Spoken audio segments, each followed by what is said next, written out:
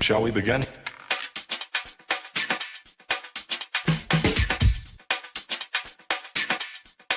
Let's begin now.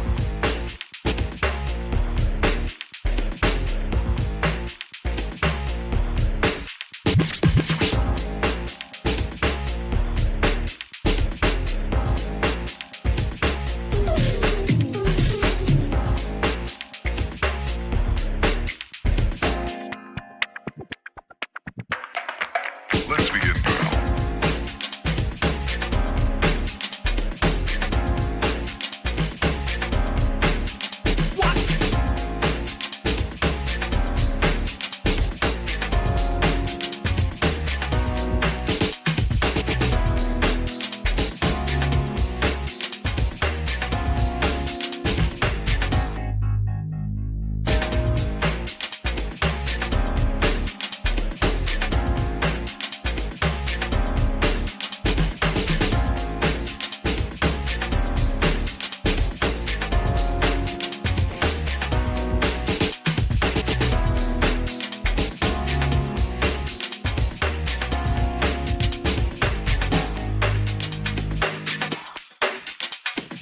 This is not a drill. Repeat, this is not a drill.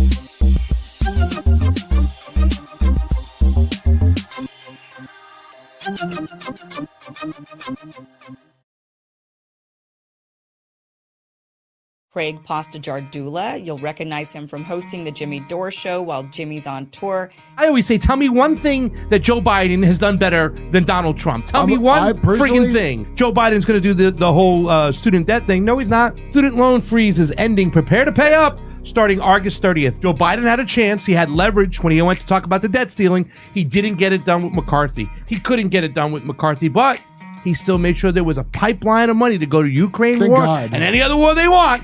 But student loan forgiveness, it was worth it because they're winning. that was their crown jewel. Didn't get it done. How many people has Joe Biden been guilty of killing? That's right. Joe Biden was for every single war, including the Iraq war. He was a senator with the Democrats, and he's the one who brought it to the table for George W. Bush to have his illegal war. Maui fire victims faced evictions and cutoffs. Can you imagine this? The fact that they're sending all this money, they're arguing to send all this money to Ukraine, and they won't even help these people out. They don't have money to help the citizens who lost everything, but they have money to fund war.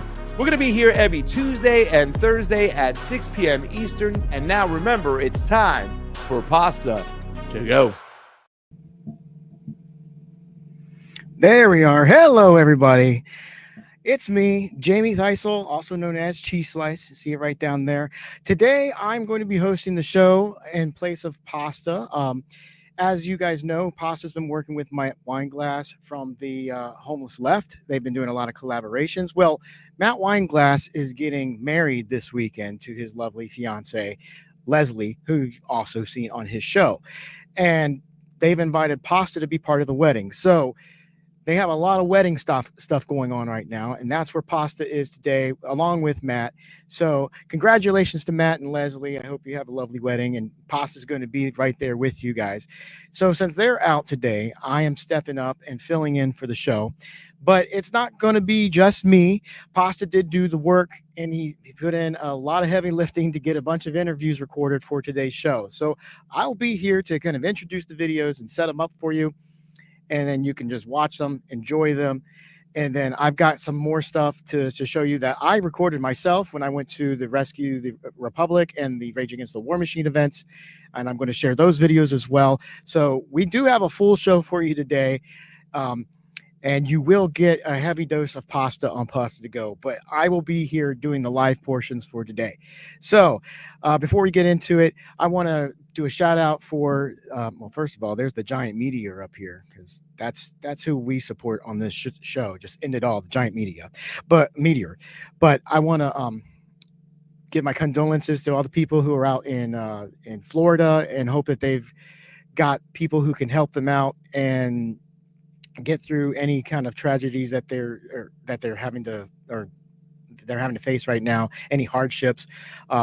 Right now, I think mutual aid is going to be the best thing for people who are struggling, because I don't have a lot of faith in our government to step up and help out. So hopefully you've got good neighbors, you've got people who can do the work and help you get through whatever you're facing right now. And I'm wishing the best for you. Also, we've got the Gray Zone journalist, Jayme Laredo, I believe is his name. He has been arrested by Israel. And that's very terrifying, because we know that our government's not going to step up and do anything for them. Did I say Jayme Laredo? It's Lofredo. Jayme Lofredo. I'm so sorry I got that name wrong. So sorry. Anyway, our government is not going to step up. They don't care about press freedoms like they pretend they do. We've already saw them in Ukraine fail to step up and help out Gonzalo Lira, while they let Ukraine torture him to death.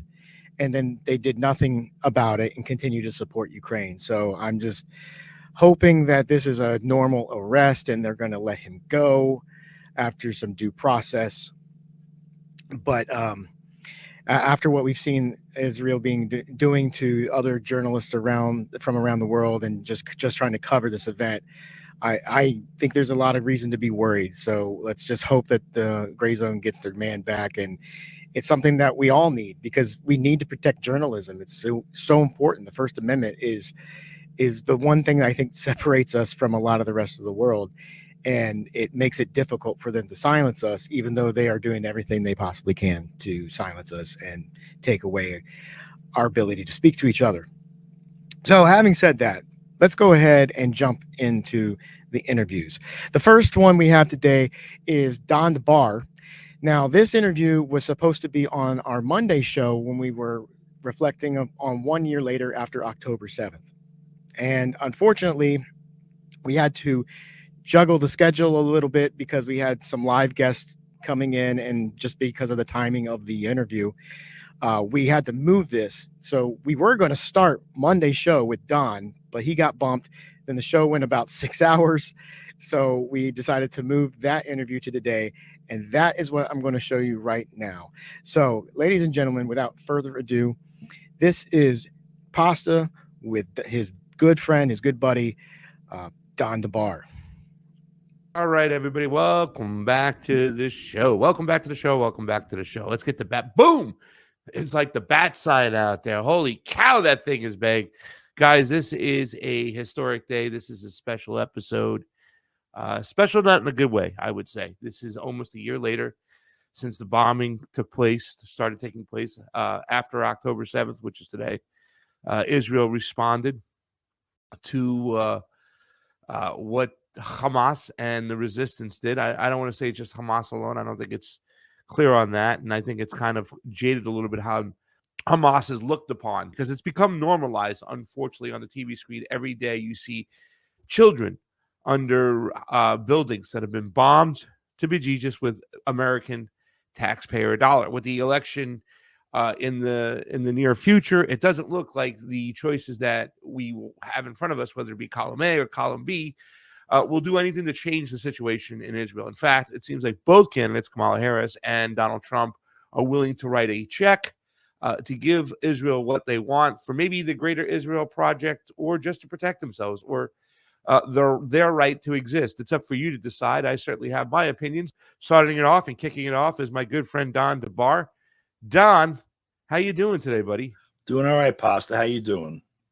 We'll start with this shot because I'm going to get you big. I know you got a lot to say and you got a lot of great opinions to give. I kind of, I always count on you for foreign policy. I think about 95% of the foreign policy that you talk about when it comes to your radio show or your YouTube, I agree. And I get educated on a lot. When it comes to electoral politics, I think I agree with about 75%, 80% about what you say. That's all right. So I think we're going to dive into that 20%. Let's start off with the situation. It's a year later. Is Donald Trump the lesser of two evils, despite both of their opinions on Israel, meaning Kamala Harris and Donald Trump? Can there be an argument made for him being the lesser of two evils? And then maybe break it down as pertaining to Israel, how it could be either worse or better, or not the lesser of two evils, buddy. Go ahead. Well, I'm going to assume a couple of things before I answer that. Is he the lesser of two evils? If what that means exactly, I assume you mean as a president, would what happens be the lesser of two evils from what would happen if Harris or whoever else is installed instead of Trump were to be president? That is what you mean, right? That is exactly what I mean. In other words, you'll hear the argument, right, at Rescue the Republic, which was just about the other day. Well, we're both, no matter what, we're going to have a Zionist for president. They're both Zionists. At least when it comes to freedom of speech, Donald Trump is better. At least when it comes to handling Vladimir Putin and a chance to ending the Ukraine war, Donald Trump is better.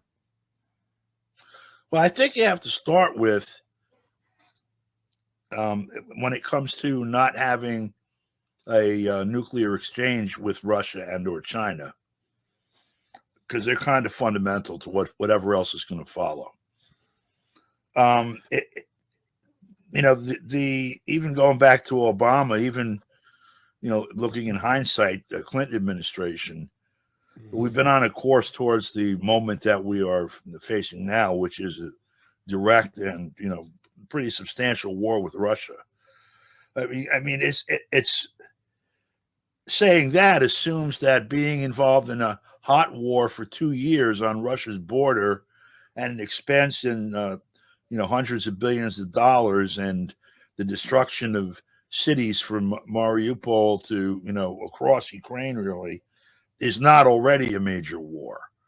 I mean, if that were anywhere else, that would be considered a major war. And the only reason they don't call it that here is that the image is A, they don't like to use the term because it's a little scary, and B, because of the imagery in people's minds about what a substantial war with Russia means. We haven't seen any mushroom clouds, so this must not be that.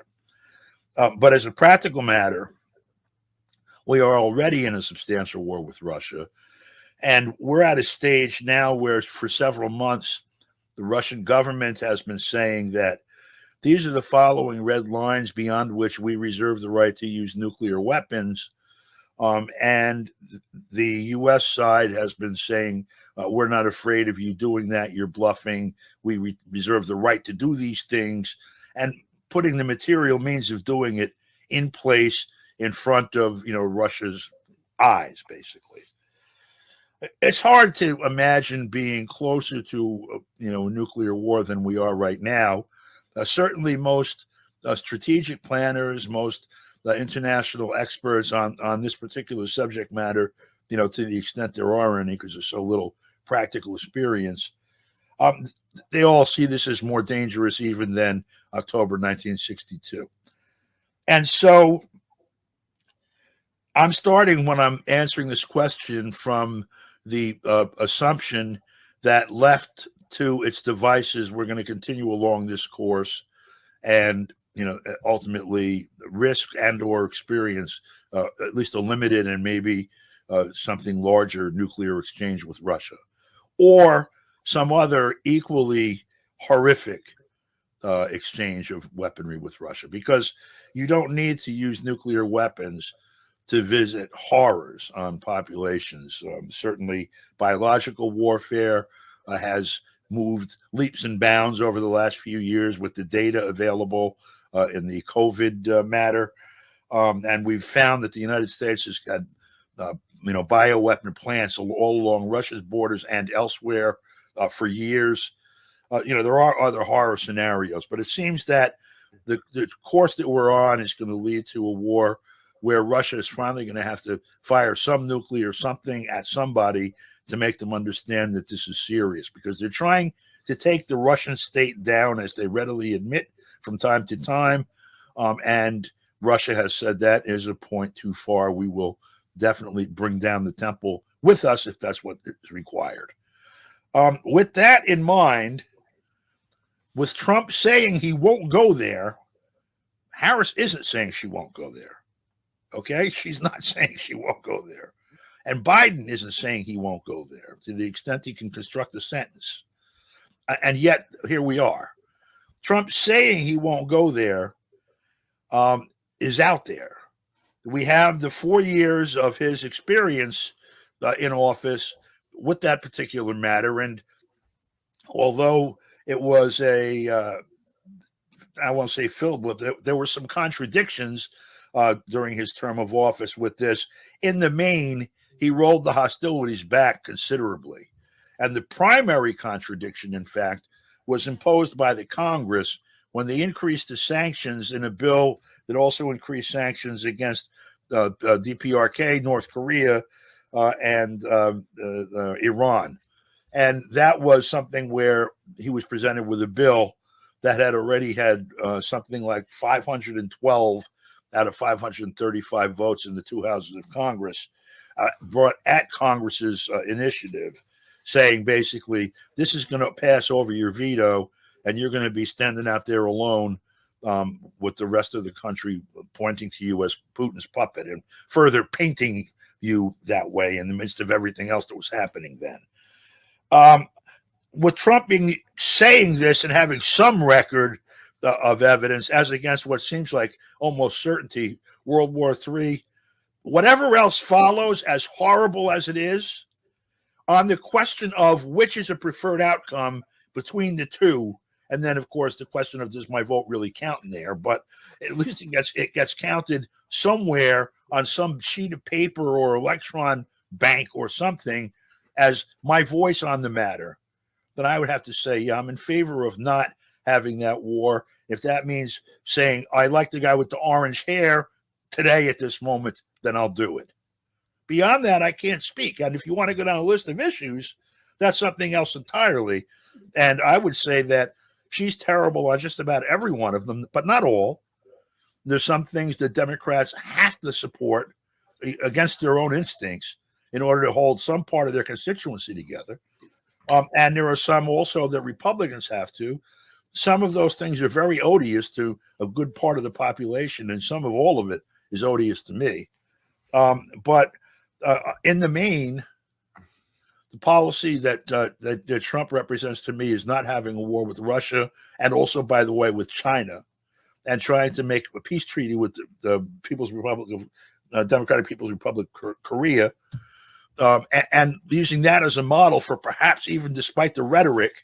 And since he doesn't have to run for re-election in Florida again, maybe we would see that also in Cuba. And despite the serious contradiction with his attempt to assassinate Maduro and the game that they played with Nicaragua, the deadly game, perhaps even there. Some accommodation, in other words, of the idea that he has put forth over a period of time, and that I think represents the sensibility of a part of the elite, that maybe the best way for them to prosper is to do business rather than to do empire. And so on that count, I would say, and particularly I would say specifically on the count of nuclear war, I would have to say I would choose Trump over Harris or whoever the Democrats put forth. It's interesting because I think that, we can start going back and forth, and you'd probably agree with me on a lot of these things, and where Donald Trump wasn't the peace candidate of sorts that a lot of other people kind of sell him on. Like, obviously, we talk about a nuclear exchange between who, we'd be safer with, a better chance that we wouldn't have that with. A lot of people would say Donald Trump, but, then we have the treaty with Russia that he allowed to expire, and, I often think, why did Putin come out and say, well, I'd rather have Joe Biden, Kamala Harris than Donald Trump? I mean, if it's negotiating with Russia and he's telling you that he'd rather deal with the Democrats, I don't know why. He hasn't really given us a reason, but therefore he said so. Trump's rhetoric towards China. And then when you talk about Latin America, I think that's the case you can make in where Trump was worse than Joe Biden and Kamala Harris. Yeah, I mean, Joe Biden and Kamala Harris didn't do anything. You've been, talking about Latin America for quite some times, and we know whether it be a Democrat or a Republican, since we've been alive, and there's a lot of years between us over here, but since we've both been alive, there hasn't been any serious real talk about making any solidarity with Latin America. But, Donald Trump does have the attempted whacking of Nicolas Maduro when he was in charge, hiring Elliot Abrams, right? Which is just an awful choice. Pompeo. He did want General Flynn, but they wouldn't give it to him. And I was ready to take General Flynn. I'm like, all right, that's a good compromise. As long as he's not getting somebody like John Bolton, I was happy. And then we ended up getting somebody like John Bolton. But the argument I'm trying to make, John Bolton, as a matter of fact. The argument I'm trying to make, and for the sake of today's show and for the sake of a year, I don't want to say anniversary, because we talked about this. It doesn't make a difference who we get when it comes to the state of Israel. It seems like both are going to be compliant. Kamala Harris's husband is surely a big time, Zionist of sorts and Donald Trump is a Zionist himself. Miriam Adelson dumped him $100 million into his account. And I think people make that argument. Here's my thought process. Here's my theory, and let me bounce it off you. Our voting means nothing, right? The elites are going to give us who they want. They've already chosen. Our vote means, well, as in comparison, our vote means nothing. Our vote means one thing. Who we support is another thing. Right. To me, since Donald Trump has taken on RFK, shortly after RFK joined the campaign, my ears went up because I thought now my hunch is, my gut tells me that the elites are going to give us Donald Trump. That's who they're going to have come in next.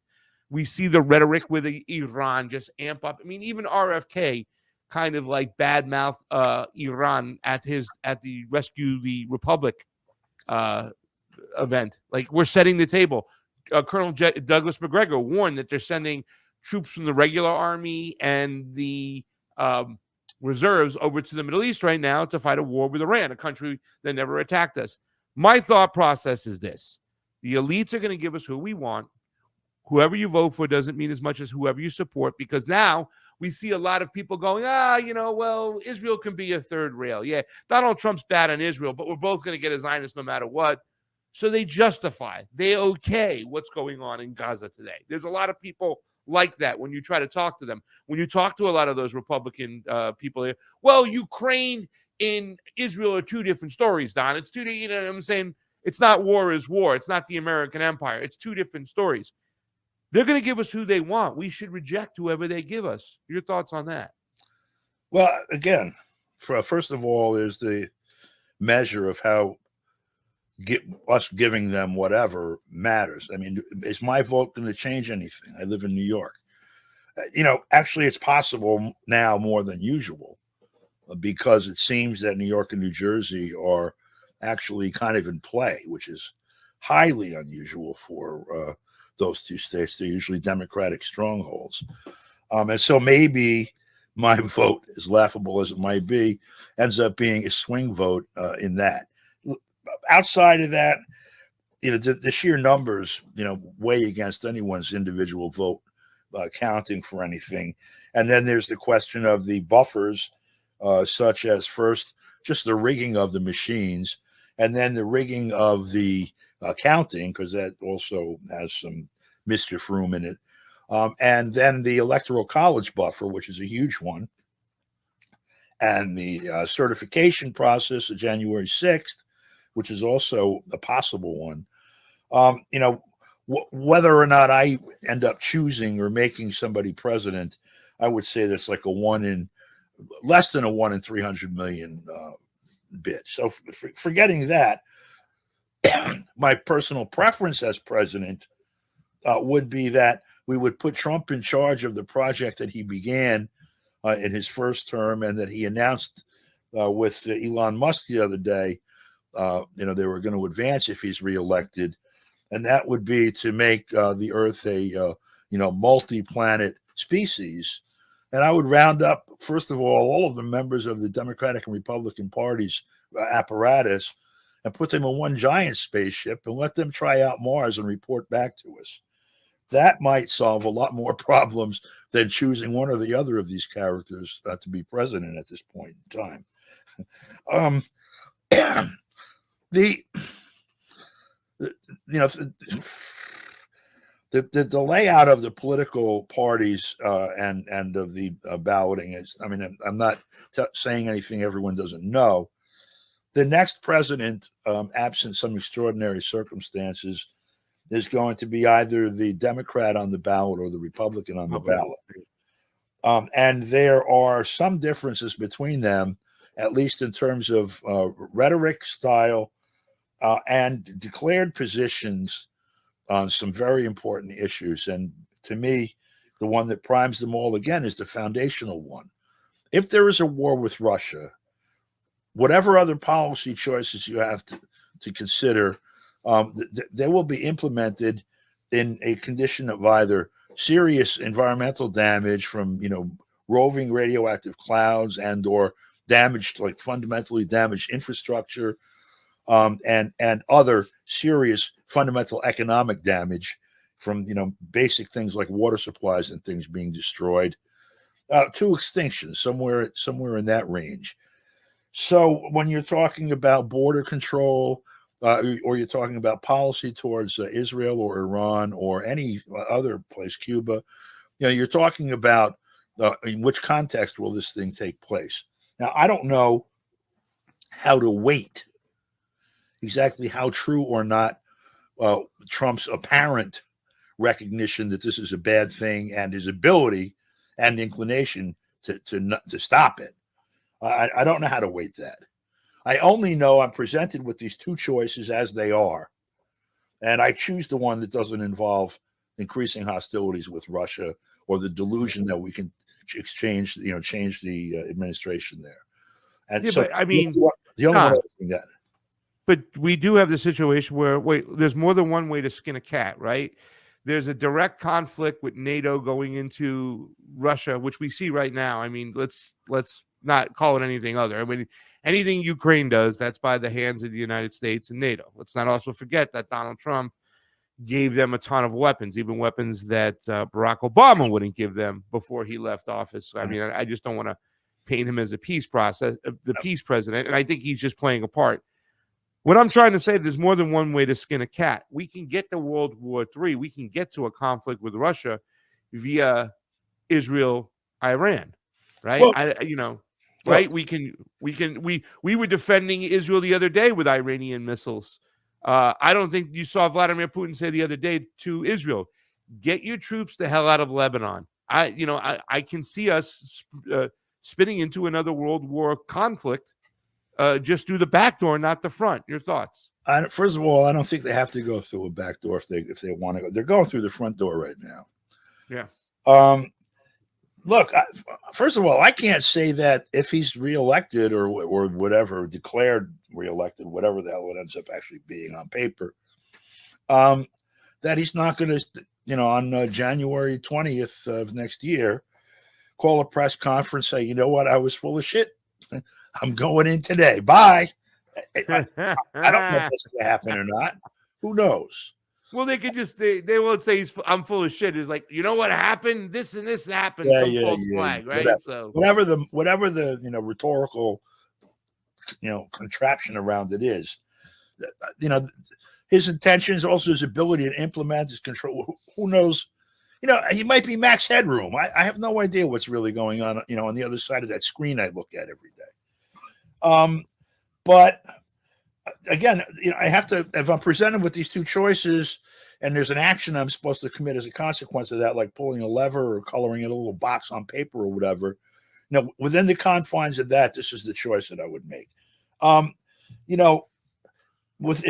terms of Israel and Iran and all of that, we are already at the point where Iran and Israel are exchanging missiles and we're replacing them. I don't know that it deteriorates much beyond that. We have deployed troops and ships to the area. Supposedly, our ships are firing anti-missile protection, shield over Israel to shield it from the response to its own bombings of Iran, of Tehran's embassy, and all the other crap. So, I assume it could get worse on that score, but it's hard to imagine worse when it's already like very bad. In terms of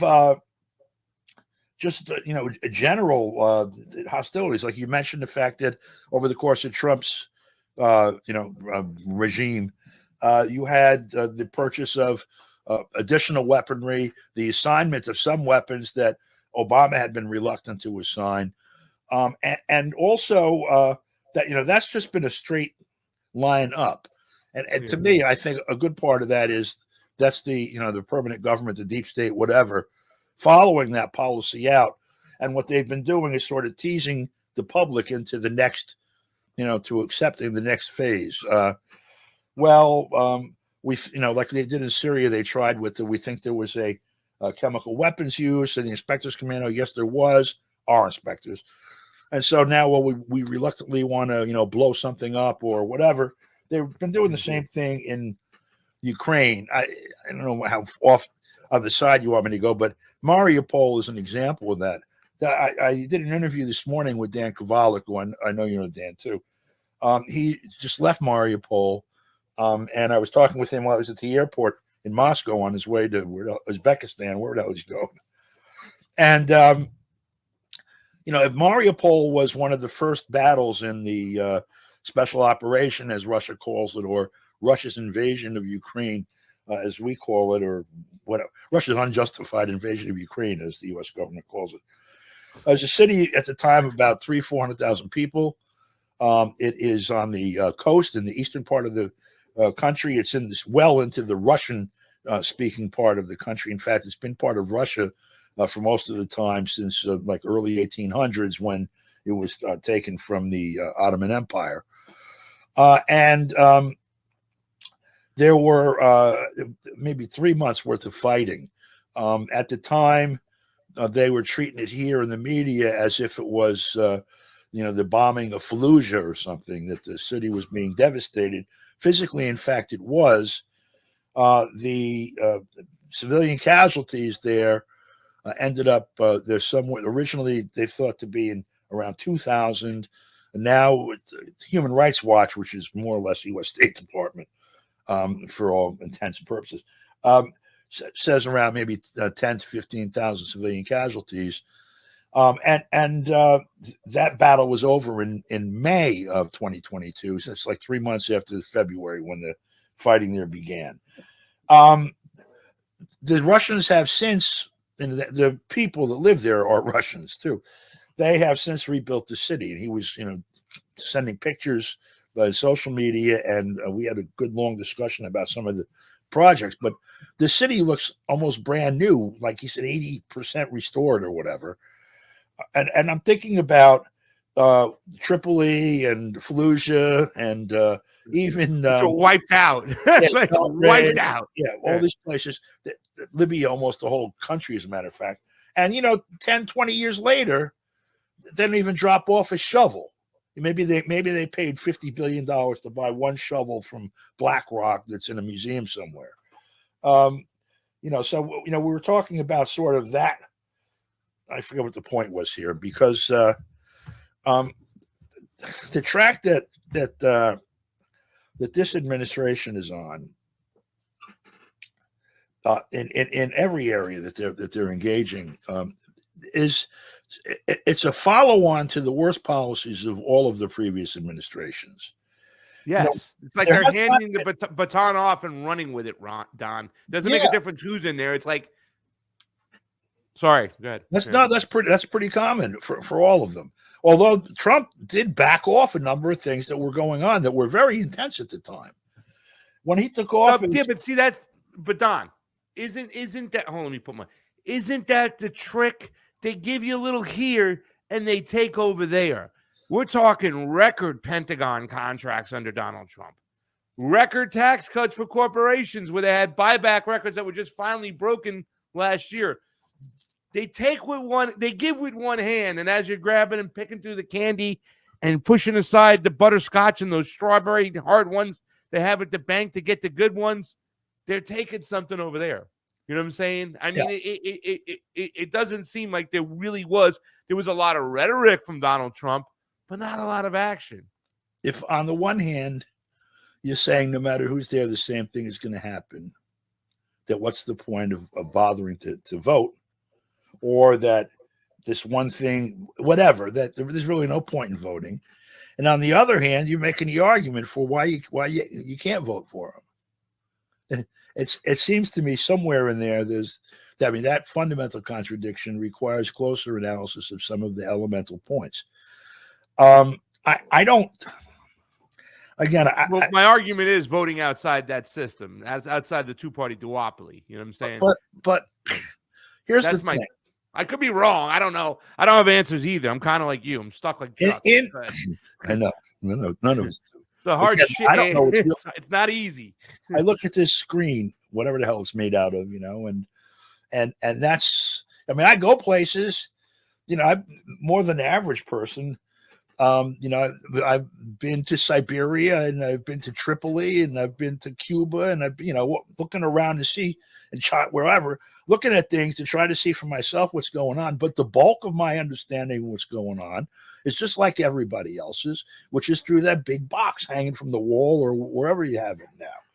And according to that, a whole different series of things are happening over the forever, but during Trump's period of time in particular, then some things that we could actually witness, no matter what's behind it, whether it's all of them conspiring in a giant big okey doke or something else. The media coverage has given I won't say the impression, has proven the case of being completely and totally biased against the idea of Trump's presidency, and also against the idea of the legitimacy of his being in office and pursuing the declared agenda, and really the agenda itself. See, by argument that he's Putin's puppet, for example, then anything less than war, as that's brought up into the public discussion with Russia, is a product of Putin. It's treasonous in essence. the room for discussion of actual policy gets shrunken down to that. And it's kind of like that with almost everything, including he's done enough things to make it, a conversation with him about Zionism, for example, should begin with, how in the hell did you decide that U.S. policy would now recognize Jerusalem as the capital when it's an Arab city and part of Palestine, and also cede the Golan Heights that belong to Syria, where, by the way, you got the authority to do that, or to take the oil from Syria? I mean, there's lots of problems there, and they're consistent with the behavior of the beast over the previous administrations that it seems to be, or holds itself out to be in contradiction with. But that doesn't mean that you ignore the big contradiction, even if it's illusory, because it's the only place that you have a voice at the moment. And if nothing else, it's something to organize around. Where else in the public sphere is this discussion even taking place? I have two members of the House of Representatives running against each other, as everybody in the country does, obviously, this year. Mm-hmm. And they are arguing over abortion and over made-up issues. One of them is claiming to sponsor the. And just for argument's sake, this is a Republican and a Democrat. Yeah, right? Gotcha. Mondaire Jones, a Democrat who was a member of the House until he got redistricted with Sean Patrick Maloney.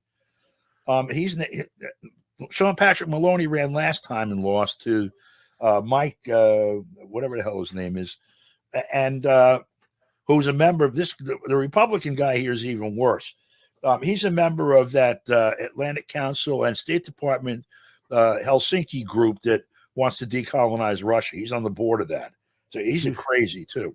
And he's a Republican. So I'm glad, because there's a lot of Republicans that, and Don, I don't mean to interrupt, but please keep your train of thought there. But there's a lot of Republicans who are anti-Russia as AF as well, and it's not talked about still in Congress. In fact, there's a lot of Russian Republicans pushing to continue and fund the war in Russia. It's not just a Democrat versus Republican thing. So, yeah, that's right. Yeah, Mondaire Jones and Mike Lawler are the two candidates here, and the real policies that that need to be discussed, beginning with not just the war with Russia, but the provocations with Taiwan, against China, and also, by the way, a real discussion of economic policy in terms of resetting relations with China, the NAFTA ones, all these other ones. In other words, just because the Republicans say let's impose tariffs on China and the Democrats say let's not, doesn't mean that either of the two policies that are going to come out of them are going to consider your interests. Yeah. There's one way of screwing you this way in favor of those guys, and another way of screwing you this way in favor of those guys. And outside of that conversation, one of those two things is going to happen no matter which of these two characters you vote for. Yeah. So that's something I get that. And I know when you hear those debates, the other day I was listening to the Hung Cow Tim Kaine debate. This is a Virginia running for Senate. And Hung Cow is like the Trump chosen, born in the States, parents from Vietnam. But it's almost like he's just a clone with manners of Donald Trump. And when they're having these discussions about Israel or about immigration, I just so badly want to jump in and go, hey, you're full of BS. You're full of BS. Can we have some conversations that are really going to help the Americans and the public out there, going to help people put food on the table, going to stop us from going and killing so many people, going to get us in a position where when there's a hurricane, we can get together and help out and make sure that people are safe. I just want to jump in and have those conversations, because those conversations are absent. They're just gone. This is just this whole crazy quagmire that we're stuck in, where it's Trump versus Kamala versus or Biden, whatever. And it's kind of mimicked throughout the country in states and cities, like what you're witnessing there on Long Island. And I just see at the end of the day, us further digressing, moving back right now as a society, and with a lot of trapdoors in play. And I think that with Donald Trump, we got to be careful of that. Iran canceled flights today. We have to wrap up this interview because I got another interview scheduled in a little bit. Iran canceled flights today for the whole day. I don't know if they were tipped off, but we might be expecting something today. Do you think do you see Israel attacking Iran on October 7th? Do you see something like that happening? And Don, you can wrap up your final thoughts on the conflict a year later as well. I see Netanyahu, and by extension the people he works for, wherever, Langley or whoever the hell those characters are, using October 7th, which has been, I just want to spend a minute on that.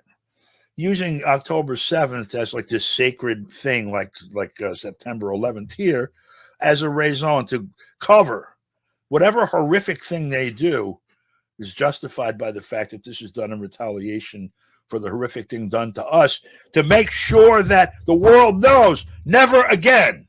I mean, that's basically how he'll deliver it too. So yeah, it's quite possible that something that would otherwise be politically, maybe even strategically unthinkable, might be done in the mind of either Jake Sullivan or whoever's making policy back there, Blinken or whatever, and Netanyahu and whoever pulls his strings, thinking that it could be covered by an appeal to, it's justified because of the horrors of October 7th last year. Here in the United States, I had no idea this is going on right in front of me, as a matter of fact. There is a museum in New York City that's almost life-sized in Lower Manhattan, no less. So think about the real estate cost involved. That is a replica of the scene of the attack on those settlers on October 7th of last year. And it's like a mecca for this public relations effort that's being done to whip up hysteria that this is a second Holocaust coming.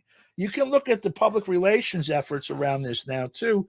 The ADL, for example, even I think it was RT's website or Press TV's website has it's a reprint of an article or of a report issued by the ADL, the Anti-Defamation League, that anti-Semitic attacks, not verbal but physical attacks in the U.S. are up. Precipitously, I think, or I forget what adjective they use, but steep. And if you read into it, and I didn't get to the study yet, I'm going to do that this afternoon, but if you read into the characterizations of it that are peddling this idea, there's really no meat to it.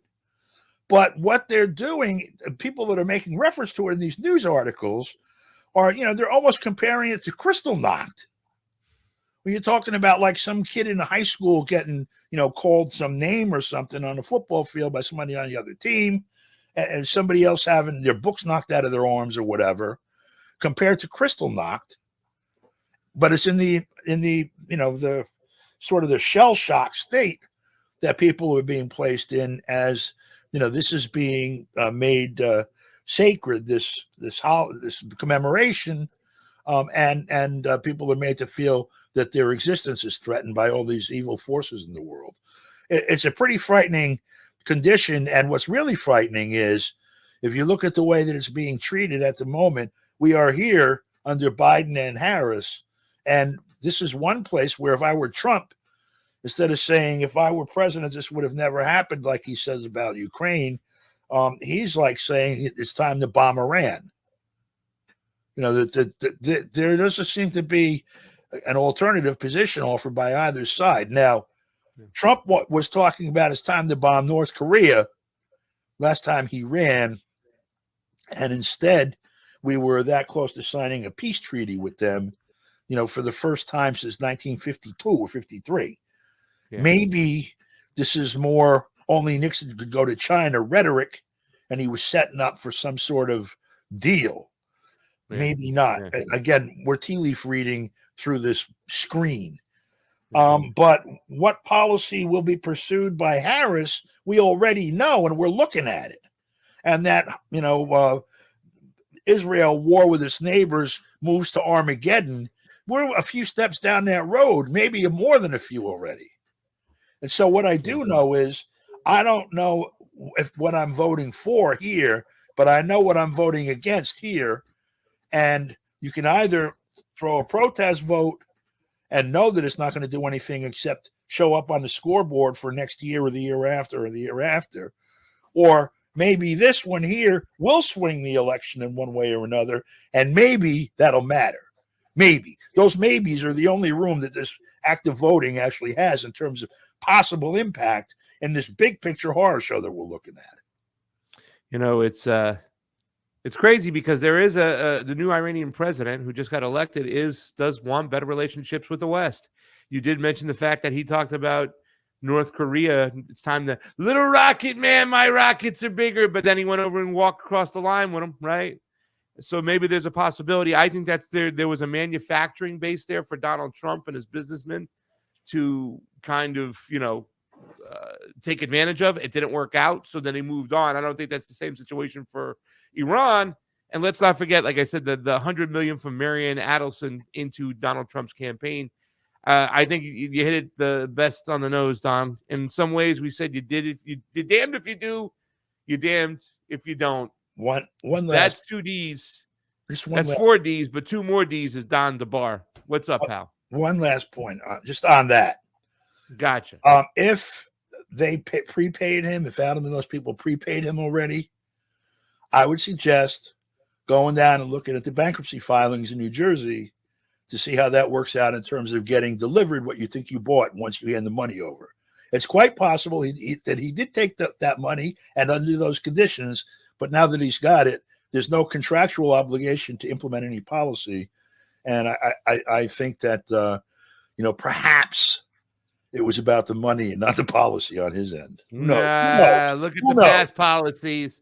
Look at the past policies. We got the embassies now in Jerusalem, my friend, and the West Bank settlements. They've been going crazy ever since Donald Trump said they are justifiable and they are not against international law. Don, we can stay here forever. I love you, but I got another guest. You have a great day. I'll speak to you soon, my friend. Take care, buddy. I'll see you.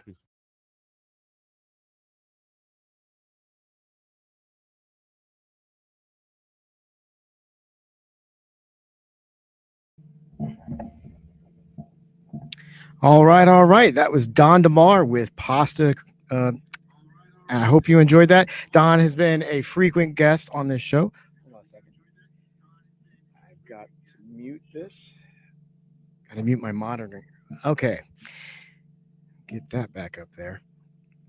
So they talked about the election and what to do between the lesser of two evil voting between Donald Trump and Kamala Harris. And there's a lot of argument over this. And I'm of the mindset that nothing's going to change in this country for the better until we stop electing Republicans and Democrats. And unfortunately, that's what Americans are going to continue doing. So we're going to stay on the path that we're on.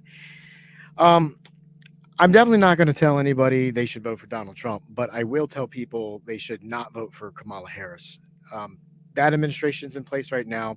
We know what we're going to get. We know exactly what we're going to get with them. And it's not going in a good direction.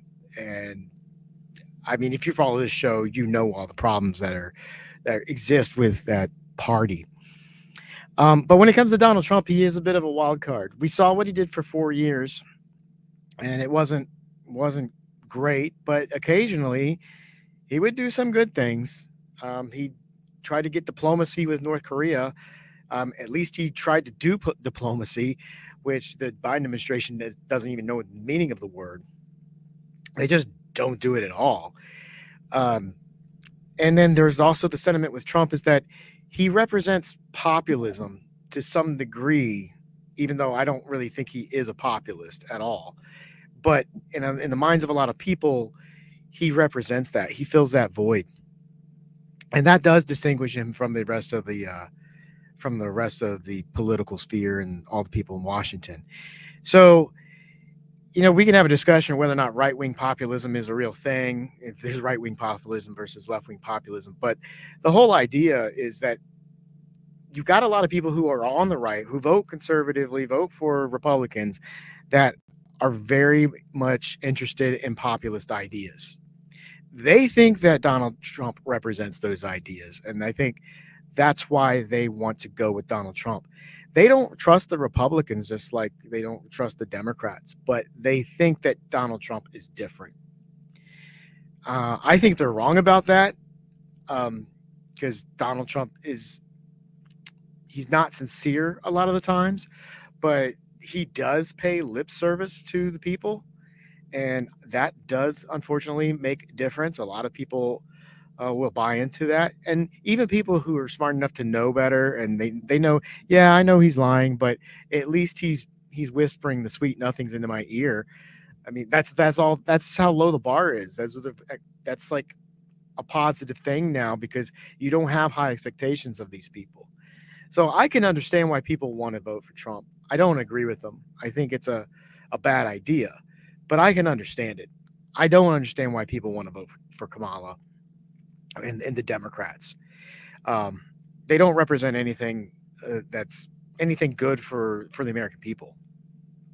I think they do a fantastic job for the people they work for, which is the ruling class and corporations and all the Wall Street big money interest and the military industrial complex. Yeah, they're great at representing those people. But when it comes to representing us, they don't do anything. I mean, they don't even pay the lip service like they used to.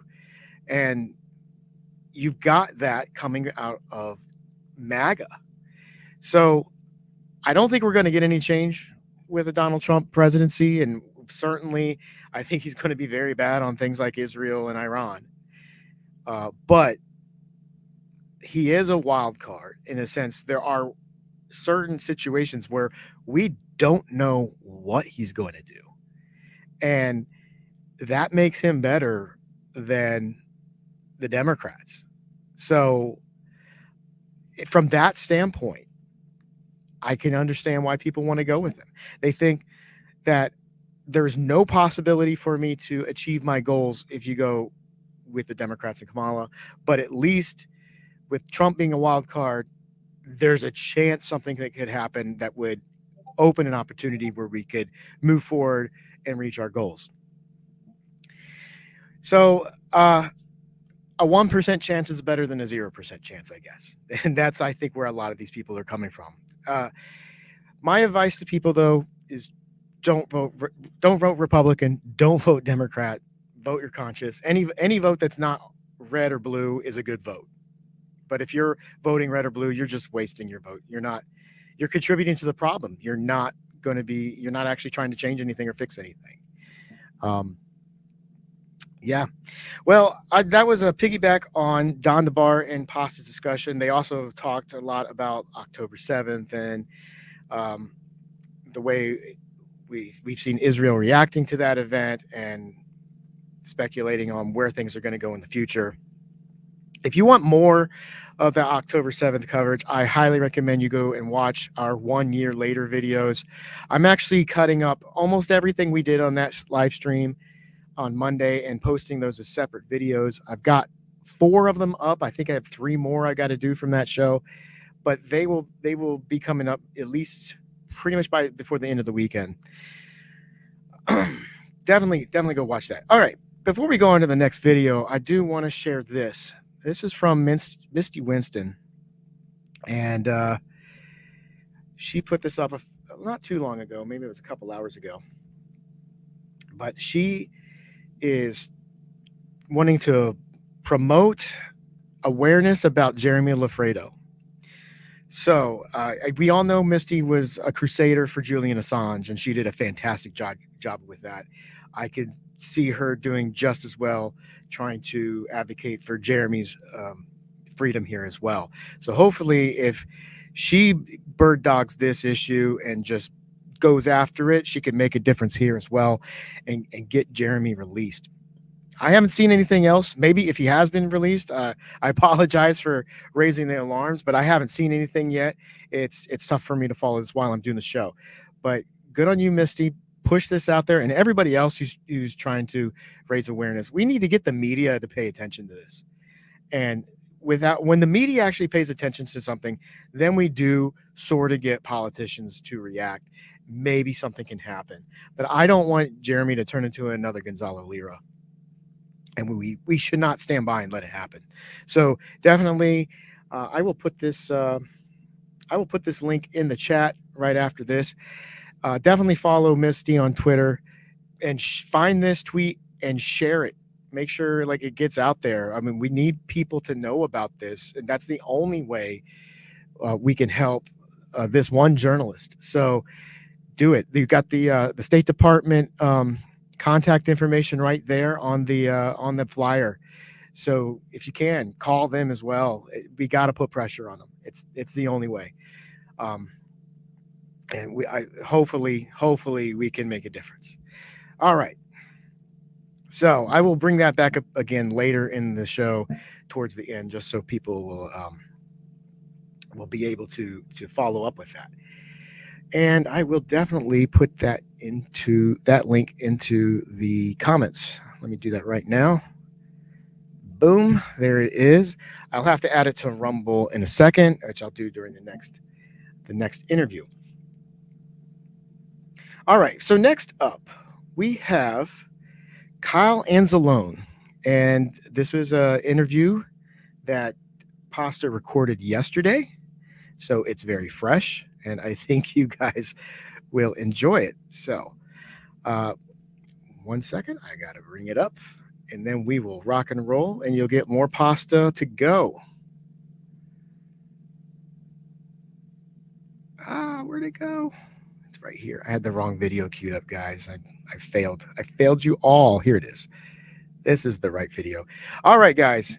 Kyle Anzalone with Pasta. Here we There it is, go. ladies and gentlemen. You see it, you love it. The meteor coming. That's who I want to vote for in 2024. At least that's who I thought after the debate won the most new votes was that meteor. Just end it all. No serious conversations, no nuance, everything on the surface. Just designed to keep everybody in a left-right paradigm, a red team versus blue team paradigm. Well, we don't play that over here at this show. Hit the bat signal. Bam! We got a call. We got to make a call out there. We need to bring in somebody with some nuance and some critical thinking, somebody who's not going to play team sports. He might be a part of a party or an ideology, but he's always been an independent thinker in my mind. Ladies and gentlemen, you know him from antiwar.com, America's favorite libertarian. Kyle Anzalone is with us today. How you doing there, Kyle? Boom. Doing well, Pasta. Thanks for having me on. Excited to be here with you today. Well, listen, when I think about you, I often think about talking about libertarian ideology or independent ideology or non-interventionist ideology. One of my favorite websites to go to is antiwar.com, which means that you and Dave DeCamp become some of my favorite people. But still, Kyle, we're Italian. You're an Anzalone. I'm a Giardula. I want to cook some pasta for you. So I'm looking forward to that day. I think a day that people are looking forward to more than anything is the day that Israel folds up their tent and goes home and stops, forcing regional wars all around them with Lebanon, with the people of Gaza, with the people in Syria, and now Iran. And Iran firing back, though, that's something interesting because I don't think they've ever had the capability to do what they did when they retaliated last week. With that being said, one of the articles I read in antiwar.com that really got my attention, and I wanted to talk more about it and get your perspective on it, since you're always in the know when it comes to foreign policy. There was an article you guys had that pretty much stated that Putin had told Netanyahu to get his troops out of Lebanon. Enough is enough. And I've always said that Russia-Ukraine is not the only way that we can get involved in World War III. Things could spin out of control in the Middle East, and if a situation arises where the United States gets heavily involved in the war and attacks Iran, what will Russia's role play? What will China's role play? There are some people who think that no matter what, Russia or China will not get involved too heavily in backing Iran in a war with the United States. But I don't know. They're signed on to a lot of deals, including the Belt and Road Initiative. So can you provide a little context to what Putin was saying when he was telling Israel to get their troops out of Lebanon, and maybe the bigger picture and what that means? Yeah, so I do think all the dynamics here are very interesting especially when you look at the situation in Syria, which Russia has been involved in that war really since 2015, a little bit before that, but really supporting Bashar al-Assad and preventing the fall of the Syrian state since 2015.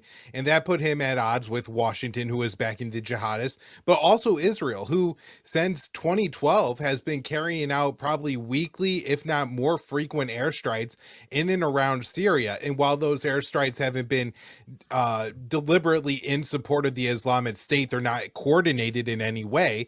They have severely and significantly weakened the Syrian army and their allied forces. So Hezbollah, Iran, and Russia. I don't think Israel has really attacked Russian forces very often, but certainly Iranian Hezbollah forces. And this has hampered their capability to fight against the Islamic State. And so Russia and Israel have found themselves on the opposite side of the war in Syria for some time. And there's always been this really tense standoff where Russia has S-300 systems in Syria and does have the capability of switching those on and potentially targeting Israeli jets.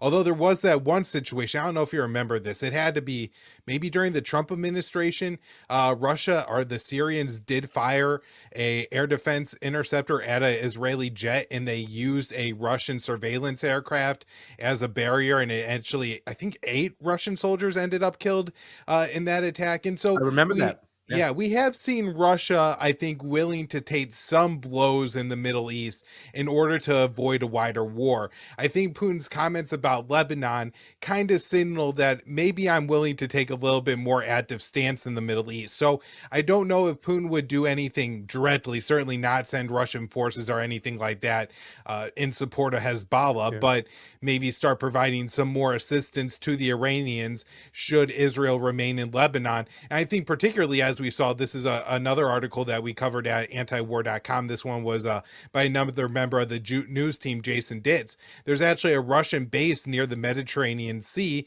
in Syria, and Israel bombed right around that, saying they were trying to hit an Iranian weapons shipment or something like that. And so I do think Putin is going to have some red lines with Israel. Now, some people have speculated that Moscow may join the fight directly on the side of Tehran. I think that's unlikely. And there is, I'm sure, a certain amount of logistical and military support that Russia could give Iran. But if you look at the war in Ukraine, Moscow does have its hands full. I mean, I'm not saying that they're losing the war by any means, but how much military resources do they have to give to the Iranians, especially when the Iranians have actually been providing the Russians with some drones? Now, I do think there's other possibilities here. Russia could maybe facilitate some sort of agreement with Pyongyang. Putin and Kim Jong-un are getting very close because of how hard America has cracked down on Russia, and Russia has gotten some surplus weapons from North Korea. So could that be a place that maybe some surplus weapons flow to Iran through to help them in this fight? And I think the Chinese are actually probably the bigger player here and more likely to jump in on the side of the Iranians. Now, again, I don't think they're going to send Chinese air defense systems necessarily to Iran, but other very important things, intelligence, logistical support, back and making sure the Iranians have all the different electronic components they need for their drones. All of these things are very important. Iran has a large industrial base. They could make their own missiles and drones, but those microchips that could really increase how close these missiles and drones could get to their targets and things like that, and how low they could fly, all these different capabilities, China could probably really help Iran with. And then this equipment could be distributed through the rest of the Middle East to the Houthis in Yemen, to Hezbollah in Lebanon, and create a real problem for the Israelis. And so I do think there's a real chance that Russia, China, kind of block that's forming, and the other nations that are not joining it because there's some axis of evil and the Ayatollah loves Kim Jong-un and Vladimir Putin and Xi and Maduro. These people are all being forced together by the Americans. They're being given no other option. The Americans are trying to cut off the rest of the world economy from all these countries, and so we're first forced together economically, and that's forming stronger ties. And I do think in the past, I would say, nah, this is war state hysteria, pasta. Don't worry about it. The Russians aren't going to go to war in the Middle East for the Iranians. They want to maintain the relationship with Tel Aviv. I think a lot of that is out the window now, and we're going to see more involvement from these two powers, especially elsewhere in Asia, right? Like, these are Asian superpowers who are going to be concerned about what is happening in the rest of Asia, particularly around with that massive oil flow. That's important for the Chinese. Man, there's so much to unpack. Listen, I can do a Sunday dinner with you. We can talk about this all day long. There's so many things that I want to kind of touch upon. Now, what I think you're saying right now is that if this escalates, it's going to be escalating more from a proxy point of view. You won't see China or Russia get involved. In other words, they'll use their technology, their money, their weaponry to get it into these other hands of proxy wars that could be more damaging to Israel. In other words, if you do what the United States was doing with Ukraine and it's done vice versa, and I think that's what we saw when we saw Vladimir Putin go over to speak to Kim Jong-un, when we seen a Russian aircraft carrier and a submarine pull into Cuba. It's his way of responding back, right? And doing exactly, responding with a proxy, the same way the United States has been doing in that region for quite some time. But we do see I think about the F around and find out kind of, I don't know if you've seen it. It's like, if you want to F around, and then there's a line that says you'll find out, and you'll need a point to, if you F around too much, you'll find out. We do also have Vladimir Putin telling Russian Jews to leave Israel right now, which is another signal of something of a higher escalated war. And we do have the Moscow massacre, in which funded by Ukraine, and I think anything funded by Ukraine is looked upon from the Russian Federation as the United States doing anything. Drones going into Moscow, the incursion into Kursk, we see this going around. And then we say to ourselves sometimes, like, because somebody asked me, a normie asked me yesterday, will there ever be attack on American soil? And I kind of paused for a second. I would never think that. But at what point do we push too far? Do we see a superpower come back and saying, hey, man, we're done with this massacre and people dying, citizens dying on our own soil? We see Russian citizens dying in Russia. I don't know what's going on in China, but we definitely see an escalation as far as, Xi Jinping telling Anthony Blinken the last time he was over there, hey, man, let me tell you about Taiwan. Red line. And I think it was antiwar.com that I read the article that the majority of the weaponry that's been going to Ukraine as of late has been going through South Korea. They've been using, the United States and the West has directed, hey, you sell weapons to Ukraine, we'll give you weapons, you sell them to Ukraine. So at what point do we go too far? Do we see this really escalating? Because I think that's one of the bigger problems. United States citizens don't have to worry about attacks on their own soil. They don't. It's not in their mind. Therefore, they can not even think about foreign policy, right? And I just see this escalating to a point where, hey, man, we better watch out and we better hold our own government accountable and tell them to stop messing around. They need to understand that every single bomb dropped on a Lebanese citizen, on a citizen of Gaza, in Syria, that it's been escalated so much, right, for so long, comes from the United States. At what point do we not say, hey, man, we're going too far? Please, Kyle, take the floor. So, I want to start off with that first part of your question and Putin's statement about the Russians leaving Israel. And, it's important to remember that there is a significant portion of the Israeli population that has Russian citizenship or has family from Russia, including some very wealthy Israelis. And the Israeli economy is struggling right now. And so, Pasta, I know that sounded like maybe a threat of military force, or that, they should flee because of some incoming attack, but that also could have been exercises of Putin's soft power. One of the things that, kind of from the Arab and particularly the Palestinian perspective of resistance, their idea is that they're going to outlast the Israelis, and eventually the Israelis will end up going back to the countries that they came from, and the Palestinians will get the country of Palestine back once they're gone. And so Putin, instructing the Russians to leave could be a little bit of a threat to the Israeli economy, particularly if some missile strikes from the Iranians start landing. And, now you got Putin's statement in line with that, that could scare some people. And so I think that may have been the threat there. Now, I don't think we had to worry about an attack on the U.S. from Russia or China. We have the two massive oceans that make an attack unlikely. And also, if you look at what the Russian and what the Chinese goals are, they're very near abroad. Russia is concerned about Ukraine. They're concerned about Georgia and the security threats that could arise from there. They're not concerned about the United States. The same with China. They want to reconstitute China and end the century of humiliation and regain their sovereignty over Taiwan. They feel like every single time the U.S. Has a U.S. destroyer, a guided missile destroyer, sail through the Taiwan Strait, this is effectively the U.S. sailing a warship through Chinese territory. And the Chinese want that to end. And so I think far more likely than any attack on the U.S. homeland, it would come from an attack on, a military asset, either in the South China Sea or somewhere in Eastern Europe. You maybe have to Russia start that decides sentence to over hit again a because base. you got cut off for a second. You said if there's an attack coming, it will come from. It would come from Russia or China, but it would be on a U.S. military asset somewhere in the South China Sea, maybe in Taiwan, in Eastern Europe. Yeah. I don't think we really have to worry about China or Russia attacking the U.S. homeland. Now, I want to add one more thing in here, Pasta, and I do think we should be concerned about an attack on the U.S. homeland, but it emanating from some kind of Islamic Proxy. Arab a genuine terrorist attack, something like we experienced on 9/11, coming as blowback from what the U.S. has been supporting Israel doing in Gaza.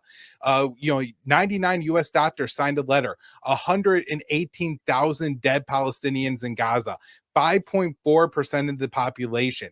Is that enough to make a few lunatics sign a death will like Muhammad Atta and others did and come carry out either lone wolf random attacks or some kind of coordinated attack in the United States of America? I think something like that is possible. I also think that if something like that was going on in the world and say they found out about it in Beijing, in Tehran, in Moscow, though those governments might not be so willing to send a message to the Americans saying like, hey, you might want to keep an eye on these lunatics here, like these particular names. You might want to not let them in the country. Yeah, I would say who the lunatic. I would question who the lunatic is. Listen, I'm very careful about using that term terrorist because from what I see, Israel and the United States are the biggest terrorists on this planet as far as their foreign policy. They don't care. It's written into Israeli policy, the Dahaya doctrine, right? That they can kill civilians. And destroy civilians. So, I mean, I'm very careful about. Yeah, I understand what you're saying. I'm just saying if I'm talking to, like you said, your normie friend, I would say I would call it a terrorist attack because I want people to think of 9/11 and understand it's the same political damage at play here. Yeah. So the United States would would attack the United States if you're talking about 9/11 so they can do what they want again all around the globe. I like to throw that. Listen, I don't know what it is about libertarians sometimes, Kyle. It's like you guys are the most cautious about what the government can do and how bad they could be. But yet some of you guys don't understand that, like, not you, but there's people out there, the libertarians I know, that are praising Donald Trump and Elon Musk right now. And it's like, hello, I think you guys need to spend a little bit more time with the truther community to understand where these guys are coming from. Like, if you don't realize that Elon Musk is not the biggest psyop out there right now, guys, he made all his money through defense contracts. And he also couldn't find Venezuela on a map 3 months ago, and he hasn't shut up about Nicolas Maduro. He's definitely part of this whole red team, blue team plan. All right, so let's talk a little bit more then you don't about. have to go to the truther forums, though. At the Libertarian Institute, I have written at least 3 articles about Elon Musk taking defense contracts from the U.S. and other NATO states. So, it's right out there. Everybody should know that, this guy is a defense contractor, just like Jeff Bezos, just like Lockheed Martin, just like Boeing. They're all a part of the military-industrial complex. That's where Elon gets a lot of his money. So if you think what's being put on Twitter is up there from a guy who's getting millions and millions of dollars from the Department of Defense, I mean, that's what they want. This is why you're my favorite libertarian, Kyle Anzalone. Really quick question in the middle of the show. Who was Jeff Bezos' grandfather? Oh, I don't know. The first director of DARPA. Let's move on to the next of the show. Look that up. Like, everybody thinks that Bezos and Elon Musk are self-made. Hell no. And you're right. If you think for a second that that the guy who's made by the defense industry is going to be the beacon of freedom and truth, on Twitter, and you got another thing coming. I got some beautiful luxury land to sell you in the middle of the Everglades. And good luck to all those people in Florida who are bracing for this particular hurricane. I think this is a real hurricane, unlike the last hurricane, which was geoengineering. But we won't get that crazy down the rabbit hole. Let's talk about how this relates to what's going on with our politics and Donald Trump and Kamala Harris, because we do have an election coming on. Yesterday was the anniversary of October 7th. We saw some people make some statements. Donald Trump actually went to, I think it was Rabbi Schneerson. Is that his name? He went to his grave to go pray. He had the yarmulke on. I say you Ben can't Shapiro in tow. Yeah, Ben Shapiro was there. I say you can't be America first if you're going to be Israel first. We had Tulsi Gabbard make a tweet too as well, and I can grab that and show that too as well, talking about Hamas and talking about that being one of the biggest problems ever out there. Let's go grab that tweet. We also had a tweet from Chase Oliver, and it's kind of funny because I was at the Libertarian Convention, and I was there when Chase Oliver made his first comment about, when he had just secured the nominee. And it was kind of crazy to me because somebody in the crowd yelled it out about, you need to protect it, bring the hostages home. Like they were kind of screaming about the Israeli point of view within the Libertarian Party. And I was like, wait a second. And man, I remember Ron Paul on the floor and whatnot, and him saying about who really created Hamas. Let's not get crazy about this. Who funded Hamas? We have to know exactly what's going on. I think it's no hiding anymore that Tulsi Gabbard is part of the swarm. You know what I'm saying? Hamas's horrific attack on Israel 1 year ago today that took the lives of approximately 1,200 Israelis at a music concert and in their home is a stark reminder of the ongoing short and long-term threat of Islamist terrorists that continues to spread around the world today. Their goal is to establish a global Islamist caliphate where all must live under their Sharia law. Many leaders in the West have promised to defeat this threat and failed because they refuse to acknowledge that it must be defeated ideologically and militarily. Kamala Harris refuses to utter the words radical Islamist terrorist because she is afraid of her supporters labeling her as an Islamophobe, like you, in fact, are, Tulsi. Her open border policies have invited Islamist terrorists into our country unchecked. Something that she talked about, Rescue the Republic, where she concentrated at problems at the border and not actually the causes of migration to the border, which great libertarians like Larry Sharp will admit right up front that it is our foreign policy driving the migration to the border. She cannot be trusted to defeat this threat, defend our freedom, and keep the American people safe. I'd like to also show, I think it was Anya Parampal who pointed out right away, our good friend of the show, did Shmuley the dildo salesman write this post for you? Because there's a picture of her and Shmuley, Rabbi Shmuley, who's been just ridiculous on his love and support of Israel. It's nuts. It's like they have no care for Gazans' life. They're just human animals, as they describe. Now, even mainstream Israeli media have confirmed that many, if not most, of the deaths on October 7th were a result of the Israeli military orders to fire on anything that moved.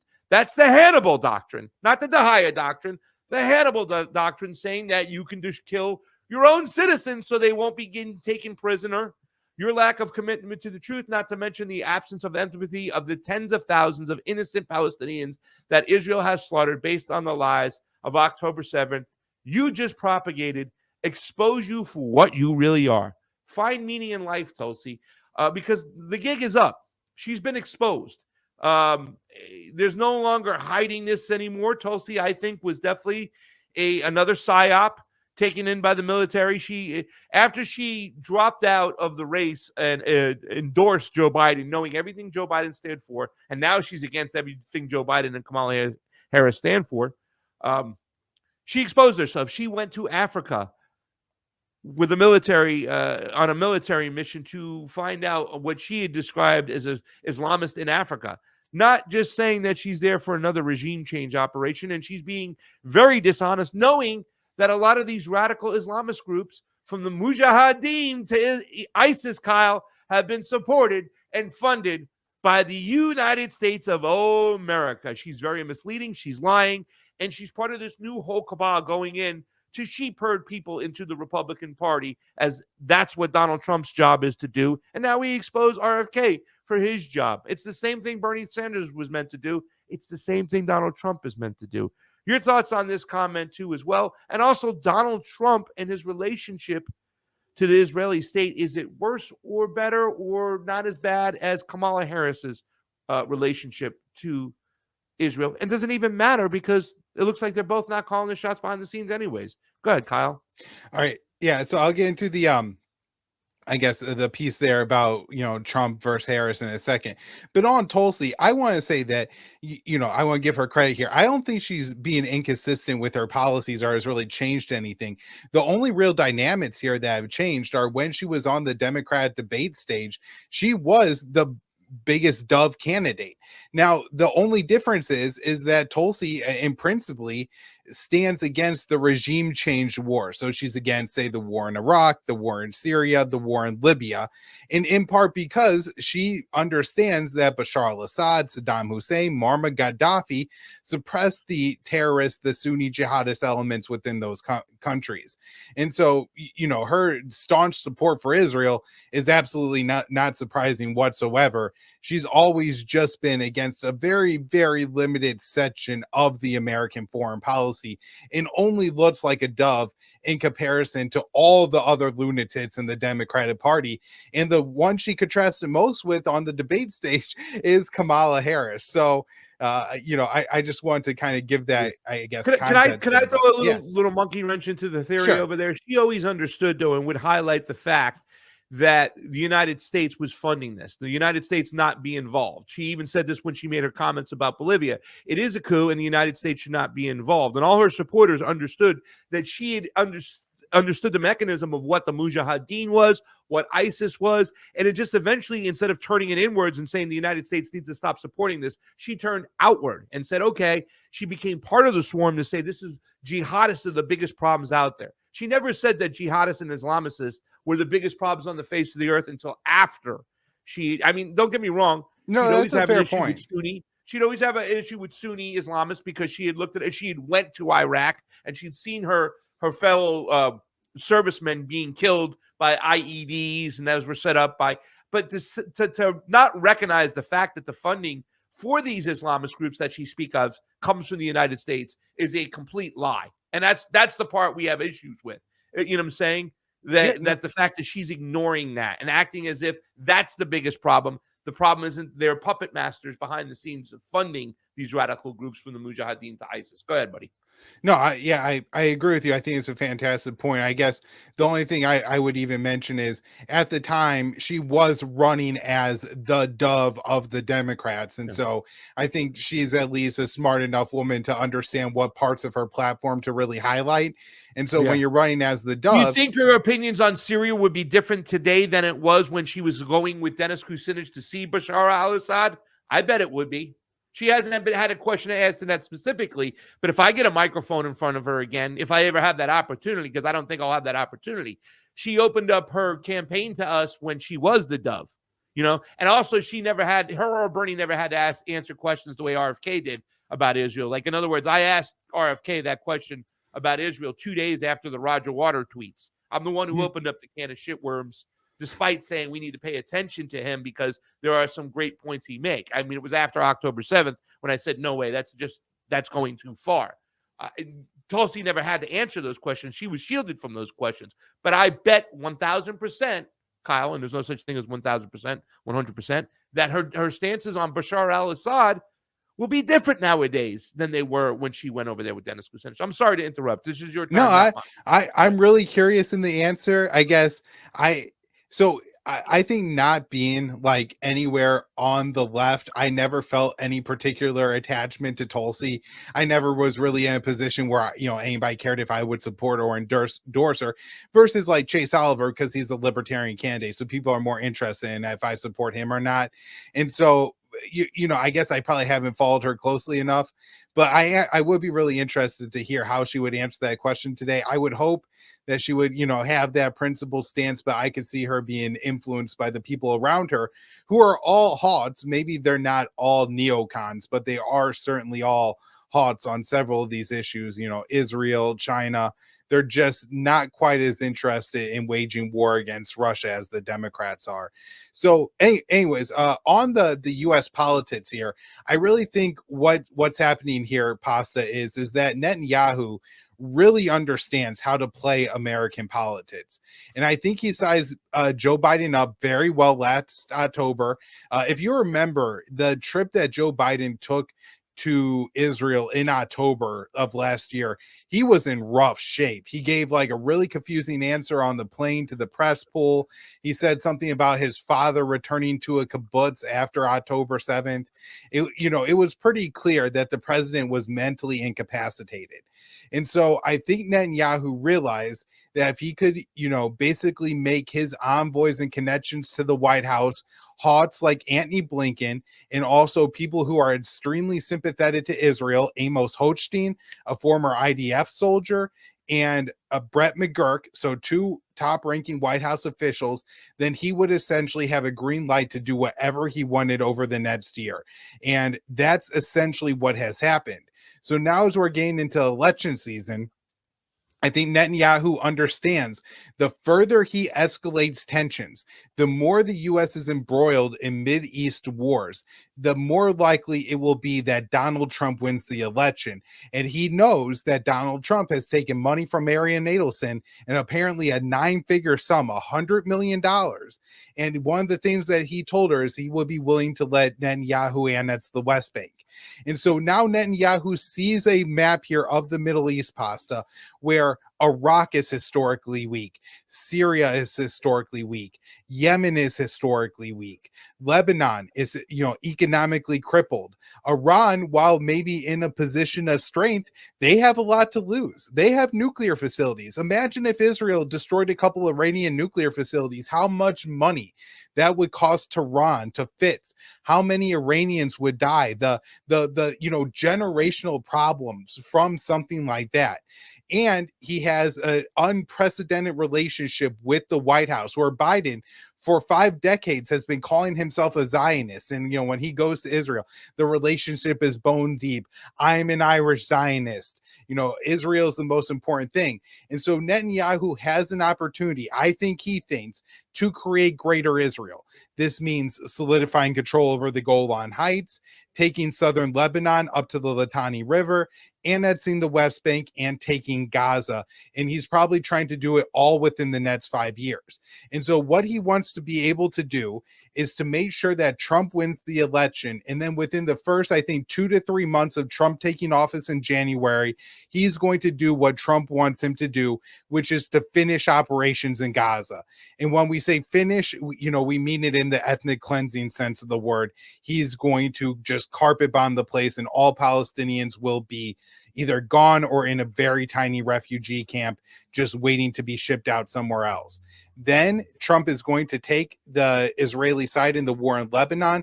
I think more importantly, he's going to use the Americans to keep the Iranians and the Shia militias in Iraq and Syria and the Houthis at bay. And that way the Israeli military can do what they want in Lebanon. They could take that territory.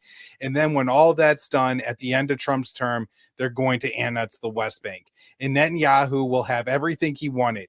And he'll go from on October 7th, the 2 decades that he was in control of Israel, he did what was called the Netanyahu Doctrine, which was to prop up Hamas and split Hamas from Fatah. That way, Netanyahu would never have to negotiate the existence of a Palestinian state. And that blew up in Israel's face on October 7th.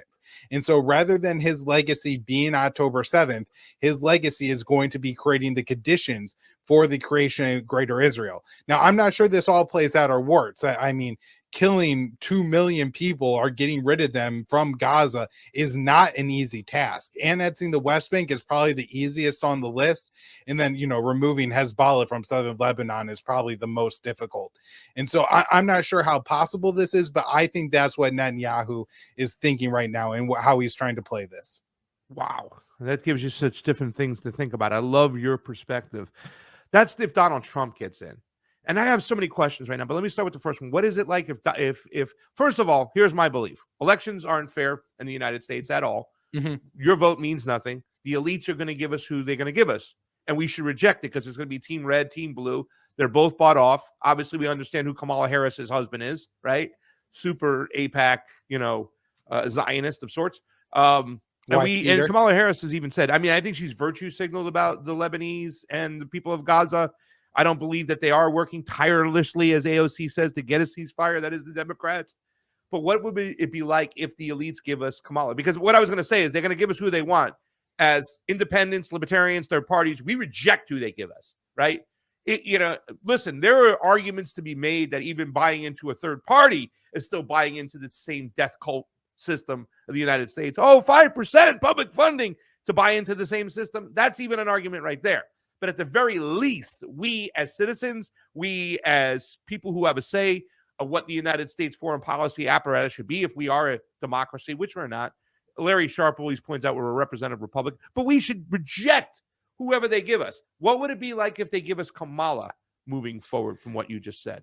So I'll just say, since the first assassination attempt, I have been 100% on. I think Trump is going to win this election, and haven't given a whole lot of thought of what if Kamala wins, because I disagree with you some. I think votes do matter.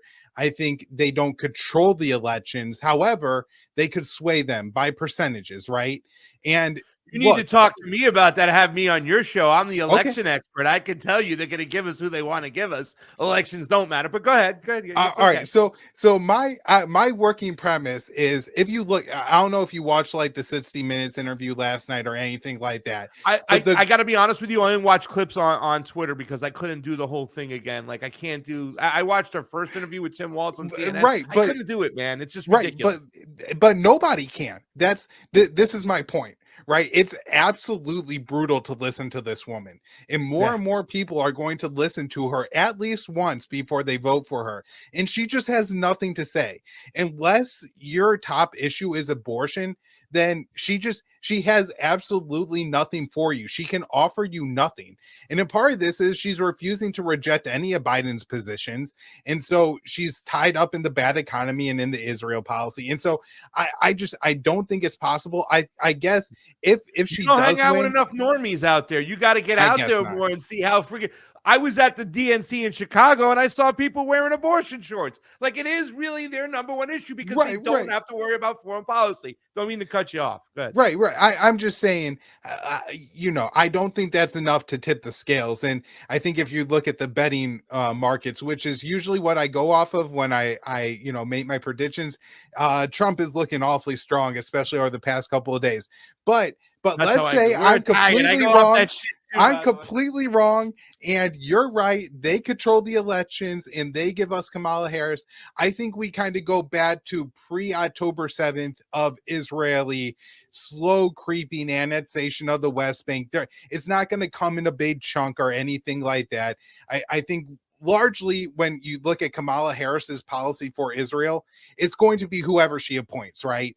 And I don't imagine, I think if Kamala wins, what I imagine is that they're not going to want a whole lot of turnover at cabinet level positions.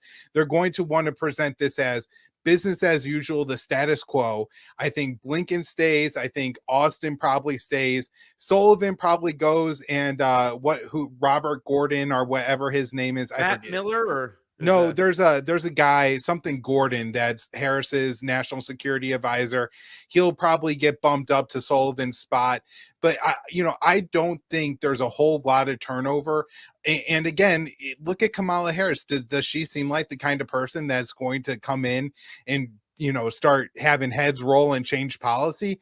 No. So I do think that they would want to turn it down post-election as far as the amount of killing goes and things like that they would want to make this as much of a back burner issue as possible. They're not going to stop giving Israel military aid. They're not going to deny weapon sales.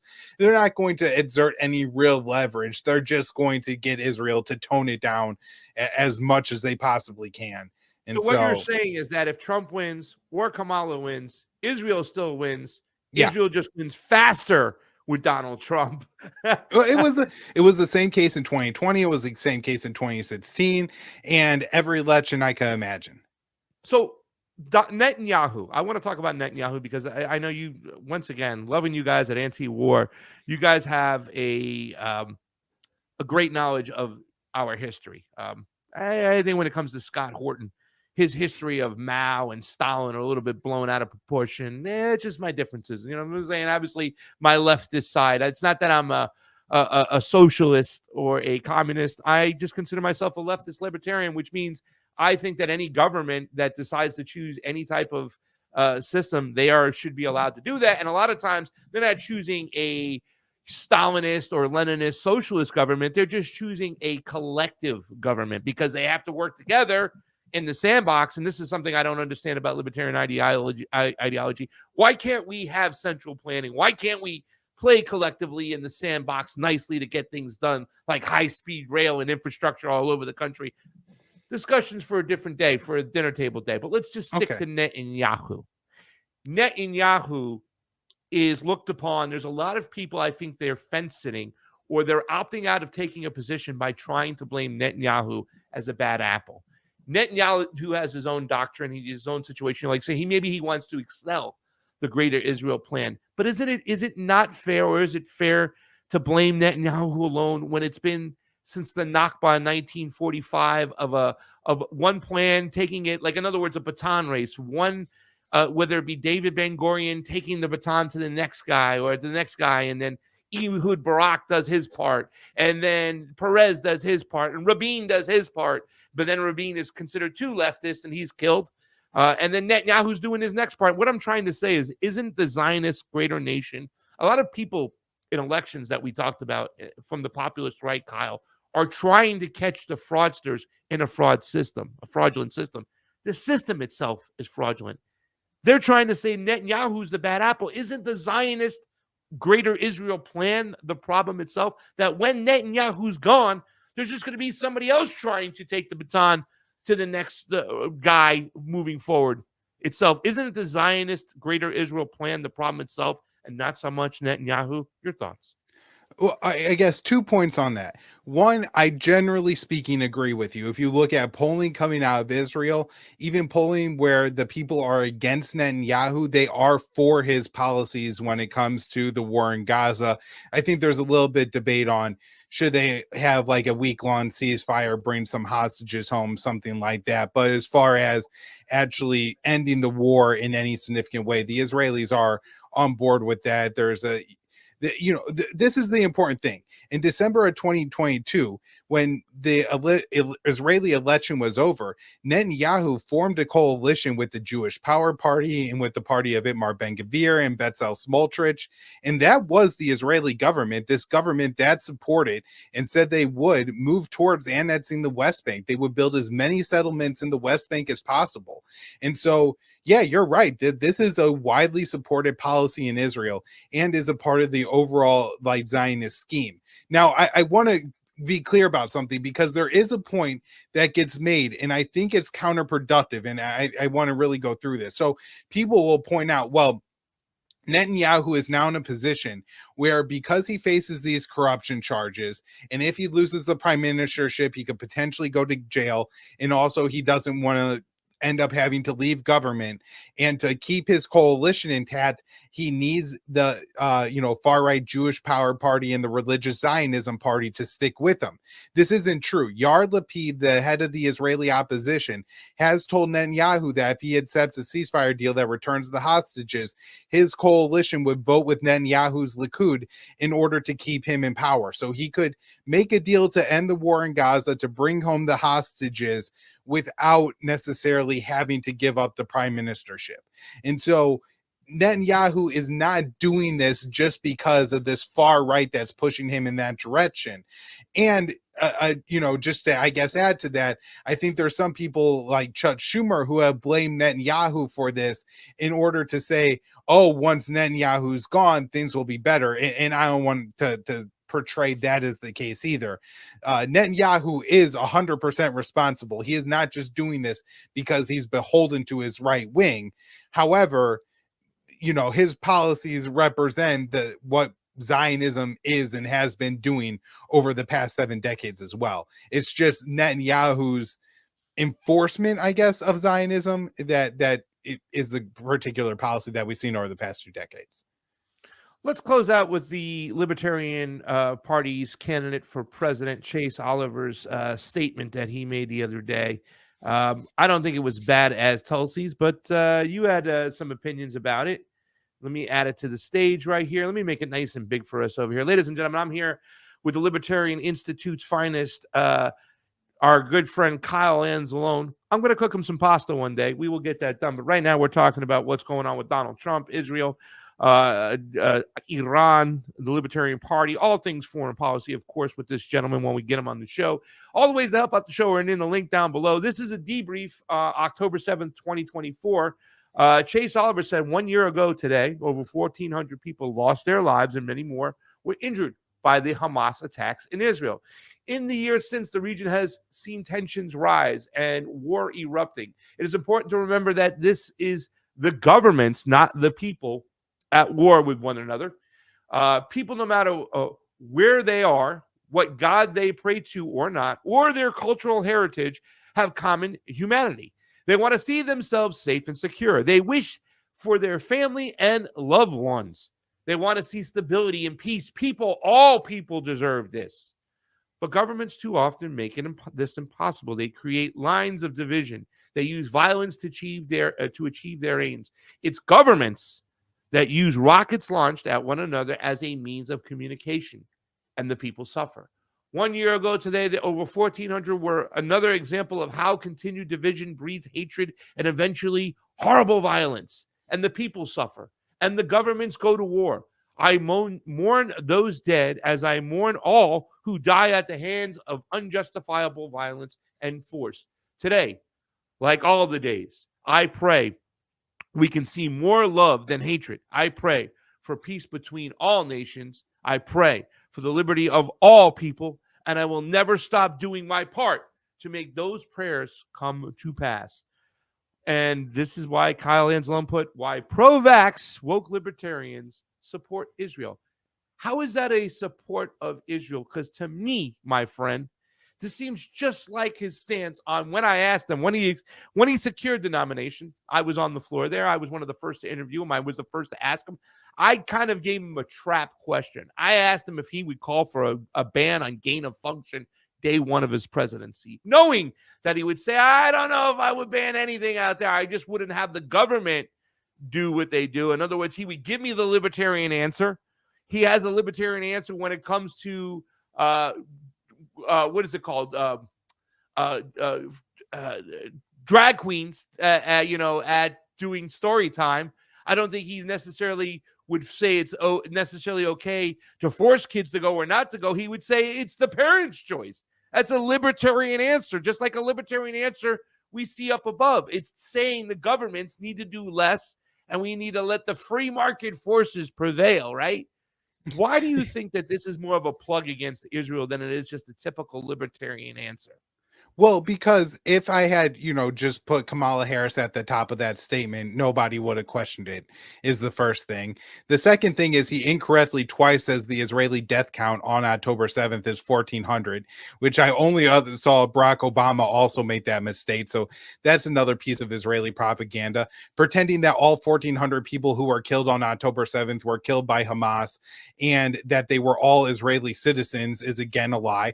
There was 1,200 people killed. As you mentioned earlier, a significant number we don't know if it's a majority, most, or if it's just hundreds, but certainly a significant number of the civilians who died on October 7th, and some of the soldiers as well, were killed by Israeli airstrikes. But a third of the people killed on October 7th were Israeli soldiers who were keeping the Palestinians in an open air prison where they limited the amount of food that they could have. They denied children the right to go to hospitals in the West Bank to get cancer treatment.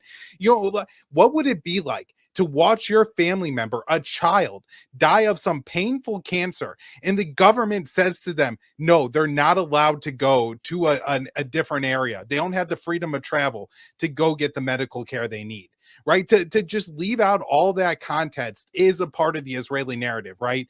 To pretend that October 7th happened at a time of peace is the Israeli narrative. And that's what all of that is. Now, I titled that "Why Pro-Vats Woke Libertarians Support Israel," and it's because they support what is safe in the establishment beltway.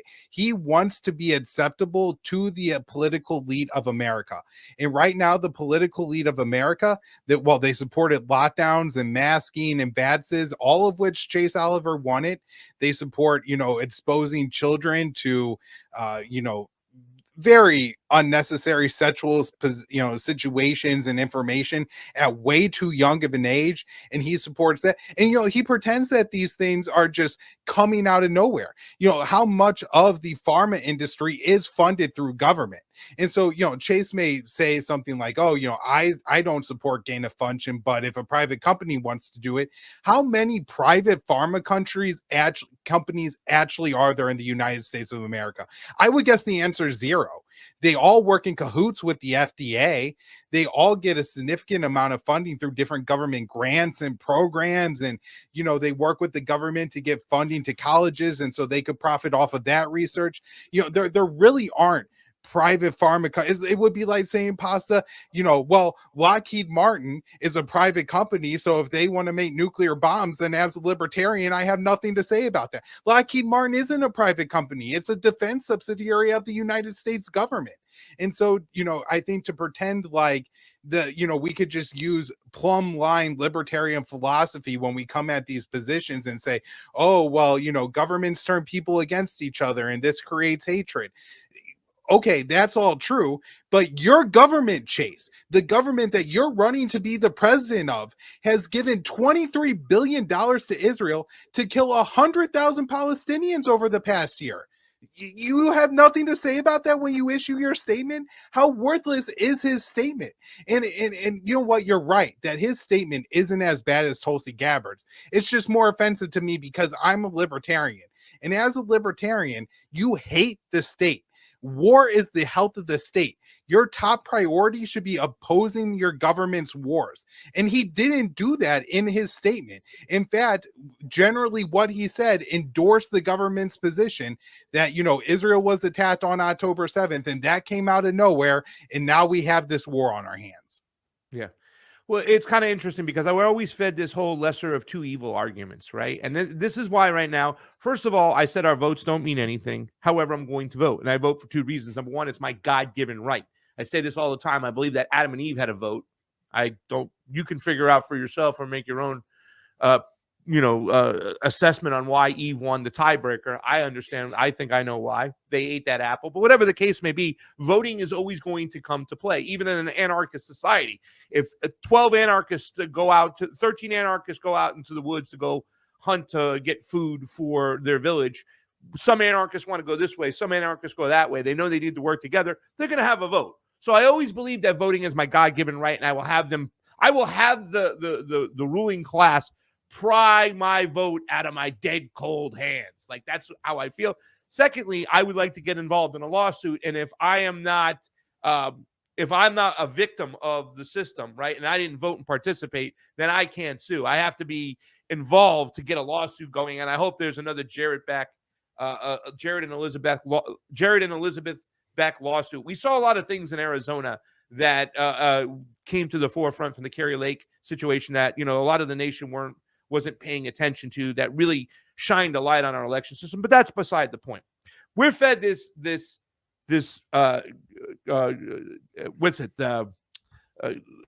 lesser of two evils argument. We have to vote. I feel, and I don't want to get in the habit of protecting Chase Oliver here because I'm not a big Chase Oliver fan. I wasn't crazy of him as a candidate and whatnot, because I do believe that his principles are different than his ideology. And I believe his ideology is always going to come through. In other words, he might have believed that it was better to wear masks and stay home and stay isolated and all that stuff. But his ideology doesn't believe in mandates, and he would never, ever get involved in that. And I do believe that this is an area he's weak on, because I believe it's more than just about a mandate. I believe that that shot was more about rearranging society in the elite's mind where they can have more control. You do this or you don't get that. You do this or you can't do that. And there's something big about that. And this is an area where he's weak, but simply because of libertarian ideology. And I don't believe in libertarian ideology with your Austrian economics, like I've talked about central planning. We can have conversations all the day. However, the reason why I found myself going to the Libertarian Party is that everything we've seen with the jailing of Julian Assange, with the mass censorship that's coming on, with the demonetization of who the State Department deems as the enemy of getting the information out there. And we're in a completely fascist system. That has led me into looking into libertarian ideology. Now, the only reason why I'm considering voting for him or not considering voting for him is because the Libertarian Party is a mess, right? And, I don't want to bag on Angela McArdle. She's not here, and I've been so supportive of her. She's doing her job without a salary. This is a volunteer thing, even though she got elected. But I think she should spend more time doing damage control to what the Jeremy Coffins of the Libertarian, New Hampshire Libertarian Party Twitter's putting out there, racist comments, complete racist comments out there, talking about, how gun violence has gone up, how it's become less white and all this shit. I think she should spend more time doing that than throwing a pro-Trump Zionist Woodstock freaking rally in D.C. and not even getting her candidate on the friggin' stage for that event. And I think the Libertarian Party is a mess. But if you're looking at the lesser of two evils, you answer me this question right now and answer me truthfully, Kyle Anzalone. Who would be a better president for the United States, Chase Oliver or Donald Trump? I guess Chase Oliver. Chase Oliver. Don't guess. It's know, okay to hold him accountable. All know it's not easy all know that because you Chase haven't Oliver thought would about be it. a better candidate for the United States than Donald Trump any day of the week. Point blank. It seems sensible. At the same time, I've never considered who Chase Oliver would potentially make his Secretary of State, his Secretary of Defense. I mean, it could be really bad. But that's problems with the Libertarian Party because Angela and the Mises Caucus didn't walk over to the guy who defeated them and said, good game. You beat us. You campaigned in every 50 states. You came into the Libertarian Convention. You won the debate on stage. Our guy, Mike Rechtenwald, ate an edible before he got on stage and had a Joe Biden movement and fucked up. And nobody knew who Mike Rechtenwald was outside of the Libertarian Party until the convention. You screwed up. You go over, you repair your party, you shake their hands. And I understand that I don't understand the crux of this. And if Angela was here, she'd probably yell at me and hand me and say, you do that. Go look at this party because all parties are crazy. You got a circular firing range. But that's what you do. You defend your ballot access and you say, listen, we're going to support you as long as you say Scott Horton is our Secretary of Defense or Secretary of State. You secure us positions within our party and announce that now, and we go forth together. They never did that. This is a Libertarian Party issue, not a Chase Oliver issue. And I don't know what's going to happen because I would have made sure we'd done that. And in 2026, we have an awesome candidate for government or Senate. And in 2028, we get the guy we want that can really make noise within the Libertarian Party like they thought that Dave Smith was going to do. So sorry, go ahead. I guess this whole thing has changed my position on politics a little bit, actually. I was somewhat optimistic about the Libertarian Party before this recent election cycle, but Michael Rechtenwald's meltdown, Dave Smith backing out, and Chase Oliver ultimately getting the nod has changed my views to some point. To defend Angela, the Mises Caucus, and the Libertarian Party here, I'm not sure that Chase Oliver getting more attention is good for the Libertarians. I think maybe the best thing for this nomination is for people to forget that Chase Oliver ever existed. And I'm not saying that the Libertarian Party do something like endorse Jill Stein, but if Jill Stein comes in third place, then the Libertarian completely drops off. They're only going to show 3 positions on TV if they even show that many. And so Chase Oliver would be terrible for the party itself. No, right? But, the party is so let me split. get to this. Let me get to my next point. So Gotcha. I don't think a third party will ever be able to really emerge in the United States in the way that the Green Party and the Libertarian Party have gone about it, trying to build up, trying to gain ballot access over years and years. It's going to be subverted by the state and by, agents provocateur within the movement that break it down and destroy it, water down your message, create divisions, problems, hostilities, and these entities, that I think the longer they exist, the easier they are to go after. I think maybe the way going forward, something we should look at is really just trying to like rally around a particular movement during an election cycle, not worry about the longevity of the party, but just try to like gain momentum towards one election. That way you don't have the history, you don't have all this baggage, you don't have all these deep hatreds that go back decades. This person doesn't like that person, and so now this person doesn't like that. None of that would exist. You would just create a new movement, and that way you could center it around a little bit more of the issues of the day. As much as I am a libertarian and I uphold all libertarian principles, I think when you look at how kind of the U.S. economy is set up today, the idea of saying that we support business or something like that, government controls business. And so when you support business, you're really just supporting a different arm of the government, a different arm of the beast.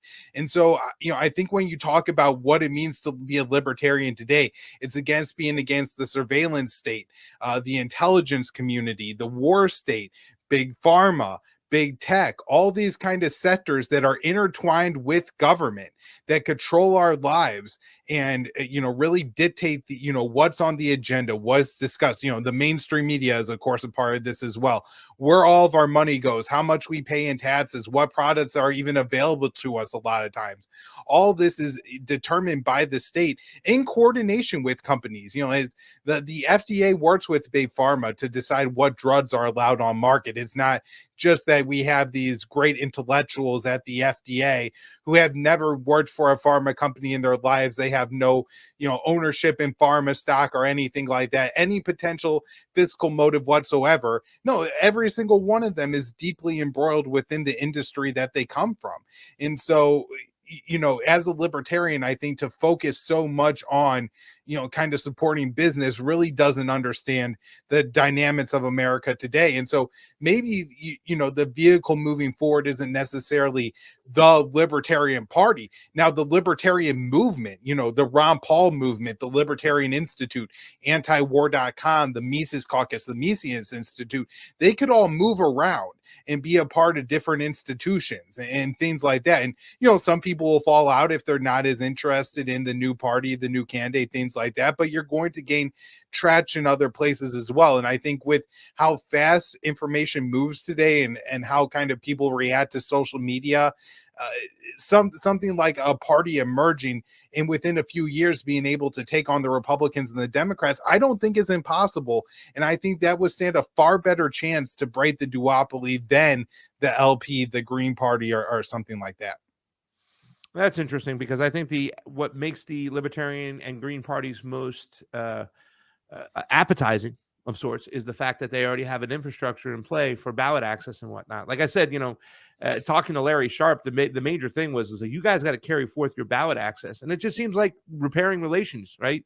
That could be said, and if in fact Chase Oliver doesn't do better than Jill Stein and Cornel West and any other third party, which is just a shame. Like he's going to debate them again. And in these debates, he does so well. I mean, he's got a good point of view. He's very well prepared. He worked very, very hard. Like I said, campaigning in 50 states. I still don't know if I'm going to vote for him. He's a hard worker. I'll give him that. Yeah. I'll definitely give him that. 50 states, and he's done the look. But that's beside the point. Shelving that, let's get out of here because starting another third party, you could have the same problems that have arisen right now with the Libertarian Party. That rift inside the Libertarian Party still exists, and repairing that might be the better way. I don't know. Who knows? Well, I've got your point of view. We got my point of view. Final question, because I'm going to probably clip this out and talk about this. We're going to digress back to the Israeli situation. With a possible greater conflict arising now in the Middle East, Iran retaliating against Israel, and we see this spreading out into Lebanon. It seems that all the attacks in Gaza might now go even more unnoticed, the fact that our mainstream media hasn't paid attention to it. Can the people of Palestine survive in Israel, or is there only way to survive to be nomadic like the Israelis were once in their past? Your thoughts? Pasta, I've thought about this a little bit because people have said, Well, you tell the Ukrainians that they should just cede the Donbass. So why don't you tell the Palestinians to give up Gaza and go move to the Sinai?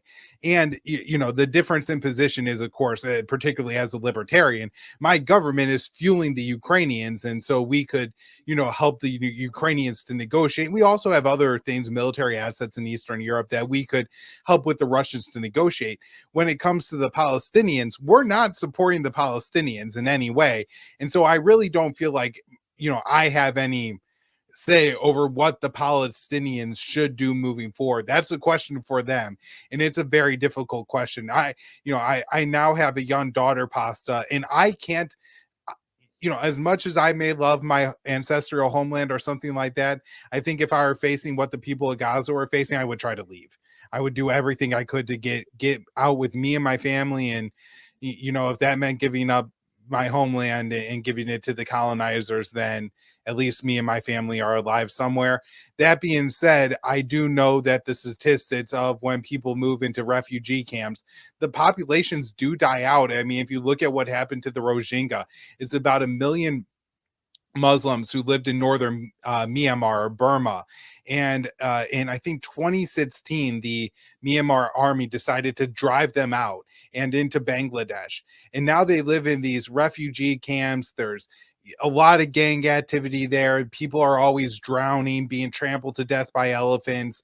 There's not good healthcare, education systems. I mean, it's living in abject squalor, and they've been doing it almost for a decade now, and nobody cares, right? And, nobody is bringing up their cause. Nobody is trying to return them to their homeland or anything like that. They're just going to be displaced people until they probably lose all their cultural heritage and just become a part of Bangladesh or something like that. And so the Palestinians run a real risk that if they leave the West Bank and Gaza, that they just become the Egyptians, the Jordanians, and the Lebanese, and Palestine is just gone. And, I can't imagine being in that situation. Do I give up my culture or do I risk my family's lives? But that's the question that essentially every Palestinian is facing right now. And I guess the question more for me as an American, am I going to stand up when my government supports this and allows this to happen? And the answer to that has to be yes, and it should be a resounding yes from every American. And again, that's like the crux of my frustration with Chase Oliver, is that he's not making that statement that needs to be made. I hear you, and I agree with you, and you should hold them accountable for that. And you're right. We don't know about what's going on around the globe, what the empire is doing. That is the mainstream. But thank God we have you to keep us informed. Ladies and gentlemen, Kyle Anzalone for the Libertarian Institute, antiwar.com, and just an all-out great paisan. Who needs De Niro and Pacino when you got Anzalone and Jardula? Thank you for watching. We'll see you soon. All the ways to help out independent media are down below. Thank you so much.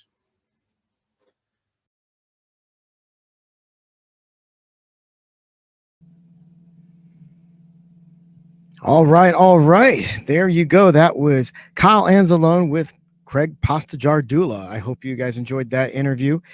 We've got more. The show's not over. I've got several people coming up. But before we move on to the next interview, I wanted to share a few social media links for Kyle.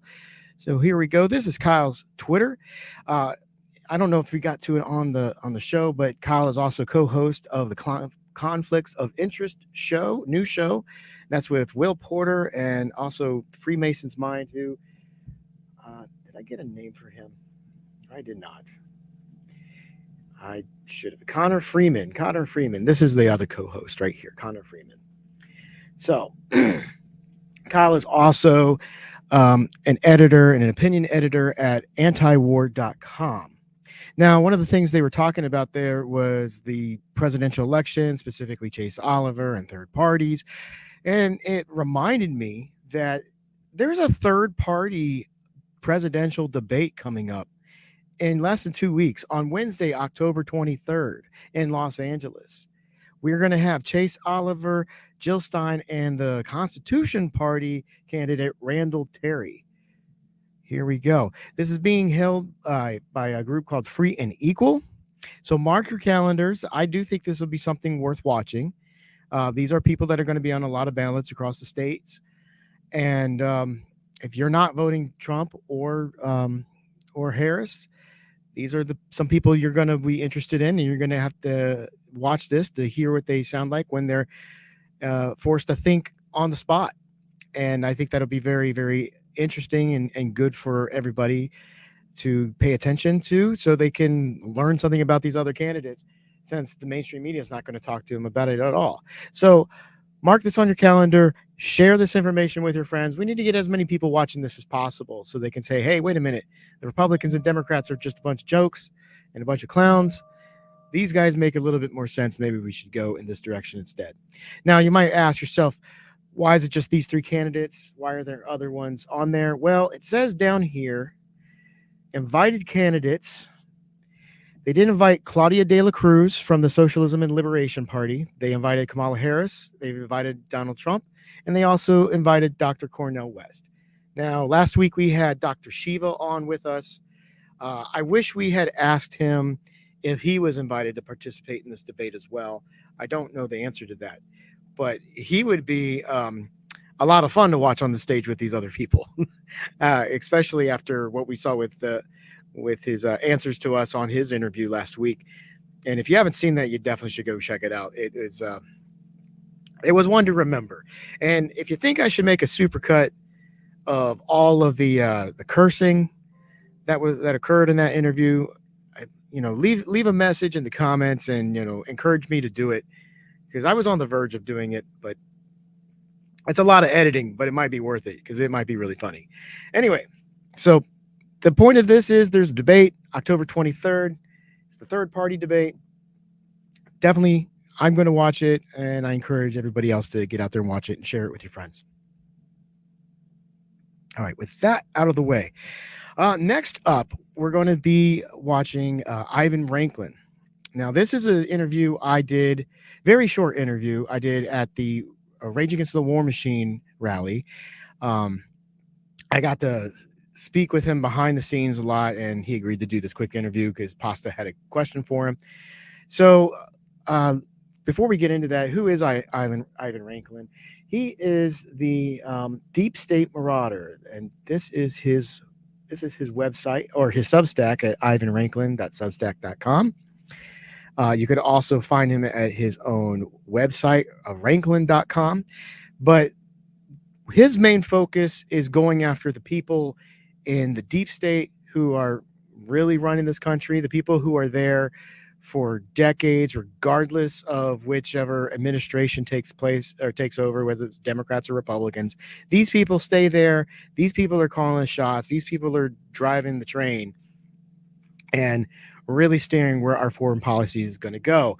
And when a new president comes in there, these people get upset because the president might have other ideas, and then they have to spend like the first year or two convincing that president, hey, no, you need to get on board with our plan. This is what we already had in motion, and let's keep it going. So he wants to get in there and go after these people. It's all about corruption, and he's got plans on how to do it. He thinks that Donald Trump is the better option to help facilitate his goals. And I did ask him about that in the interview that's coming up right now. Real quick, one last thing. I want to show you his website here. Recently, he was on with Tucker Carlson, so that might be an interesting interview. I have not gotten a chance to watch it, but he was a really nice guy. He chatted with me a lot off behind the scenes and off camera. We do have some political differences, that's for sure. But at the end of the day, we both want to take care of the corruption. We think that the 3-letter agencies out there are some of the biggest problems we have to face in the country today. So without further ado, we're going to get to the interview. Now, one last thing. Oh, shoot, I should have mentioned this first. One last thing. This was done in the media tent, and the media tent at the event had a very bad noise problem. There was a loud generator that was parked right next to the media tent. So every interview we did, not only did you have lots of voices from people in the background, but you had these generators just blaring. So I did the best I could to use the noise reduction to get rid of that generator sound. You could still hear it, but now you can hear Ivan so much more clearly than you could before I tweaked the audio.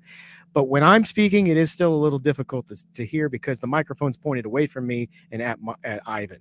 So, but I don't speak very much, so I think you can bear through that, and you're going to get what you need to get from Ivan. So let's go ahead and play this interview right now.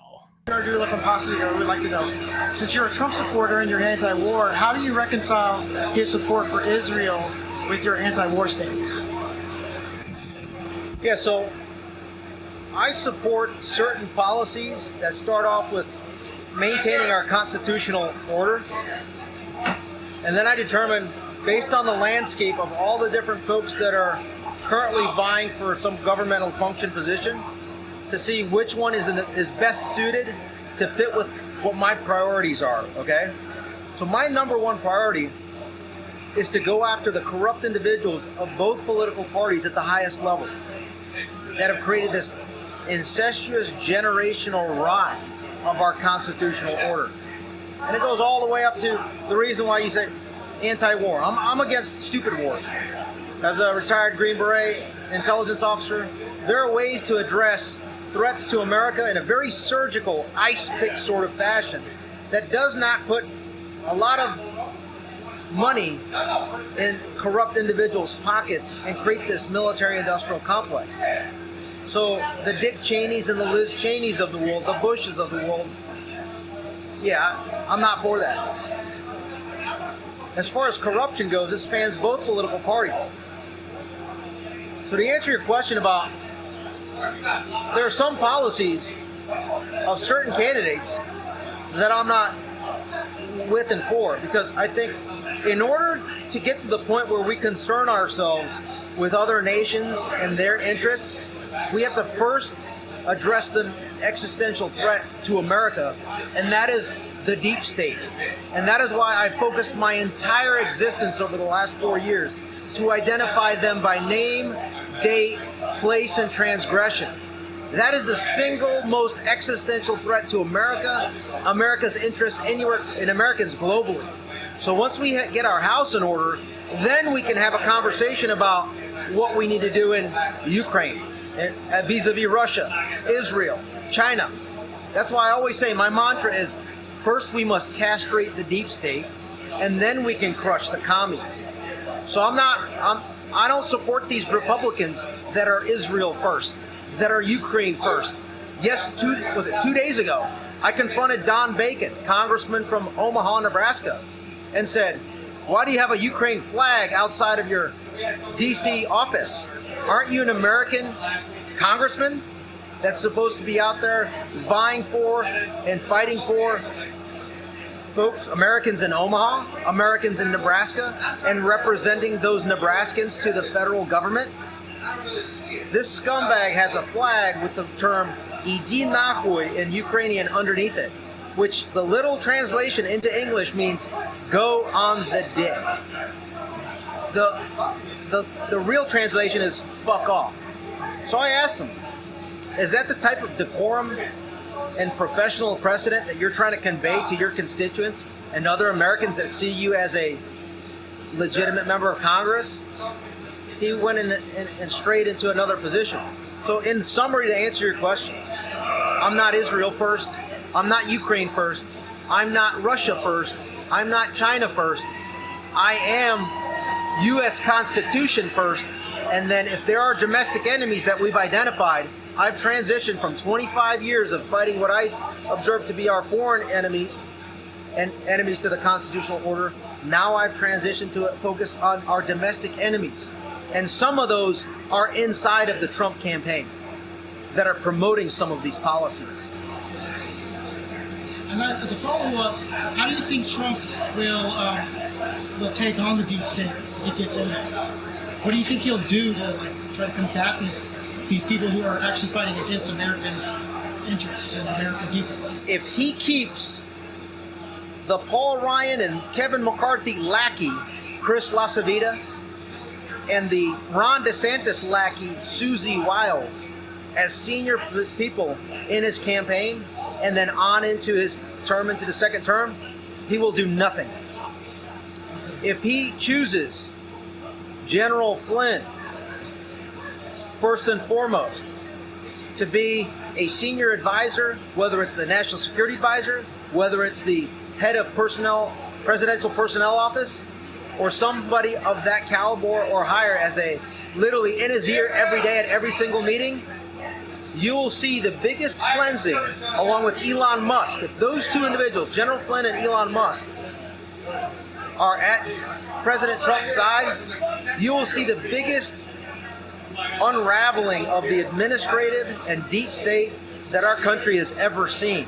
And if I have anything to do with it, I will tell each one of those individuals the priority list. I've already created the deep state target list. That is a start. That is the scratching of the surface. And then from there, we go to town. Awesome. I don't want any position in another administration. I want to be part of the solution, meaning if I am advocating for the 90% reduction of the U.S. federal government, it is disingenuous for me to vie for a position part of the remaining 10%. I want to be the external arbiter, auditor, whatever you want to call it, to basically say, this person deserves a little treason. This person deserves mass murder charges. And this person is simply a complete uncritical thinker that was duped into the system. Thus, they are an underperformer that needs to be ejected immediately. And those that remain must be the most critical thinking, pristine background individuals. And I suspect that that's going to probably be about 1% of who is currently in existence. Maybe 10. No, not even close. It will be maximum 1% of those are still in service. And we're going to have to probably bring in other folks that were kicked out due to their stance on defending the Constitution, such as those that were kicked out due to the illegal jab mandate, due to calling out the censorship industrial complex, due to those that, for example, whistleblowers that testified, folks such as myself, and again, take me out of the equation, but those that are similarly situated to me, that raised the alarm of the illegal, belligerent, illegitimate, egregious behavior of our executive branch. Those are the individuals that stood their ground when it was hard to stand their ground. Those need to be welcomed back in if they so choose to decide to come back in.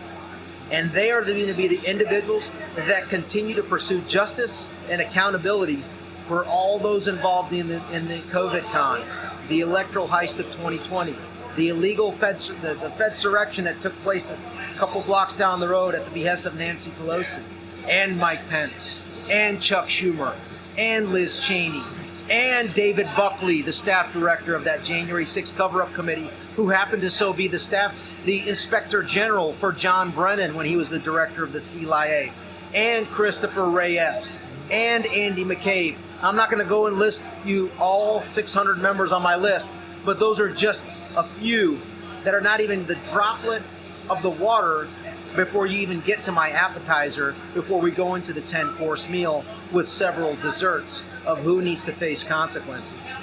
I think you're on to something there, and I'm really glad you took the time to talk with me. Thank you very much. Thank you. All right. So there you go. That was my interview with Ivan Raiklin. He did mention something about going after the commies after going after the deep state. And I wish I could have asked him another question there to follow up and say, well, who are the commies? And what do you mean by commie? What is a communist to you? And and what are the crimes of the people who you think are communists? And those are things that aren't clear to me, because what we think about as a communist in our space tends to be a lot different than what you see a lot of people in right-wing spaces will tell you what they think a communist is. I mean, a lot of them think that Kamala Harris is legitimately a communist. And a lot of the time that's just because Donald Trump says she is one. So I wish I kind of went with that direction, but instead I wanted to know how he thought Donald Trump would actually be able to help go after the deep state. I think he gave a pretty good, realistic answer there. He said it really depends on what Donald Trump does to when he's deciding how he's going to staff his cabinet.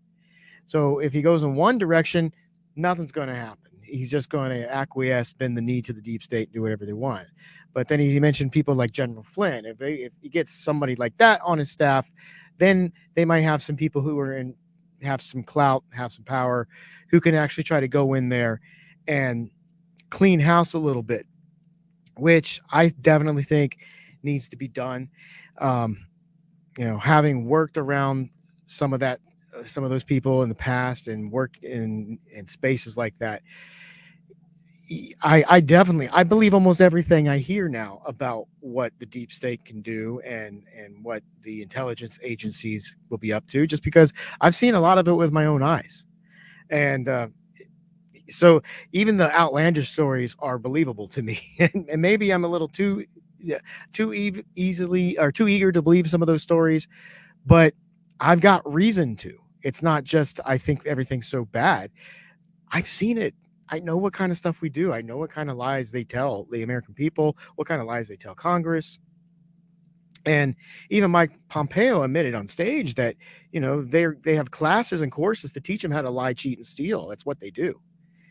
So, and a lot of people will call it that corruption. And Ivan is one of those people. He's got a plan to go after them. I think the biggest thing that he's done that's of a very valuable piece of work is going after is recording the crimes of these people in the deep state and documenting who did it and what they did and when they did it. So if there is ever a chance to bring justice and put a leash on these agencies, he's got some receipts there to actually put it in place and go after it.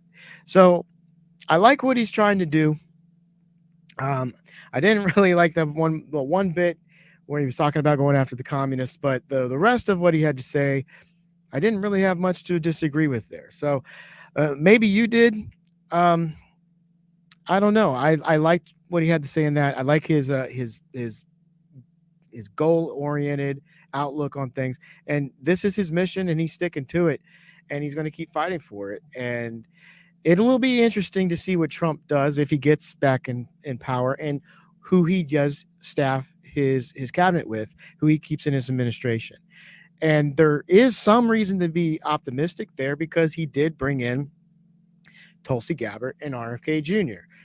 So it's possible. And he picked J.D. Vance as his vice president. These are not typical people that you would think are going to be working with a Republican president for a Republican candidacy for president. And if he's bringing those people in now, granted, we don't think he's really listening to them, because we know Tulsi Gabbard has a lot to say, and she's got a real chip on her shoulder about going after Kamala Harris. If anyone knows how to take down Kamala Harris, it's Tulsi. But we haven't heard from Trump any of the takedowns coming out of his mouth that sounded like they came from Tulsi Gabbard.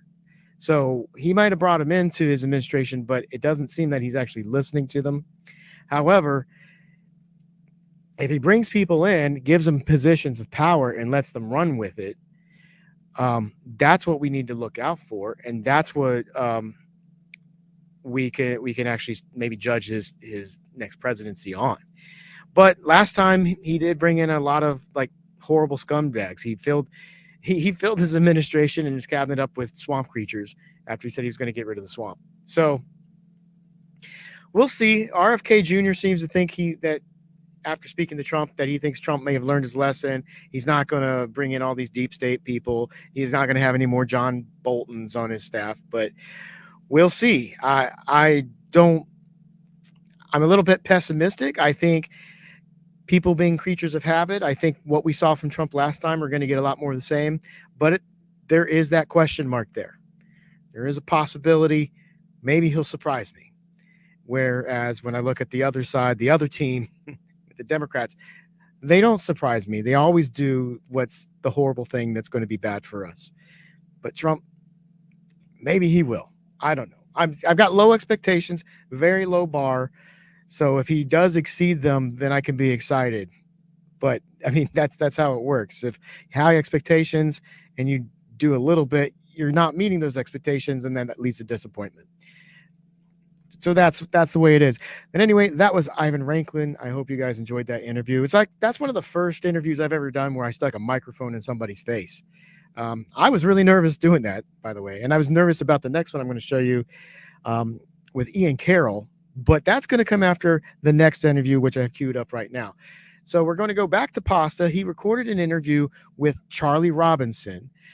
He's part of the macro aggression podcast. And he also was the host speaker at Anarchapulco, which in 2024. And he says he's going to be being the guest host speaker again in 2025 at that same event. So let's go ahead and jump in on this interview with Pasta and Charlie Robinson. Back to the show, everybody. Welcome back. Welcome back. Welcome back. It's Pasta Jardula here. Remember, all the links down below to help independent media are listed there. We do appreciate everything you give us. And because you're all we got. The donors of the mainstream media don't want us. The government doesn't like the rhetoric we put out there. They don't like real truth tellers. They don't like when people became journalists for the real fourth estate or the fourth estate, whatever you want to call it, to hold the government accountable. They want to have their narrative out there. So they try to silence us by demonetizing us, shadow banning us, deplatforming us, the whole 9 yards. So you guys keep it together, and I really do appreciate it. So with that being said, let's get the truth-telling bat signal out there. Bam! I want to get the light, like I said. We're going to get the light like we're hitting it in the air. Truth tellers, who wants to come tell a story? And with that being told, the Pasta signal is out there. We have our next guest in. I don't know if you heard this, guys, but I am a New York Jet fan. I am from Long Island originally, Amityville, the Amityville Horror House. I've been a Jet fan since 1978. I think 1979. I was like 6 years old. Been rooting for them for quite some time. Lived in South Florida. Got to see them play every year. They used to come to the Orange Bowl in Miami. Now they still go there, the Joe Robbie Stadium, which is Hard Rock Stadium. But I do like to dip out of the politic game every once in a while and pay attention to sports. Well, over the weekend, we had a little bit of a situation. I'm going to play in the video, but and since we hit the bat signal, let's bring up our guest. Let's bring him on in. Ladies and gentlemen, you know him from the Union of the Unwanted and many other independent media outlets out there. He is a truth teller. You might catch him at Lollapalooza. Is it Lollapalooza? It's Anarchapalooza, excuse me. Ladies and gentlemen, Charlie Robinson's here from Macroaggressions. Anarchapulco. Anarchapulco. I said Lollapalooza. Yeah. I'm hosting and emceeing it again this year, 2025, or this coming year, 2025. Get your tickets. When is it? It's February. It's the week February. after the Super Bowl. This last year, though, I emceed it this year, 2024, and it started. The opening ceremony was the same time as the Super Bowl, and I was like, I gotta find a TV. You know what I mean? I gotta find a TV somewhere. So I dipped out and went to my room and watched the Super Bowl in my hotel room. Smart move. And you guys were coming off I believe you guys do it in Mexico, right? We do it in Acapulco. Anarchapulco, the largest anarchist conference in the world. That was the 10th year. This next year will be the 11th. I'm not sure who exactly is coming. They haven't announced it. They haven't told me either. So I'll find out when everybody else finds out.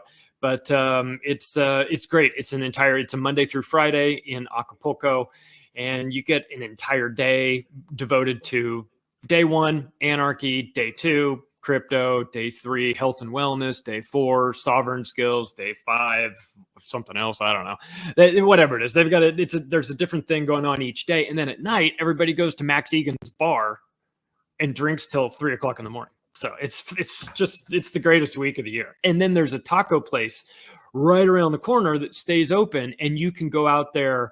I sat out there with Brad from 5 Times August and Dr. Andrew Kaufman, and had tacos and smoked joints. Fantastic. That's what we did.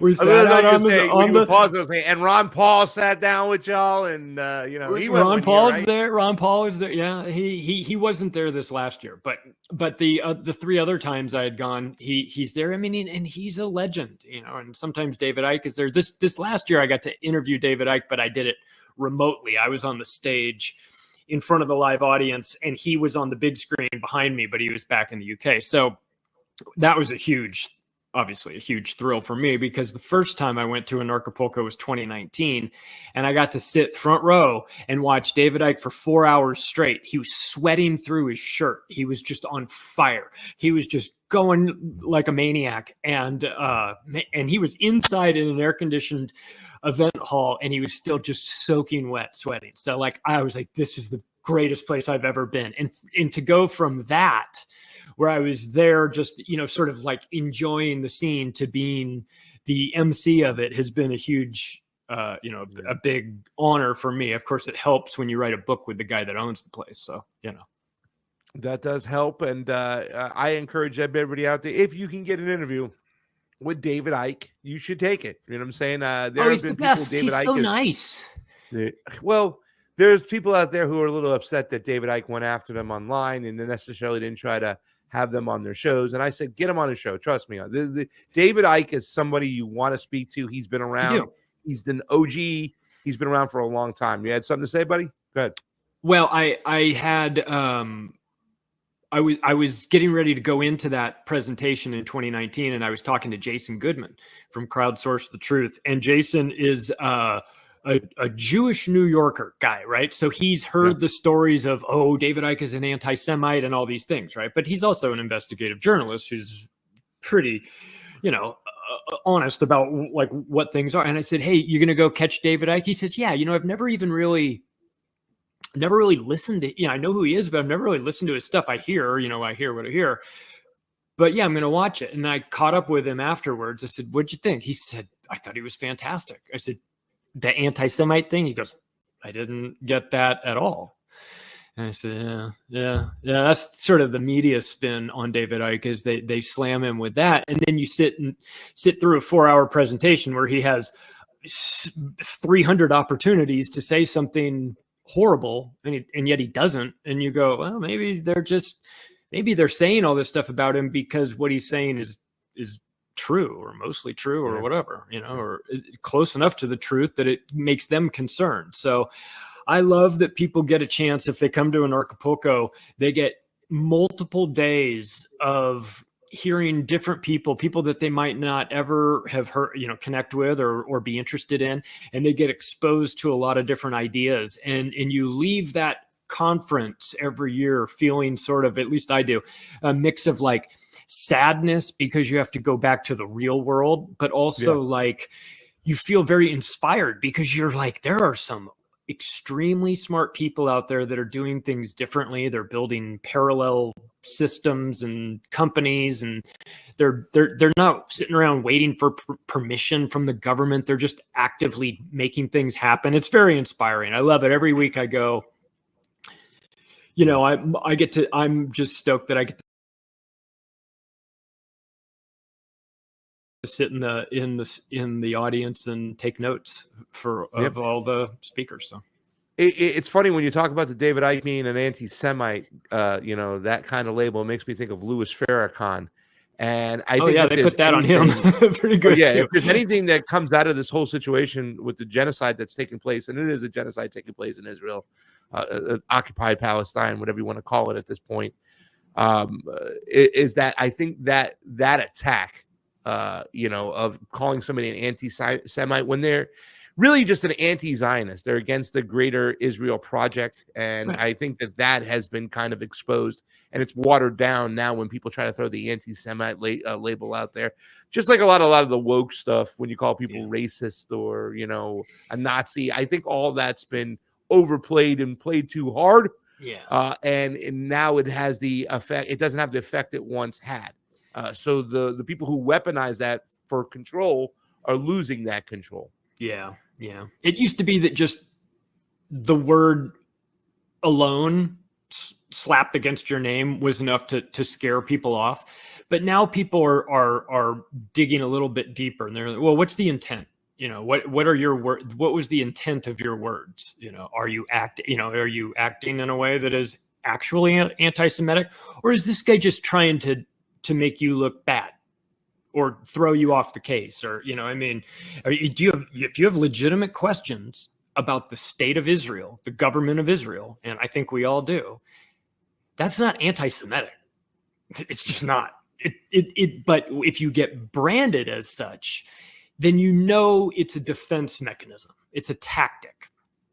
And it's a tactic that's losing its bite. And I think at some point, people are going to go back through history and start to re-examine that. You mentioned Louis Farrakhan. They're going to go back and go, now, wait a second. Was he really as anti-Semitic as they said he was? Because they were all over him.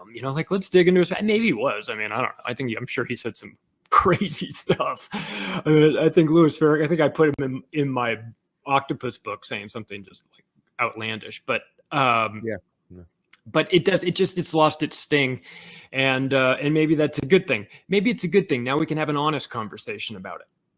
Yeah, right? well, it is still weaponized to the point where they can still use it to demonetize you, censor you, shadow ban you. I mean, we don't have any transparency, and I think that is the recipe to getting us actual free speech online. We now have Elon Musk, who's playing Team Red, and it's become Twitter to me, or X, whatever you want to call it, has become Donald Trump's campaign headquarters now. You know what I'm saying? And it's almost what we've seen with the Democrats years ago when they were silencing anybody who was pushing back against them. Now we're seeing it flip, and we don't know for sure what exactly is up, what is down, what is censored. We don't have a transparent system. So I think the antidote for censorship is definitely transparency, allowing people to see the algorithms, an open source system. If it's the public square and you're going to grant privileges, mean protections, Section 230 of the NDAA, where say these platforms get their protections, then they should have to show their homework. I think that's the best recipe for this problem. But listen, let's get to the subject at hand. We've already talked for 11 minutes and we haven't even gotten to the case at hand. We are sports guys. You come from the sports world. I do. I think a lot of people have heard me talk about the New York Jets before. I've been a fan of them. Thoughts and prayers, man. Sorry, I didn't realize 1978. You have seen enough quarterbacks to fill a 727, I think. But that's what the great thing about Aaron Rodgers was. He was one of my fantasy quarterbacks for many years. I was in a keeper league, and I kept him for most of his career. The name of my team was the People's Champion because he would do the People's Championship with the belt thing, and I love that about him. And then COVID came along, and he was one to kind of stand out and not play their games. He was accused of lying when he said he was inoculated. He did really shine a light on the ivermectin situation for a lot of people who really weren't paying attention, because I think a lot of people in our field don't realize that the normies don't even have a clue what we're talking about. I mean, when some of my family members would watch our shows, when they would watch Union of the Unwanted, they're like, man, that show went over my head. I don't even know what the hell you guys are talking about, because we're so engaged and we understand exactly what's going on. And Aaron Rodgers, I think, really shined a light on a lot of things out there when it came to COVID. And he's also been mentioning the Epstein client list. And when this guy came to the New York Jets, I was just thrilled. I was like so happy. Me too. I didn't think he was going to be able to come over, Charlie Robinson, because a lot of people don't know the owner of the New York Jets is Woody Johnson. Woody Johnson is like the Joffrey, I would describe him, of Game of Thrones, of the Johnson family. He was like the one in line. He's the head of the chain, of the top of the hill of the Johnson family. When his old man kicked the bucket, he's calling the majority of the shots. I mean, obviously there's a board, but Woody Johnson's probably at the top of that board. He was also took some time out from being the New York Jets owner and had his brother run it while he was an ambassador to the UK for Donald Trump. And he's a huge Donald Trump guy. And unfortunately for a lot of fans who don't want their politics mixed in with their sports, he's got Ukraine flags all over the field, every single game. It gets nauseating. It bothers me to no end. And you can't argue the fact the Jets' main base, I would say, there's no statistics to back this, Charlie, but maybe you can say yes, no, or I don't know. I would say the New York Jets have more Jewish fans than any team in the NFL. Long Island is the majority of their base. There's a lot of Jewish people who live on Long Island, some with very big houses who you could probably say of the pro-Zionist type who believe in greater Israel. So you can't deny these accusations. Now, I'm going to play you two things. I'm going to show you two things real quick. Hold your thoughts, get your notes. We'll jump on into it. But there were a lot of people because of what we called Huggate. I don't know if you remember what that was. Aaron Rodgers threw a touchdown pass. Saleh went over to hug him, and Aaron Rodgers kind of pushed him away. It's a 2-score game, man. Like, let's not let off there's no time for hugging yet. I think the media made something about it. But a lot of people thought that Aaron Rodgers was the decision-making guy when it came to what happened with Robert Saleh. Well, here he is this morning on Pat McAfee's show discussing what exactly went on. Yeah, I mean, yesterday was a day that reminds you of the simple fact that all of us who played know all too well, and that's that it's a tough business.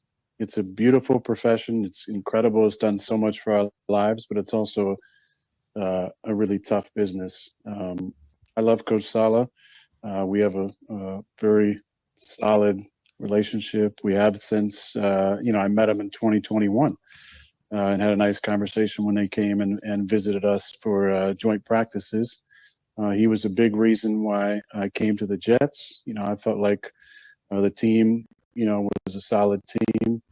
Had a relationship with Coach Hackett, obviously, and I really liked Coach Saleh. Everything that Matt LaFleur said about him, the few interactions I've had, the times that we went against him, I just had a lot of respect for him. And so, it was just a reminder yesterday how tough the business is. I think what people can forget in this is not only is Robert a fantastic human being and a damn good football coach, he's also a family man. He's got 7 kids. He's got an incredible wife.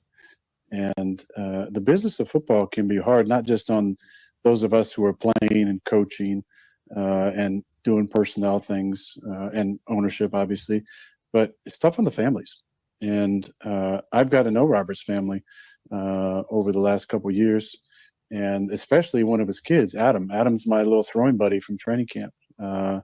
Love Adam. He's an incredible kid.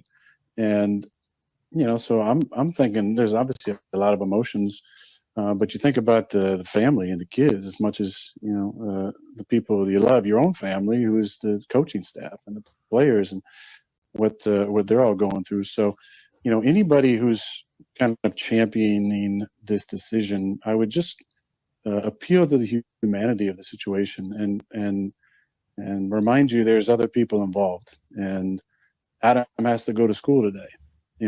Possibly, or this week. And hopefully there's no, kids with poor parents who are making snide side comments to him. It's just a reminder there's a lot of things involved in this. As far as any of the ridiculous allegations out there, I'm not going to spend more than one sentence in response to it, and that is that I resent any of those accusations because they're patently false. And it's interesting the amount of power that people think that I have, which I don't. But I love Robert, and it was, one of those days yesterday.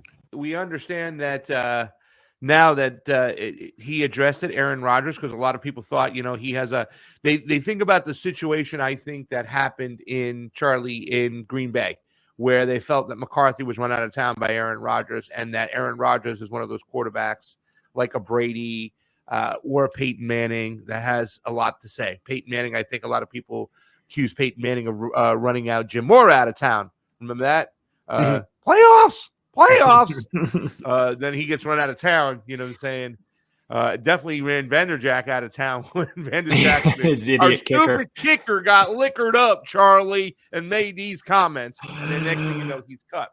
So why did Robert Saleh get fired?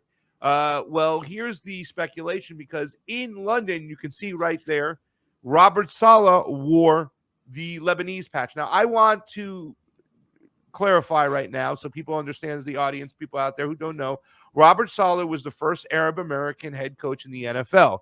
His family was from Lebanon. They were immigrants from Lebanon.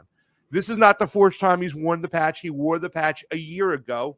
I think he's wore it 3 times total now. I definitely know of 2 times, but it's not the first time he's wore it, right? I did mention Woody Johnson, big supporter, big Zionist. I'm assuming, he hasn't made a ton of comments. The New York Jets play in Long Island, possibly could be the biggest Jewish football base out there, fans out there.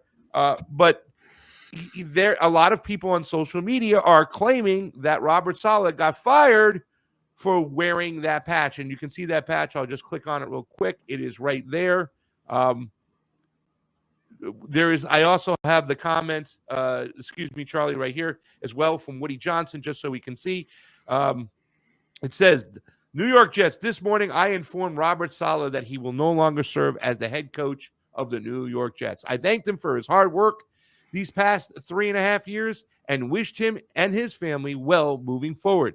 This was not an easy decision, but we are not where we should be given our expectations and believe now is the best time for us to move on in a different direction.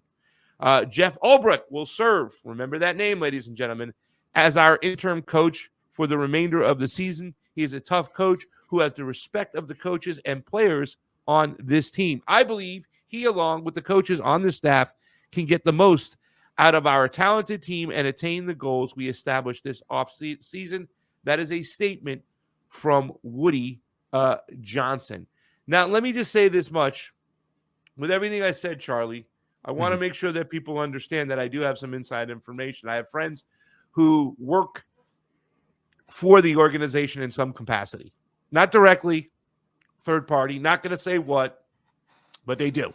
And I know a lot of guys, a friend in particular, who talked to a lot of ex-teammates, recent ex-teammates of the squad, the New York Jets, ex-players of the Jets, old and long, from a while ago and just recent. I have been informed almost, I'd say about 6 months ago, that certain players that just recently played for the Jets that are still close with the players in the locker room, that the Jets were going to have a problem this particular offseason. That problem was they were going to have a good season if Aaron Rodgers stayed healthy. Saleh would get another contract extension, but then Jeff Ulbrich would get a coaching job somewhere else. Whereas if a lot of people in that locker room really loved and respected Jeff Ulbrich, and he was thought to be one of the next big coaches out there. Now, the difference between Robert Saleh and Jeff Ulbrich is that Robert Saleh never played in the NFL. Jeff Ulbrich played many years in the NFL. And we see an influx, Charlie, and you can confirm this. A lot of these ex-players like Gerard Mayo, who's now the head coach of the Patriots. We had Mike Vrabel, who was a coach of the Tennessee Titans. We see a lot of ex-players, Dan Quinn, right? Antonio Pierce. Dan Campbell. Is it Dan Campbell for the Lions, right? And a lot of ex-players are now coaches, and there's something about that really inside the locker room, the players have a lot of respect for those coaches because they walked in the shoes they walked in before. I was not surprised about this move. And in fact, I thought it's kind of crazy. Had Zerline, who's the kicker of the Jets, made a field goal 2 weeks ago against the Broncos at home, and they beat the Broncos, the Jets would have been 3-2, and Saleh would have still had his job. With them being 2-3 and looking at the possibility of losing Ulbrich to the open market next year, I think that's what made them make this move. The reason why I don't think it has anything to do with the Lebanese flag or the big Jewish base that the New York Jets have, or the fact that he's an ambassador and is obviously, like I said, Ukraine flags all over the place. He's kind of opened up this can of criticism towards him for having all those goddamn flags all over the field. Woody Johnson, if you're listening, take it down. Stop playing politics, right? His wife's Ukrainian. His wife's, it doesn't make a difference. Keep your politics out of your sports. Keep Agreed. your sports out of your politics. Agreed. But it's bad. It's bad for football business. Yeah. Frankly, I'm a bit surprised that he didn't get a call saying tone it down because it is divisive. But the NFL, I don't know. The NFL also takes a lot of money from our military. So. Absolutely. They fly jets over. But last comment, what I'm just saying is that, listen, Woody Johnson is the heir to the Johnson & Johnson throne. We know that Johnson & Johnson was one of the 3 companies that had the shot that eventually went away. Aaron Rodgers would probably be a no way for him if he was going to wear his politics on his sleeve. The fact that he let Aaron Rodgers come in to run his team and take over his team and be the leader signals to me that Woody Johnson just cares about winning. You know, if that is sports are real and it's not fake to begin with, who knows nowadays? We're not even talking about that. But your thoughts, Charlie, on what you're seeing, the firing. Do you think the flag had anything to do with it? Do you think this is about something else? And how should the NFL or Woody Johnson handle this situation moving forward? Well, here's the thing. If it's football related, if the purpose of the firing was because the Jets were underperforming, they were underperforming on offense, you should have fired Nathaniel Hackett, but the problem is Nathaniel Hackett is tied to Aaron Rodgers. It's his OC from Green Bay. And Nathaniel Hackett came to the Broncos, where I normally am, and as the head coach, and got fired, didn't even make it through the season. I mean, he's the worst. He's the worst head coach the Broncos ever had. He's terrible. And he should rightly never work again in the NFL after his stint in Denver. But he got a job as the offensive coordinator with the Jets because of his relationship with Aaron Rodgers. So if you were going to if Woody Johnson was going to be honest about the inadequacies of the team, he should have fired Hackett. But he didn't. He fired Saleh and replaced him with another defensive-minded coach, which I think is a catastrophe, because I think that you take the guy who's doing well in your organization, the defensive coordinator, and you make him the head coach. Now you take him away from where he was succeeding and drag him into this nightmare. So I don't know what they're doing from a team standpoint. Even Rich Eisen yesterday goes, dude, I don't understand. He said, I am trying to come at this from every way you can cut. And he said, I didn't get any indication of it. He called the game in London. So he was there with them for the lead up, the meetings, the interviews with the ownership, and of course the Woody Johnson angle with his Jets are playing in London. He used to be the ambassador, so Rich Eisen's speculating, is going, did he embarrass his constituents in the UK and just have to save face and fire this guy? Of course, they didn't bring up the Lebanese flag. They didn't, obviously. That's, but Rich Eisen, who is his close, he says, I'm telling you right now, there was no indication. This had to have been an impulsive move, because he said, I would have sensed it, or I would have heard it, or we would have felt it. And he's like, I'm telling you right now, none of us saw this coming. And 2-3, Pasta, come on. You can turn that Only around. Only a game out of first place. Remember, the Bills are 3-2. So you're not and you're playing the Bills. So you beat the Bills, you're in first place. It's like and if you're, let's just say you're so fed up with this guy, you're ready to fire him today.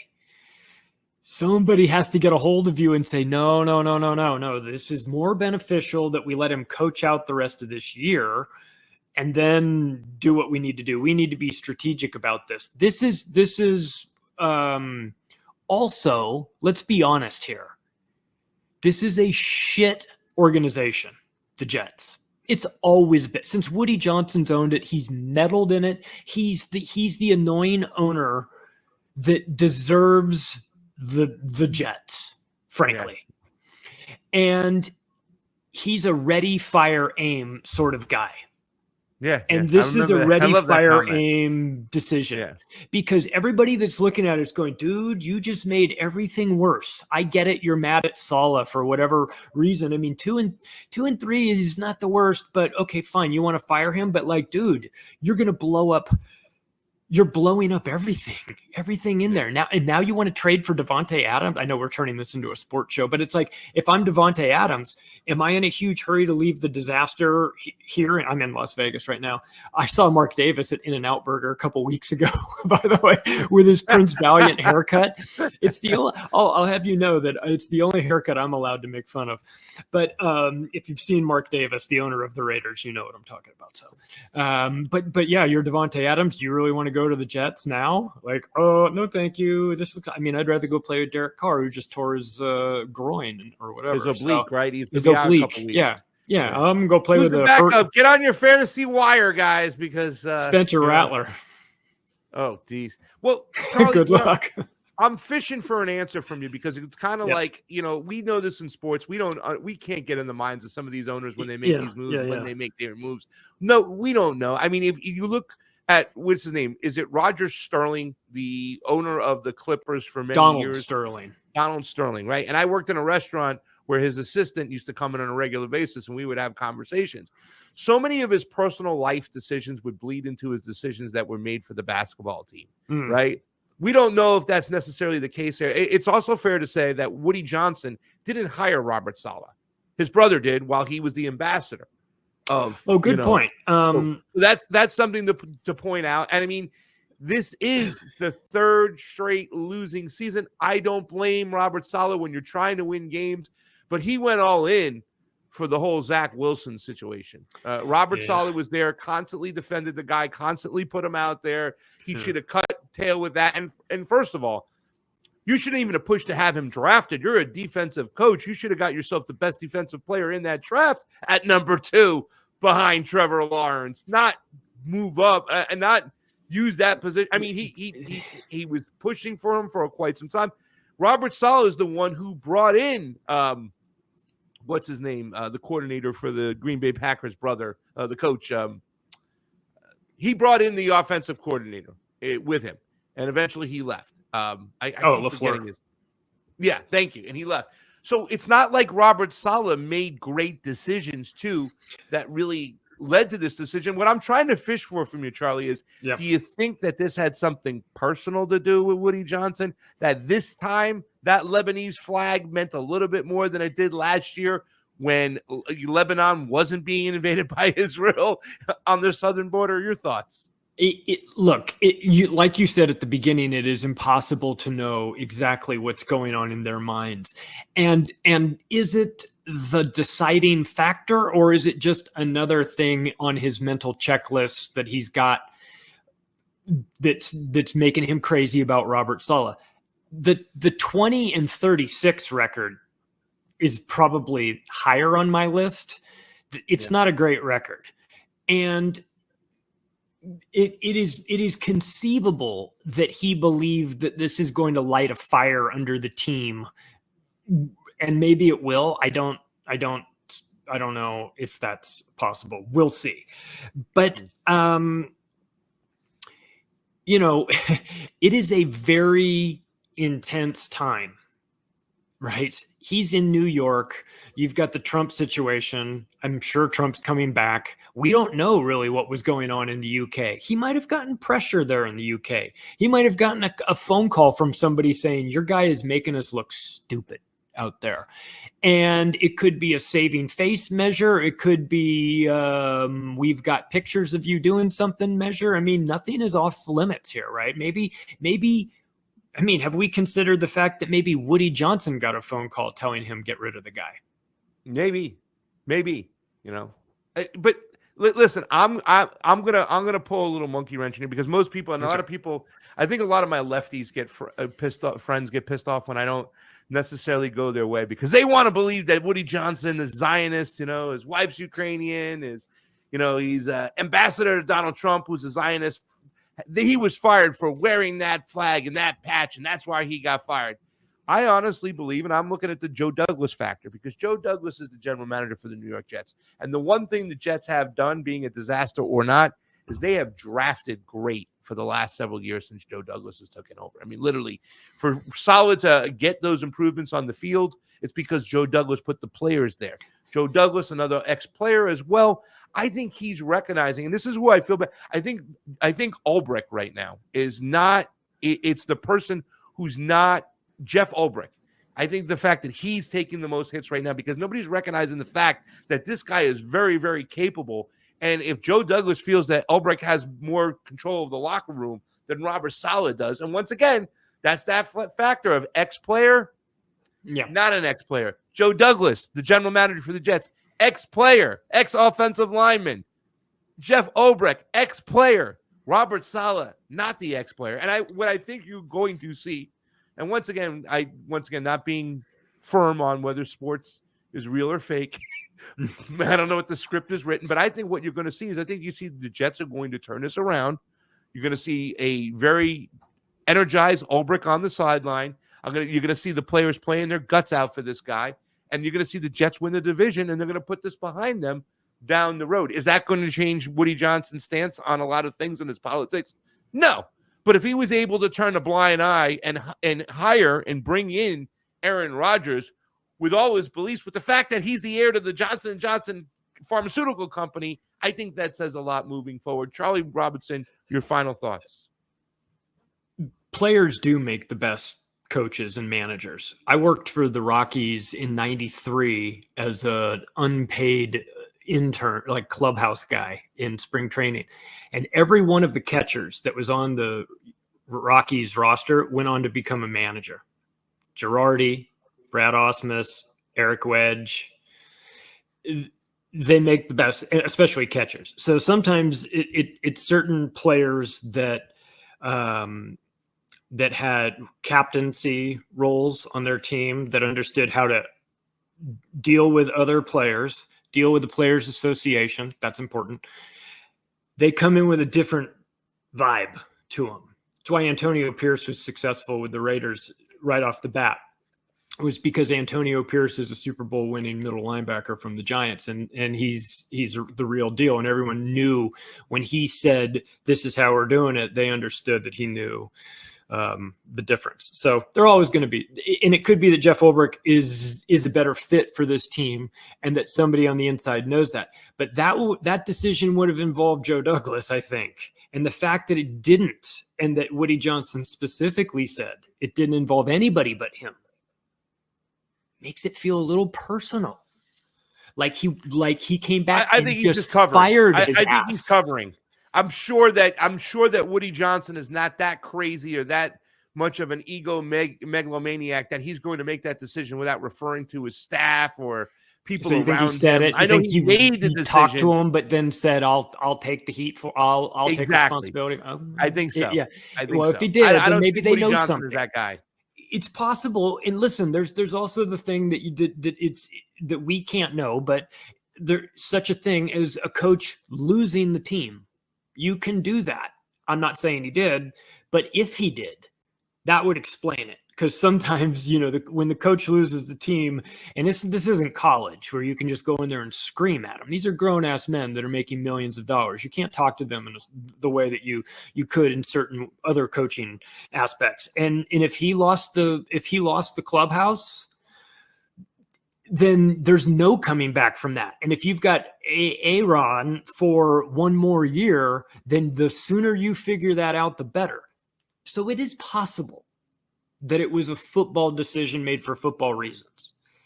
But you've got the experts in it. And I would say Rich Eisen, NFL Network, calling the game, expert with the team. If he didn't see it coming, I don't know. I saw it coming though. I did. Listen, it was from a linebacker. I'm not going to say who, but he talked to my friend. He says, listen, the problem is going to be Jeff Ulbrich at the end of the year. That this guy's going to leave that building, and it's going to hurt the Jets. He's an ex-player, and these players will go to run through a wall from him. And I think that Saleh had that in the beginning, but somewhere along the line, he lost it. You can just see by his energy on the sideline, he wasn't the same Robert Saleh. I think he lost it when he became a head coach and not just a defensive coordinator with San Francisco. I think that he lost that because he looked like he was having fun. He was, slapping guys and freaking out, and everyone's like, who is this guy? And then he becomes a head coach, and then you're like management to an extent. And it's soul sucking.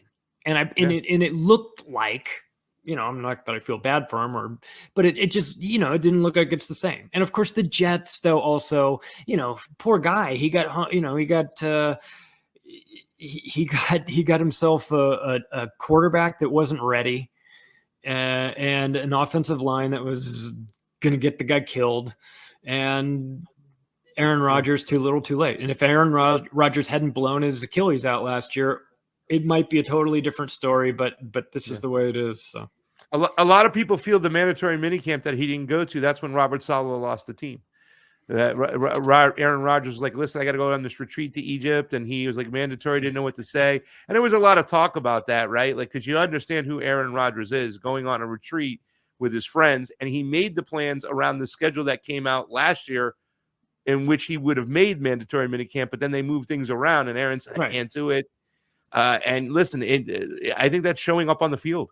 Like, there's limited time these guys have throwing balls to one another. Aaron Rodgers was hurt last year. And you need as much time with these guys. Some of the timing is off with some of these players here and there. And I don't know. Hopefully he can turn it around.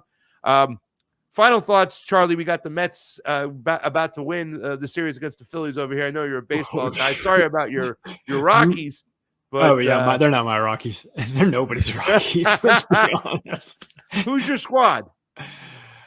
I've always been an Angels fan. So we've had two of the best players in the world for a while, and well, not this year, but and squandered them. So it's tough to watch. But because of the business that I was in with sports media training, and now we wound up kind of building our own little fantasy roster based on the clients that we represented. So, we'd have a favorite on this team and a favorite on that team because it was guys we represented. So I stepped away from like rooting for a particular team a long time ago. It'd be nice to see the Angels do well, but I have no love. The team that I loved in the late 70s and early 80s is way gone. So, Well, they beat the Mets this year when I went to go see them. They beat the Mets 2 out of 3, in fact. So that was heart-wrenching because the Mets, they did a very good job after the first 2 months of the season turning it around. Maybe we can find a way to get back into sports media because independent news media, really, really tough, Charlie. Your old outlet, TNT Media, closed down not too long ago. TNT News out of Australia. Sanctions now. I was literally in trying to get a job in DC and Sputnik, or trying to get a job with the RT affiliate, Rebel. I was filling in for Manila Chan on the Rick Sanchez show down in Miami, and all of a sudden one swoop of Merrick Garland's pen and then Joe Biden's pen. These things are going away. They're killing independent media moving forward. It's hard to make a living nowadays. And if you try to do it on your own, though, the mass censorship, the demonetization, nobody knows about this more than you, Charlie. What are your thoughts on independent media moving forward? And does this election have any implications on what it would be after? Like, because a lot of people are saying if Trump wins, he's going to lift a lot of sanctions. He didn't last time, so I don't see why he would do it this time. Your thoughts? I think it's like with Kamala, they're not going to lift any of this. It's all going to continue on, all of the censorship. With Trump, you say it's possible, right? That's it. That's as good as you can do, because trying to understand what that guy is saying versus what he's actually planning on doing, good luck. I mean, it would be the right thing to do. It would go a long way. It would be the logical thing to do. It would be the honest thing to do, but that doesn't mean he would necessarily do it. As far as independent media, I'm now part of the Independent Media Alliance that Whitney Webb, Derek Brose, and Ryan Christian put together. They invited me to be a part of that. We're going to team up, sort of strengthen numbers to help get the message out, to help amplify the voices of the other writers that are a part of it, and to show, to sort of come together and support each other, because the mainstream media is, of course, very organized. They're pathological liars, but organized and have a lot of money behind them. And the mainstream alternative media, as David Icke has been talking about, is also financially backed. And what we're trying to say is, well, we're not, but we work well together. And so we're going to promote each other's work and keep writing and do all the things that we need to do to stay a couple steps ahead of the censorship. But it's real. It's most definitely happening.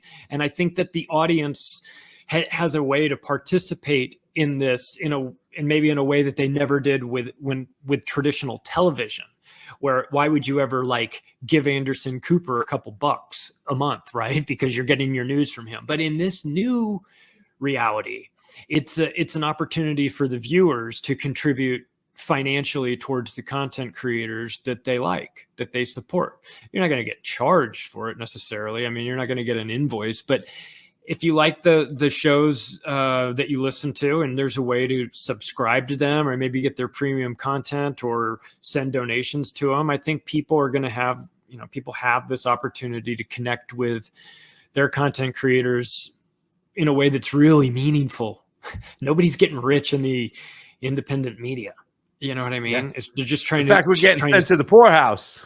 Yeah, just trying to kind of keep things afloat. So hopefully people are contributing to you and your show because it matters, And I know what you do when you get contributions. You go give baseball equipment to needy kids in Cuba. I got a lot of bats. I got 20 bats. I got about 100 balls, 10 mitts. I got to go make another trip over there because I got a lot of stuff. But things are getting complicated if you try to go over there. Ladies and gentlemen, that's Charlie Robinson. Charlie, thank you so much for joining me today and giving your insights on this whole Woody Johnson, Robert Saleh, New York Jets, Lebanese flag, Aaron Rodgers, a.k.a. whatever craziness it is. Go check him out at Macro Aggressions. He just talked about this independent media alliance. I love all those people. They're great people. Whitney, Ryan Christian, Derek Rose, who's just amazing. My old friend Steve Poikinen, obviously part of it, Charlie Robinson, and many others. Thank you so much for joining us, Charlie. Thanks, Costa. Appreciate it.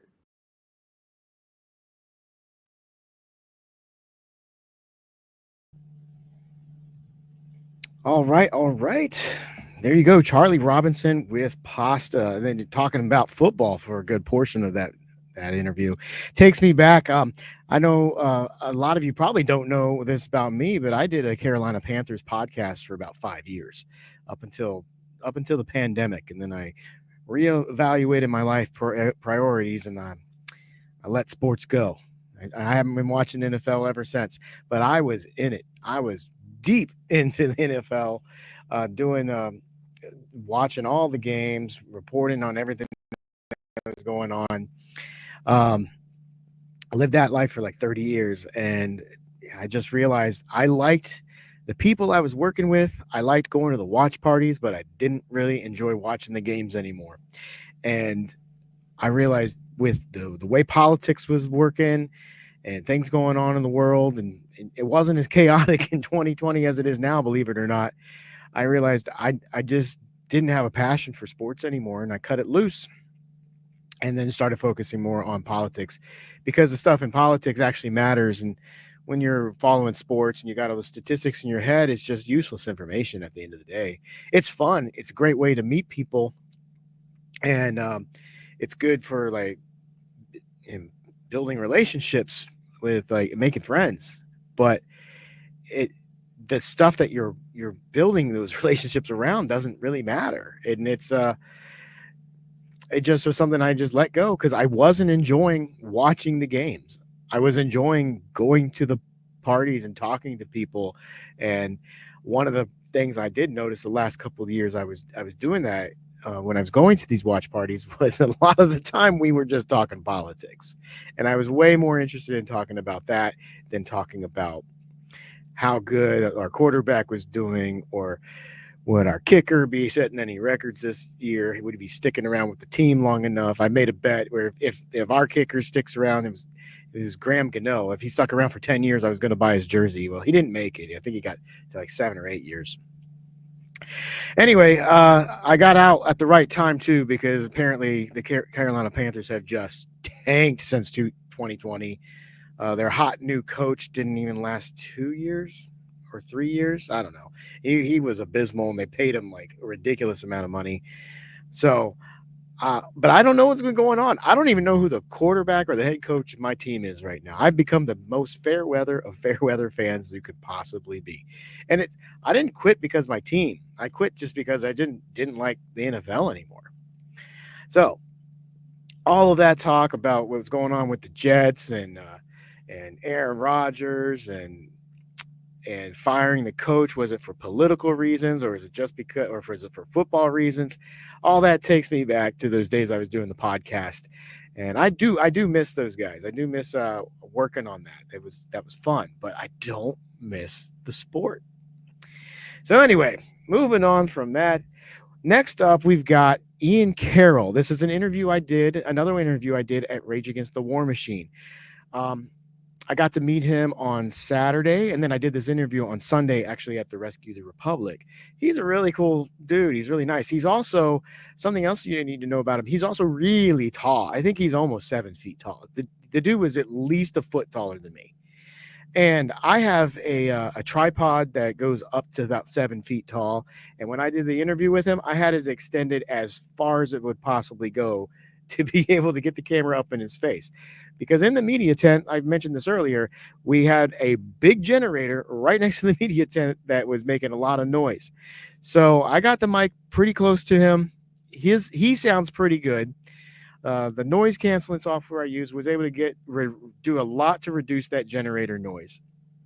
However, you can barely hear me at all. I'm like 2 feet away from the microphone because it's up so high to be in his face, and he's a foot taller than me, and it's pointing away from me. You could barely hear me. So when you listen to this interview, my audio is going to sound very distorted from his, but I was able to boost it to where you could understand me to somewhat. But it's still a little difficult. So for my parts, I added subtitles, and they'll be right there on the screen. But when Ian starts talking, the really, really bad audio gets reduced and goes back to normal, and you can totally understand what he has to say. But when you see the subtitles, that's me. When there's no subtitles, that's Ian, and you should be able to understand what he's going through, what he's talking about. So a lot of people might not know who Ian Carroll is. So let me go ahead and bring this up real quick. He's a newcomer. He's only been doing political commentary, and he's not really even a political commentator. But he sort of got sucked into this because he decided to do what he's doing on TikTok, and he grew astronomically fast. He got like 1.6 million followers. You can see here. He got that so quick going on TikTok, and all he's really doing is what a lot of us do when we're just wasting time on a weekend or late at night. He would go on the internet, do Google searches, or go on Reddit, and he'd fall down a rabbit hole about a subject. But when he crawled out of that rabbit hole, he would turn on the camera and report to all his TikTok followers what he saw. That's basically all he did. He found a lot of interesting stuff. The first time I recognized or noticed who Ian Carroll was when he did a video about the Las Vegas shooting. And he kind of brought that back to people's attention. And he went through a lot of the weird occurrences that happened with that story and how they blamed it on one guy just taking pot shots at all these people at the music festival in the parking lot. And somehow he decided to kill himself, but he still had all this ammunition there. And there's just a lot of mysterious circumstances around that. And that shooting just didn't really last that long in the news cycle. And when they did talk about it, they talked about bump stocks and used that for a reason to create a bump stock ban. But when you start to look into that Las Vegas shooting, it's kind of mysterious how there was a lot of reports, phone calls being called in about people with guns and like stuff coming in from all over the city, from many different casinos. This was not just one guy doing a thing. This was a much bigger thing. But there seems to be some kind of cover-up over what really happened there. And John Cullen did a lot of work to investigate that and put a lot of the work out there that Ian Carroll was reporting on. But I don't think at the time when he made that video, he knew who John Cullen was yet. So when I talked to him at the Rage Against the War Machine, he said, yeah, I found that out later, and that John Cullen was a big part of that and talked about that. So I never saw that follow-up video.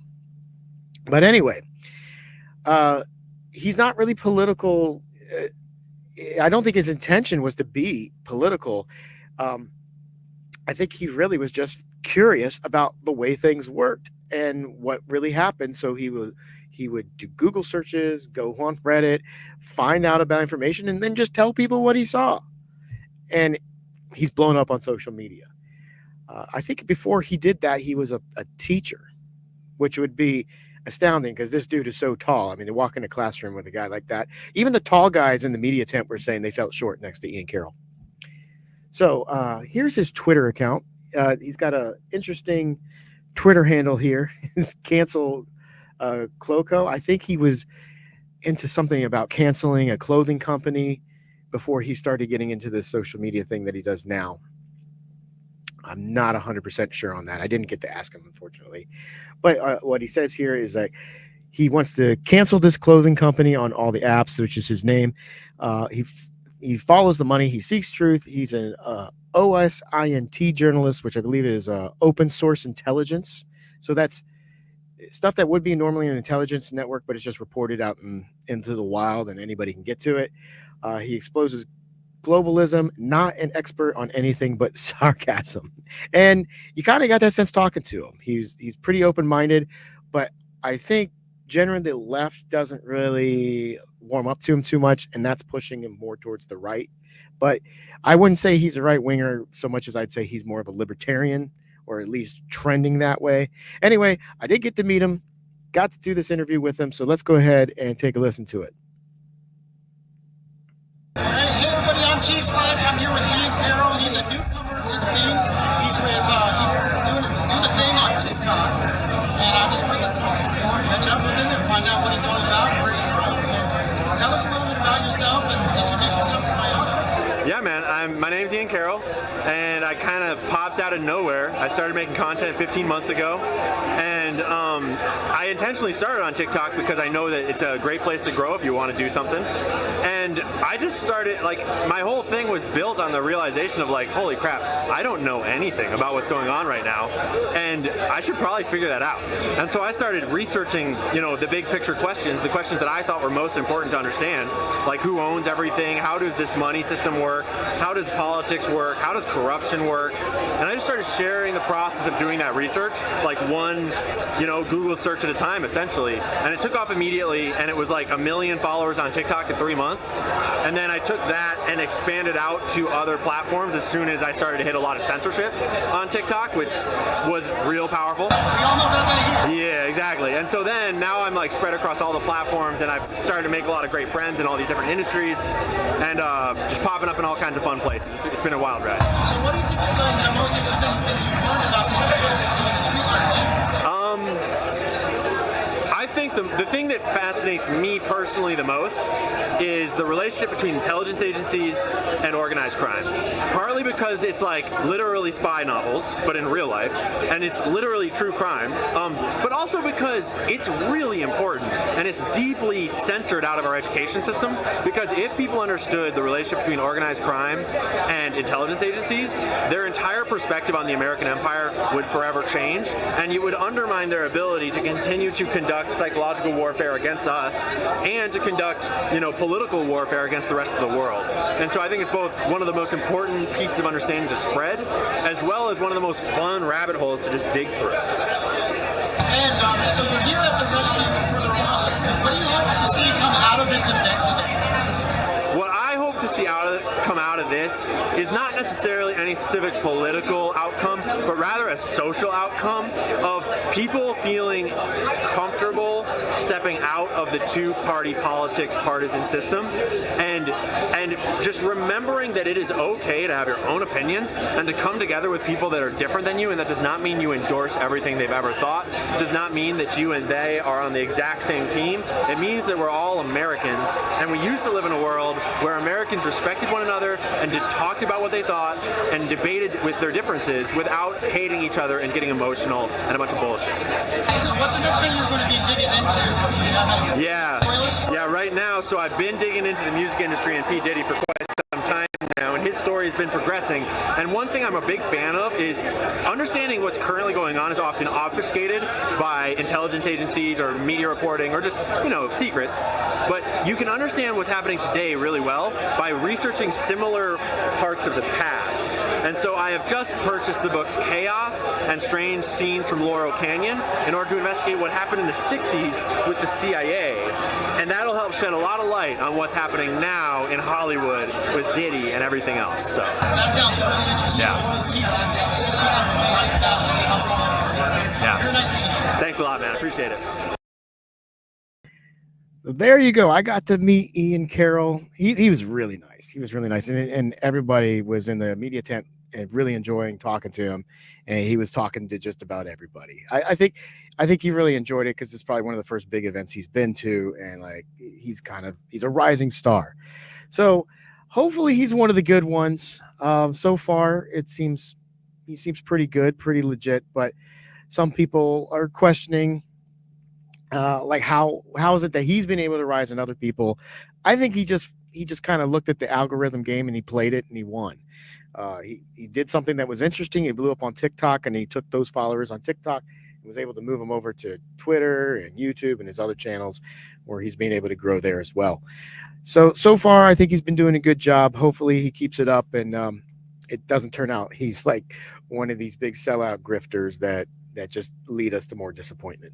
But I did enjoy talking to him while I was there. Also, on Saturday, we got to hang out with a bunch of people, and I helped film this interview as well for Jose Vega, where he's interviewing Garland Nixon.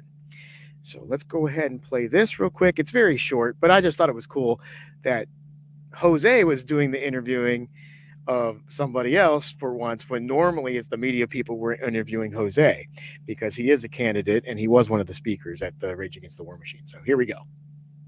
All right, I'm here with Garland Nixon here at the Rage Against the War Machine. My name is Jose Vega. I'm a candidate, and today I'm going to be asking you some questions. First of all, what have we been doing here? Well, I think one of the issues is that a lot of people are starting to understand the gravity of the situation that we're in as far as foreign policy. I think there's significant concern that we could be involved in World War III, some kind of a nuclear conflict that could be, dangerous for humankind, dangerous for us all. And I think there's also an understanding that the government does not represent the people. And I think if I had to sum it up, it would be we have a government that doesn't represent the people and acts, actually contrary to the needs of the people. And there are a lot of people here who are feel that if we all work together, that maybe we can regain control of our government. Well, regain if we ever really had it. I don't know. But we can get control of our government. How about we go with that? Well, some people often are, right now, like a lot of people putting their faith in the electoral system. They're saying, well, hopefully, Donald Trump will save us, or Kamala Harris isn't as bad as we think she is. I mean, what is it people should actually be putting their faith in, or what is it that they should be doing instead of the electoral system? Well, I would first say this. I do radio, and I had a caller one time talk about, oh, yes, I'm going with the lesser of two evils, whatever. And I said, well, have you done that before? And he said, yeah. And I said, how's that been working out?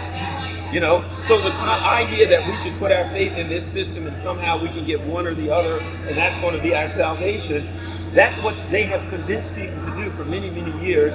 And it is that mentality that has evolved into what we have now. So I think we have to understand that the electoral system, as we currently experience it, it's completely rigged. It's been, grabbed through propaganda, through control of social media, control of this political dissent, control of media in general, mainstream media. But they've created an environment where not only do we not have a democracy, we had the illusion of democracy. Even that illusion has dissipated. That may be a good thing, because a lot of people can learn from that and recognize that they need to go in a different direction, I think. All right, one more question. If there's anything you want people to take away from your speech, just one thing at all that you hope they remember and keep with them, what is it? Unity. It's unity. I think if it's the one thing I want people to understand is we have to stop pushing this. I'm not going to work with this person because they're right wing or left wing, or we disagree on certain issues. If there's anything people need to take away from this particular event, it is that there are people of various ideologies and beliefs who have come together to work on a common cause, and the common cause is so important that it needs direct action. Beautiful. All right. Thank you all. All right. All right, that was Garland Nixon being interviewed by Jose Vega. I thought that was pretty cool to see that happen. Also, real quick, let me go ahead and throw this up for Jose.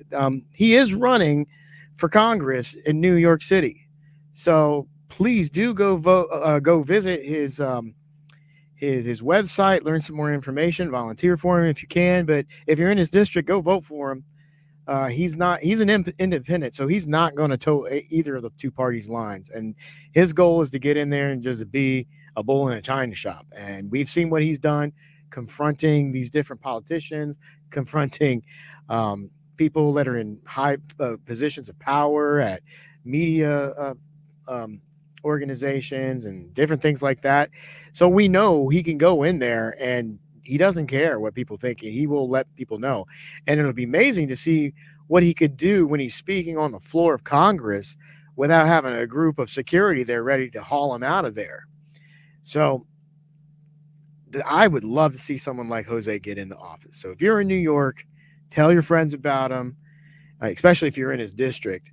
Do what you can to help out. But Jose Vegas for Congress. And I just thought it was really cool watching him interview Garland Nixon. And if you're not familiar with Garland, you should be. Go to his YouTube channel. Follow him on Rumble, because YouTube likes to kick people off, which is the subject of the next video I'm going to show you, or this next interview. But Garland is doing some really, really great work. He has Scott Ritter on all the time. The Duran knows and likes Garland. They watch Garland to learn stuff. And he's also one of the two hosts of the Critical Hour on Sputnik Radio, where he works with Dr. Wilmer Leon, who also has a very good YouTube channel you should check out. He puts out a lot of good rants and just thought pieces that are worth listening to. But definitely subscribe to Garland on YouTube and Rumble, and definitely do whatever you can, especially if you're in New York, to help out Jose. I think those are two good guys. So one of the big things they touched on in that interview was what was the purpose of the event. And the one on Sunday, which was Rescue the Republic, definitely felt more like a Trump rally.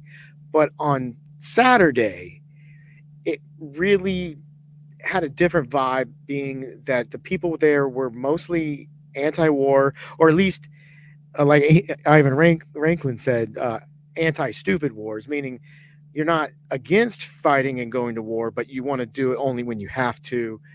You fight to defend yourself. You don't fight to further the interest of further private interest, to fight for a private company to get resources or something like that. But unity was the thing. You got to unify with the people who agree with you in order to achieve your goal. And so everybody that was speaking on Rage Against the War Machine wants the military industrial complex to be reined in to some capacity, or at least, or if not all the way.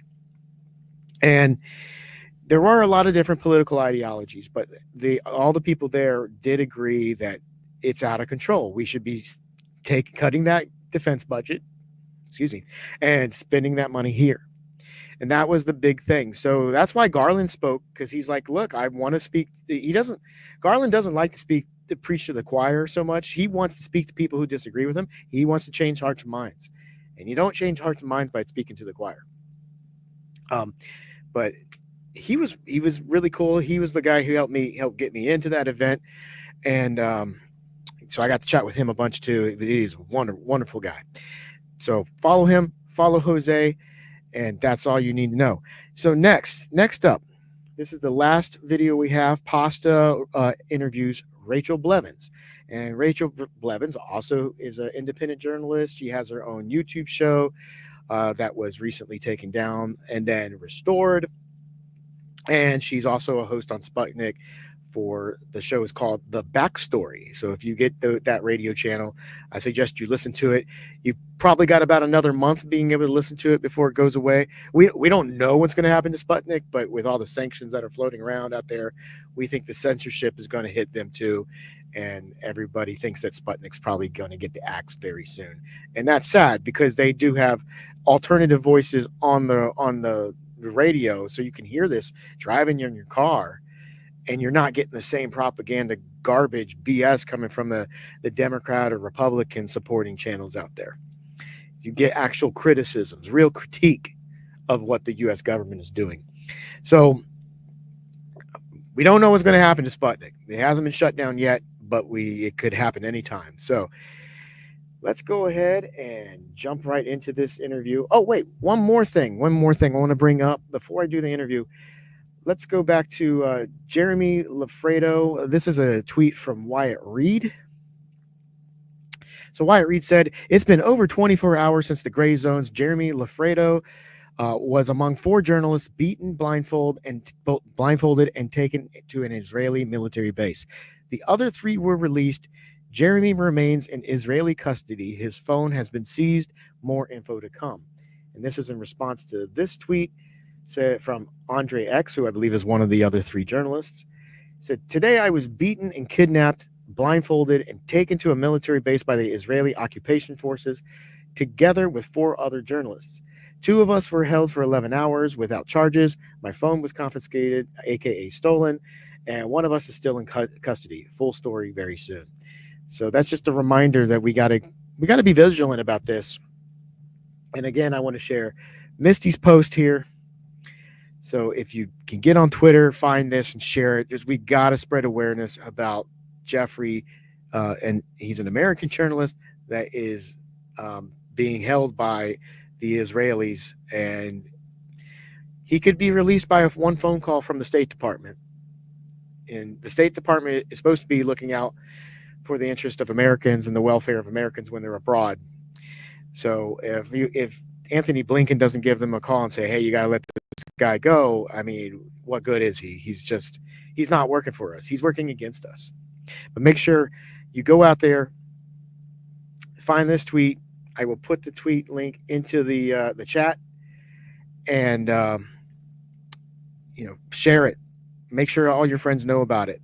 It's very, very important. We got to get this guy free. I don't want him to be another Gonzalo Lira.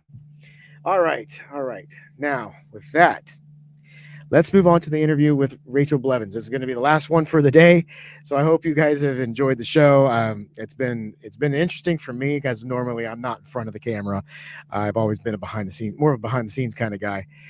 But so yeah, thank you for watching and sticking with me through all of this. You know what? I'll come back on after the interview to say goodbye. How about that? So let's watch the interview, enjoy it, and then I'll say bye and wrap up the show. Everybody, welcome back to the show. Thank you so much for watching. All the links down below to support independent media are there, of course, and I do appreciate every bit of help. You know we are under attack. We are being demonetized, censored, and all that other good stuff. So let's send the bat signal out. Here we go. Boom! Pasta signal. I want to get it with the light, like the bat signal. So when I hit it in the air, we see who's coming. So let's see who the pasta signal brought today. We are talking about censorship and elections. Look who it is, ladies and gentlemen. It's Rachel Blevins, everybody. How you doing, Rachel? Hey, Pasta. I'm doing good. Happy to be here. Just hit the pasta signal and you come running. You must like pasta. Do you have a favorite pasta sauce? I think I just like the regular spaghetti, and I will say I am the not fun kind of pasta because I have celiac disease, so I actually have to be gluten-free. So I have not had normal pasta in so long that I couldn't tell you what it tastes like, and I don't know what I'm missing. Well, what I'll do is, since you're from Texas and you can't have carbs, you can't have flour and water together, which is gluten because it's celiac, I'll just make you a giant steak pizzaiole, which is a giant Texas steak soaked in marinara sauce, so it's soft and tender to make you happy. Perfect. Let's talk about who's not happy out there right now. I would say the independent-minded voter out there right now. I would say somebody who has kind of walked away from the two-party duopoly for quite some time, is not playing the game anymore. There's still an argument, should he even vote third party into the system right now? What is getting 5%, public funding going to do when you're going back into the same crazy mechanism, which is the United States government and how they operate? At the end of the day, it doesn't seem like those who are in charge are not the ones in charge. It seems like the donors, the multinational corporations, it seems like they're calling the shots, especially those in the military-industrial complex. And you can make an argument for those in big tech and big pharma over the last couple of years. How do you see this election going right now? I mean, if we're going by with the parameters that, hey, we're going to get team red or team blue, Do you think there's any difference? And do you think we even have a say or a choice in the matter? Oh, those are good questions. And I'm with you on that one. I typically don't vote in presidential elections. I have not yet. I don't plan to vote in this one, mainly because I don't see any difference between Team Red or Team Blue.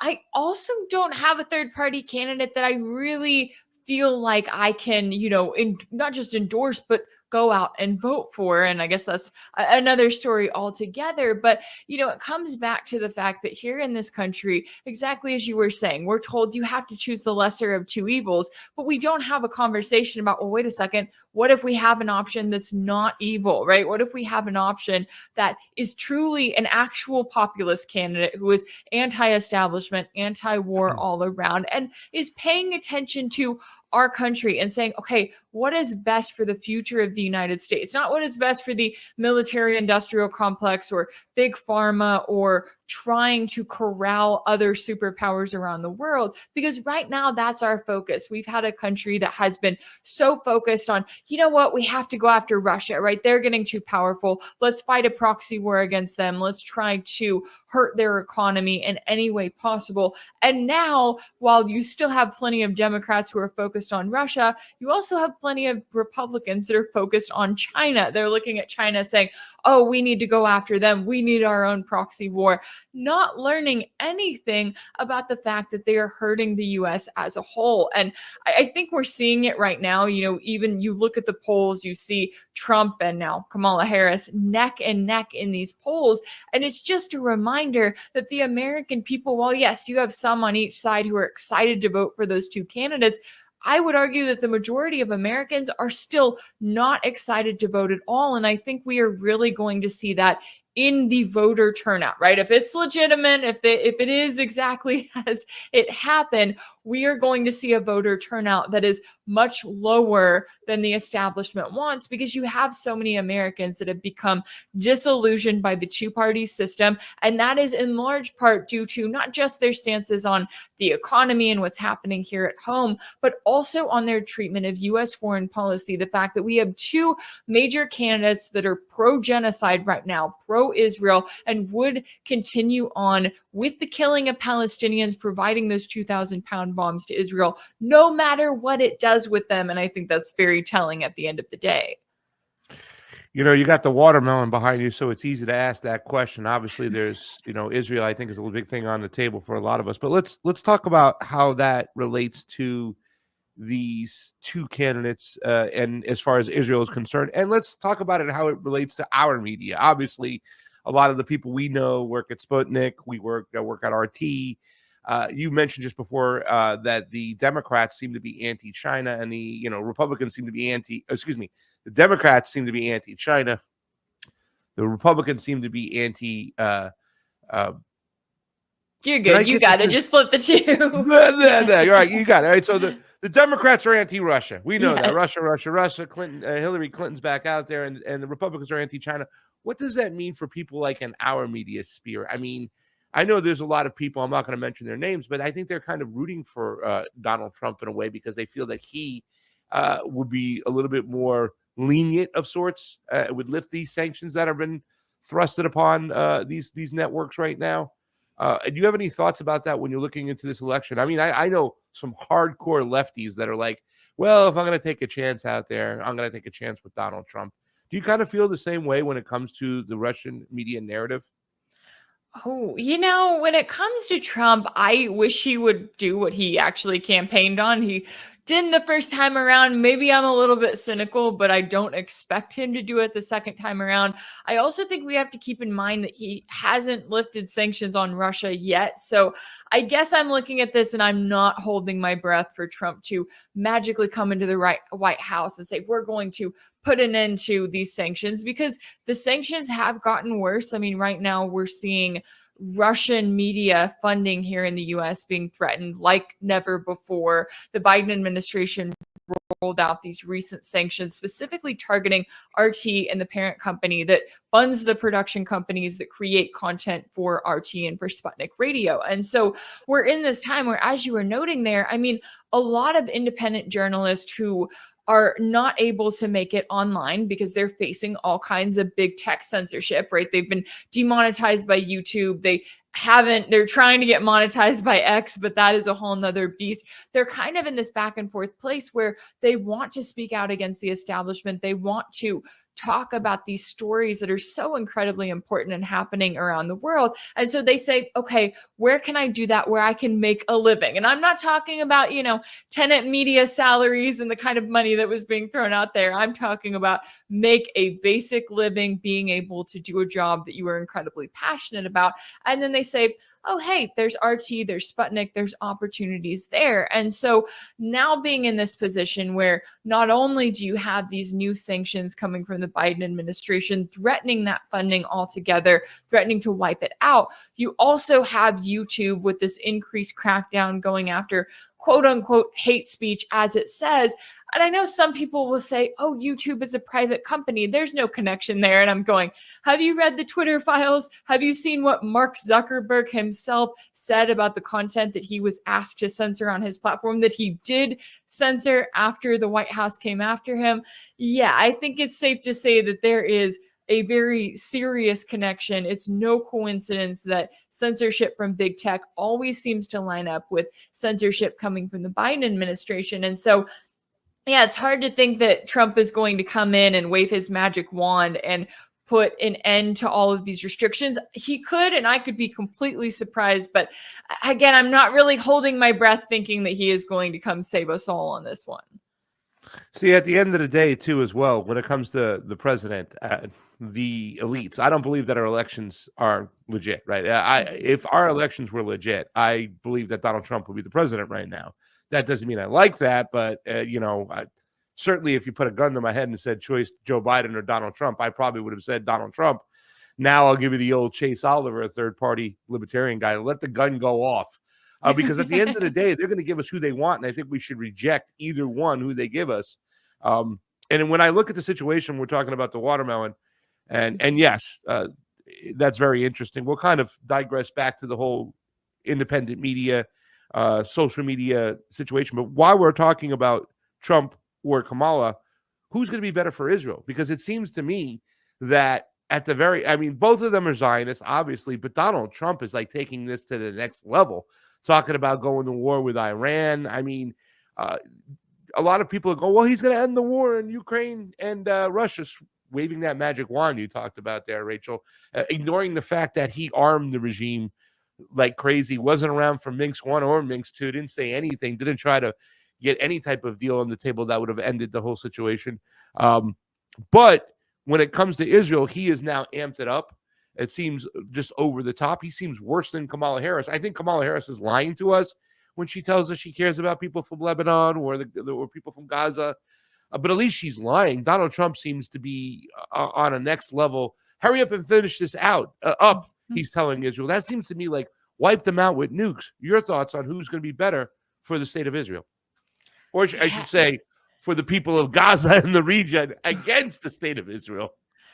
Yeah, unfortunately, if it's either of those two, I don't know if there is a better for the Palestinian people. I mean, exactly as you said there, I'm with you. Trump has been so pro-Israel. I mean, we saw that while he was in office, the fact that he literally illegally recognized the Golan Heights as Israeli territory. He moved the U.S. embassy to Jerusalem also illegally. He's gone above and beyond to show his allegiance to Israel. I mean, where was he on October 7th? Oh, he was with Ben Shapiro and everybody else. And I'm looking at these images and videos going, oh, okay, so we know exactly what we can get from Trump. And yeah, his statements have not been, oh, it's sad that so many Palestinians are being killed, as if that's kind of the thing from the Biden administration. They act like, oh, Palestinians just died. Like, we didn't send the bombs. There's no correlation. Israel is a sovereign country. We don't tell them what to do. And when it comes to Trump's rhetoric, he seems to look at it from the public relations aspect, right? He's like, hurry up, get this over with. I don't want to have to deal with this when I'm in office. I don't want to be the next Genocide Joe. And beyond that, he doesn't care about the Palestinians. He doesn't care about the Lebanese or any of these other civilians that Israel is targeting using weapons that were made in the USA. And so I think we know exactly what we're going to expect from Trump, which is going to be more pressure. It could lead us to direct war against Iran. And that's incredibly concerning because in that case, you're talking about World War III, right? Iran is not an isolated country. It has a lot of friends, which include Russia and China and others in the region. And so that's my biggest concern about Trump is that he's so ego driven that it's who is in his ear at the moment, who is telling him what and convincing him of what, convincing him that he's doing the right thing while possibly going to war against Iran. On the other hand, with Kamala Harris, I will say I'm frustrated with the Democrats right now because when Biden was in office, when you had the Democratic primaries, we had this thing called the uncommitted movement, right? You had these people coming out in key states saying, I would rather write in uncommitted on my ballot than to vote for Joe Biden. Now, I know that at the time there were some warnings of, well, just wait till the general election, they'll come around. And that appears to be what they're doing right now because they're saying, well, we can't endorse Harris, we can't endorse Trump, we're not going to endorse a third party candidate, but we are going to tell you that Trump is worse than Harris, so kind of do with that what you will. And it's like, Democrats need to be putting more pressure on Harris right now because in the same way that Trump is ego driven, Harris seems to kind of be driven by whatever she thinks that people in the room want her to think at the moment. And when she's saying these statements like, oh, we're going to do more for the Palestinians or the Lebanese, I think that there needs to be a lot more pressure there. Now, do I think that there can be enough pressure to get her to stop support for Israel? No, unfortunately, I don't, because this is the United States and that's how politics operate. But I also think that that pressure needs to be there from voters all around, especially from those Democrats saying, hey, there's still a genocide going on the other side of the world. The U.S. is still funding and enabling it. And as we saw with Netanyahu and his comments yesterday, he literally said that he is prepared to make Lebanon like Gaza. So he's saying, hey, you see the destruction, you see the genocide we carried out in Gaza, we can bring that to Lebanon too. And he knows that he can get away with it, at least up until this point, because no one in the Biden administration has put in any restrictions, any red lines whatsoever. And anytime they bring out statements like, oh yeah, we wish Netanyahu would do this or that, it's like, okay, what comes of it? Nothing. He just walks all over their statements and continues on with the exact same genocidal rhetoric and action. You know, it seems as if that one president gets in, the other gets in and hands them the baton and allows Israel to do what they want to do. It doesn't make a difference who's in there, R or D. And I am obviously a little bit weary. And I think you bring up a great point too as well. A lot of people feel, you know, because they were able to spin the Ukraine war as Biden's war, right? That's why a lot of these Republicans opposed it. That plain and simple. They were before they were against it. But once it became Biden's war, right, then they can push back. It was almost like when Iraq became Bush's war. In the beginning, before it was Bush's war, it was the war machine. People were pushing out back against it. Then they moved us right back into that two-party paradigm, fighting against each other. You know, we got to get in, hope and change Barack Obama because he's going to end the wars. And he just went drone war crazy and expanded wars within the Middle East himself. I think it's very important for people to understand that just if he does end the Ukraine Russia situation, that there are other ways to get to World War III. And that could be through Iran. And like you said, they have a lot of friends, Russia and China. Do you think, though, when it comes to the censorship aspect of it, they are censoring anybody who's anti-establishment across the board? Not so much, because you mentioned the Twitter files. And the Twitter files were a lot of screenshots. It wasn't source material. And it kind of said that conservatives were getting censored. You just got back from censorship right now. You got your channel back, right? You went on a couple shows and talked about it. Mark Sloboda went through the same thing. I think it's awesome that Jeffrey Sachs can help out and make a phone call, but certainly Jeffrey Sachs wasn't an elected official, and there's still a lot of us out there who have not seen a penny. We've been demonetized. We get shadow banned. My business partner, Fiorella, her YouTube was still taken down, has never come back. Do you think that whether it be Israel, Russia, or any adversary of the United States, that the censorship online is still going to come across the board for anybody who's anti-establishment, and more importantly, anybody who's really who became a journalist for the fourth estate to hold the government accountable? Do you still think they're up for grabs as far as being censored on across the board? Oh, absolutely. And I think exactly as you were saying there, I mean, look, this censorship did not start just in the last couple of weeks. I think what YouTube did in the last couple of weeks was it was kind of trying to see, okay, what can we get away with here, right? Because a lot of times, like you were noting, when Fiorella's channel is taken down, when Scott Ritter's channel is taken down, you have people that create a public outcry, right? They speak out and they say, this is wrong. YouTube shouldn't have done this. And YouTube kind of gets away with it. They go along, they're like, oh, okay, we're going to carry on. And then in this case, they took several channels down all at once, claiming that they violated YouTube's hate speech policy. And all of the videos that were targeted, they seem to be more Ukraine related. But in my experience, because I had gotten the notice from YouTube last week that 4 videos were being taken down, they were all on topics related to Ukraine. They were interviews with guests that included Fiorella that were talking about the situation in Ukraine. And when it was then taken down on Sunday, they come with the, vague, we found repeated or serious violations of hate speech on your channel. And then when it was given back yesterday, it still had that warning. It still had those 4 videos removed. So the message that I got from that was YouTube saying, look, you're not out of the woods just yet. We heard the public outcry. We heard the pressure that we went a little bit too far on this one. You can have your channel back.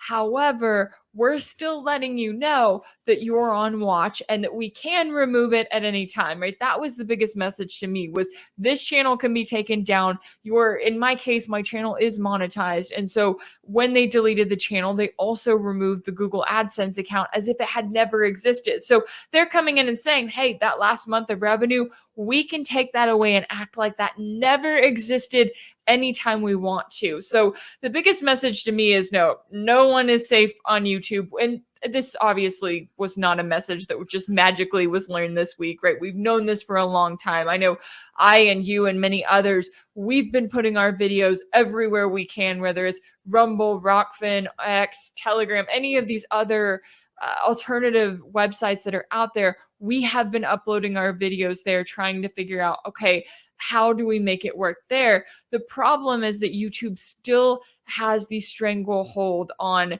being the largest video marketplace, in the sense that that's where you can get the most subscribers, you get the most diversity of people that are finding your videos and learning about you as a journalist. And on top of that, they also have the best monetization strategy, if they will finally let you get monetized, right, compared to other platforms. And that includes Rumble. So, I mean, I have hope that some of these other platforms are able to gain more momentum, as a lot of us are going to them and driving subscribers to them. But I'm also hoping that monetization follows, and that way it gives us a reason to be able to continue putting out videos there, because we're putting out this content for free, right? We're putting these videos out there. We're giving these platforms a reason for people to come to them.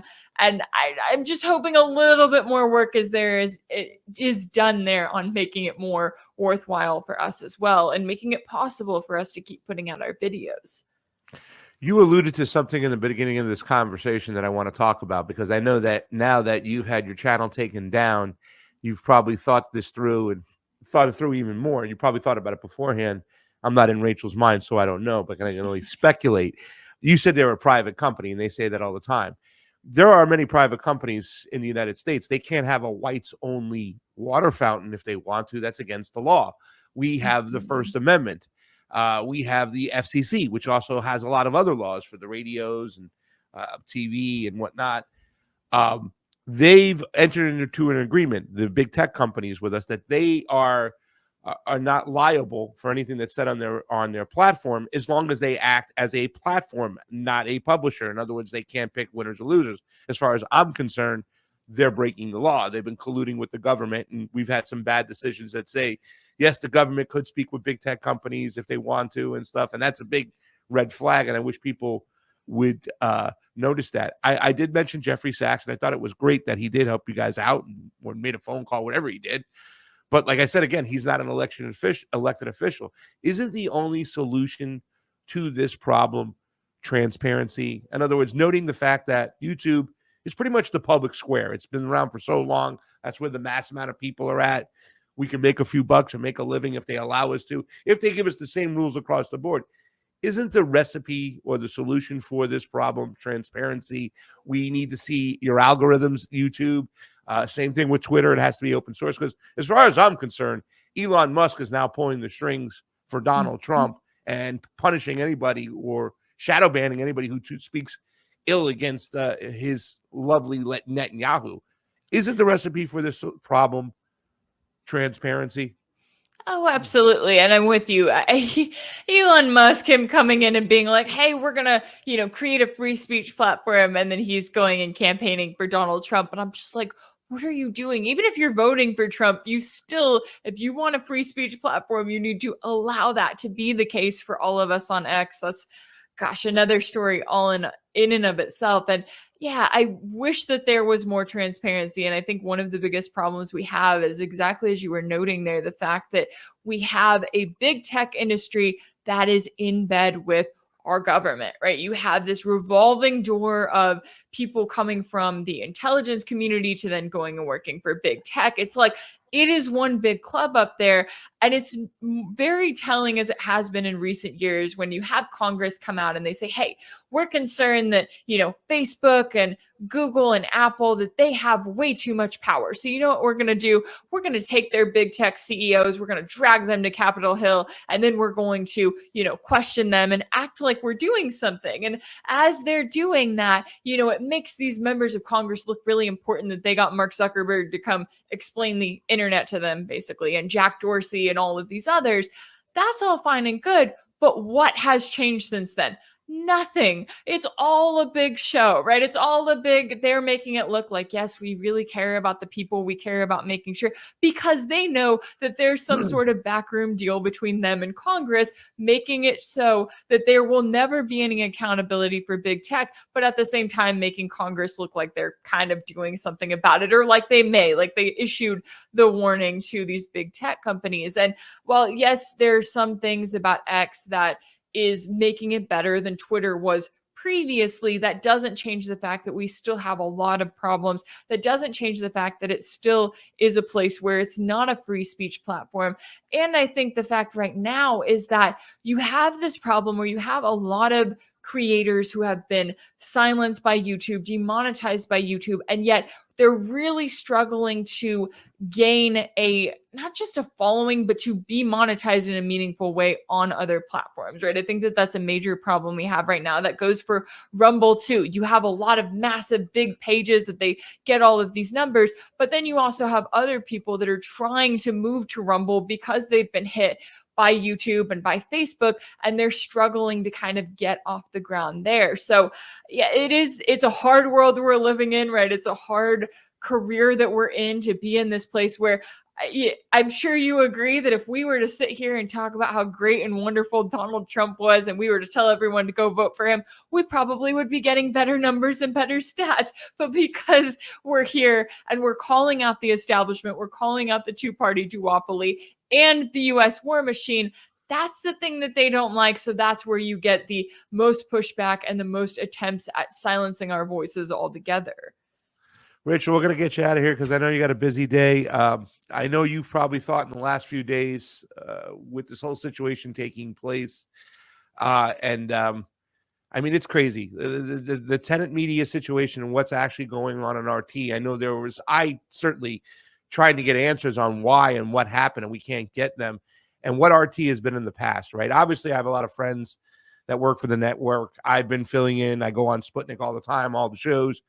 I was literally, when I was filling in for Manila Chan a couple weeks ago on the Rick Sanchez show, in the studios in Miami, as I'm sitting down getting my hair done, Merrick Garland is on the TV screen talking about these sanctions, and I'm just shaking my head.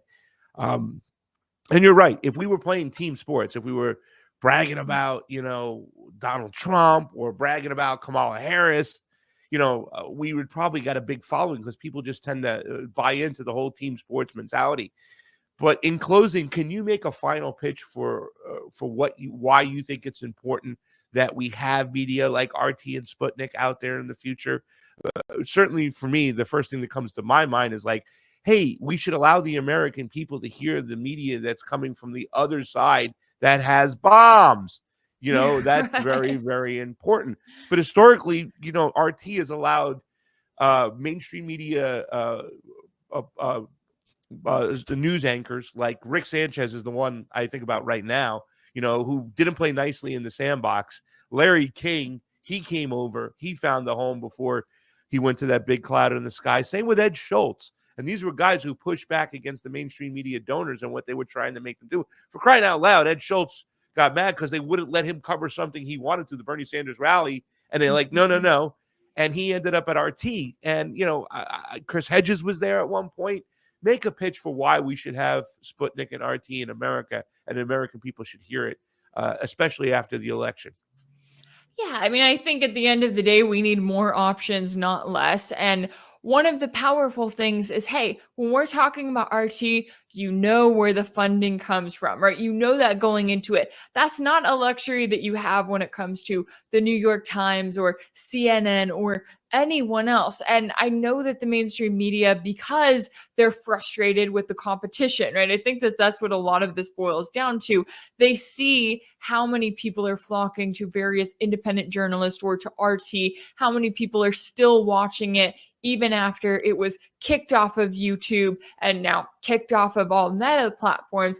And they see that frustration and they're like, wait a second, we're supposed to be the only media. And they're trying to figure out how to condense and how to censor other media. So the fact that you have media out there, well, yes, it's Russian funded. You don't have to watch it. You don't have to like Russia. You can watch it and hate watch it, right? You can watch it and say, I don't agree with this and this, but it should still have the right to exist. And if Americans decide that we want to work for media that is Russian funded, we should have that right? We talk about freedom in this country. We talk about democracy and how we need to have a choice. Well, if the US is coming in, it's banning any sort of Russian media funding, which the US has never officially declared war against Russia. It has in the sense of sanctioning Russia into oblivion as much as it possibly can. But it's very telling when it's like, okay, we're still allowed to have Israeli media. We're still allowed to have US funded media all over the world. I mean, how many times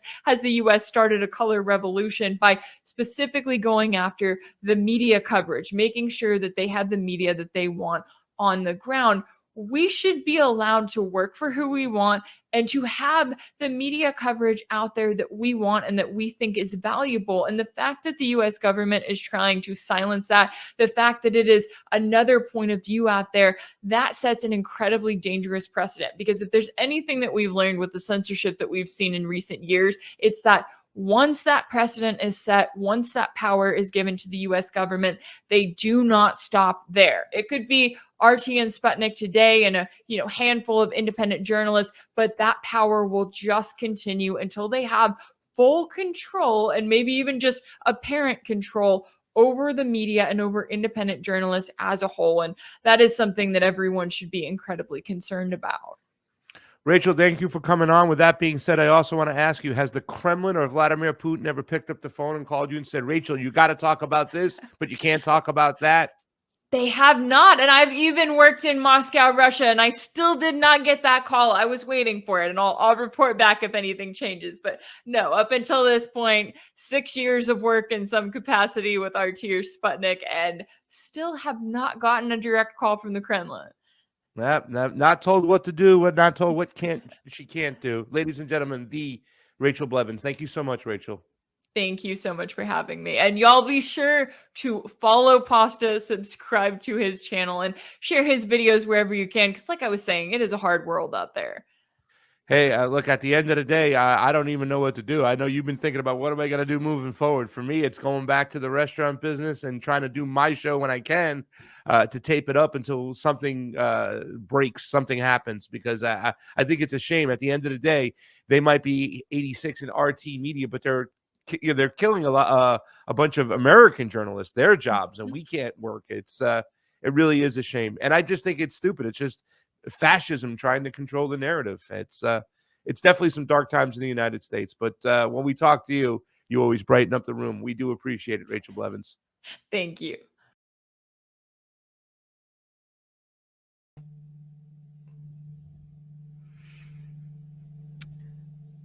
All right. That was Rachel Blevins. I hope you guys enjoyed that interview.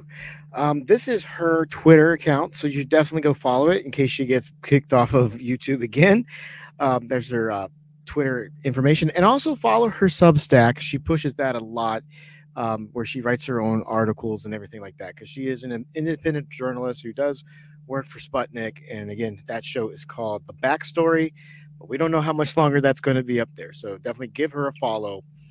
And she does do a lot of good work. All right. So that is going to be close. We're close to the very end of the show. I still have a bunch of super chats coming from, or super rays coming from Rockfin. So let's go ahead and take on those. I got a big thank you for to TD over there on Rockfin, who's been making these contributions. Let me check to see if there's any more. Nope, that's it. All right, so let's go ahead and run through these. So TD tip $5.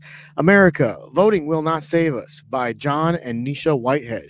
America people remain eager to be persuaded that a new president in the White House can solve the problems that plague us. There you go. Thank you, TD. I think that's a recommendation for.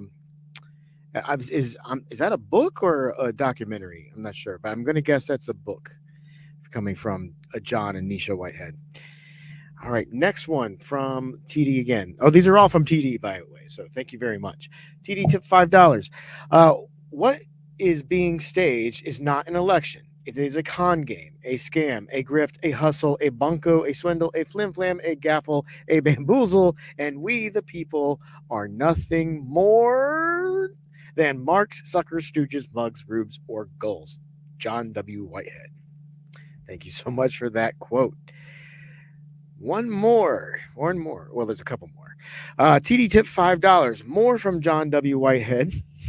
We're being duped into believing that this mockery of a choice between two candidates who are equally unfit for office actually translates to having some say in the government we run. That's absolutely true. It's absolutely true. Our government has been taken away from us. We used to have some control probably for about 40 years after World War II.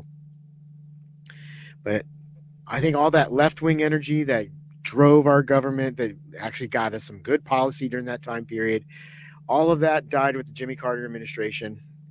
They literally killed the left-wing leaders in the 1960s, and then what was left over from those movements kind of just fell apart throughout the 70s. And with the Jimmy Carter administration, it was over. I mean, and he did not have a good presidency. He was undermined by people in his own administration, and then the Reagan era began, and that was it. The left has basically been dead since 1980. So, but yeah, I agree with Whitehead here. We are being duped into believing that we have some kind of say in our government. Very good quote. Very good. All right, two more. TD tipped $5 again. No fear. Prepare yourself emotionally, physically, and spiritually. Pray, meditate in solidarity with every one of you. Peace. Thank you very much, TD. And lastly here, TD tip. Choose love and watch the ripple effect take hold across the universe. Very optimistic and aspiring words there, TD. Thank you very much. We really appreciate the contributions. As you know, Pasta is not joking when he says he's looking into going back into the restaurant business, because there's just we had investments that ran up in August, and we've been doing this on a shoestring budget. I mean, I've got to be looking for new work too. It's I love doing this kind of job. I'm thankful that Pasta gave me the opportunity, but we both got to find work. And then not only that, if we want to continue doing this, we got to find work that'll give us schedules so we'll both be off at the same time, so we can do the show.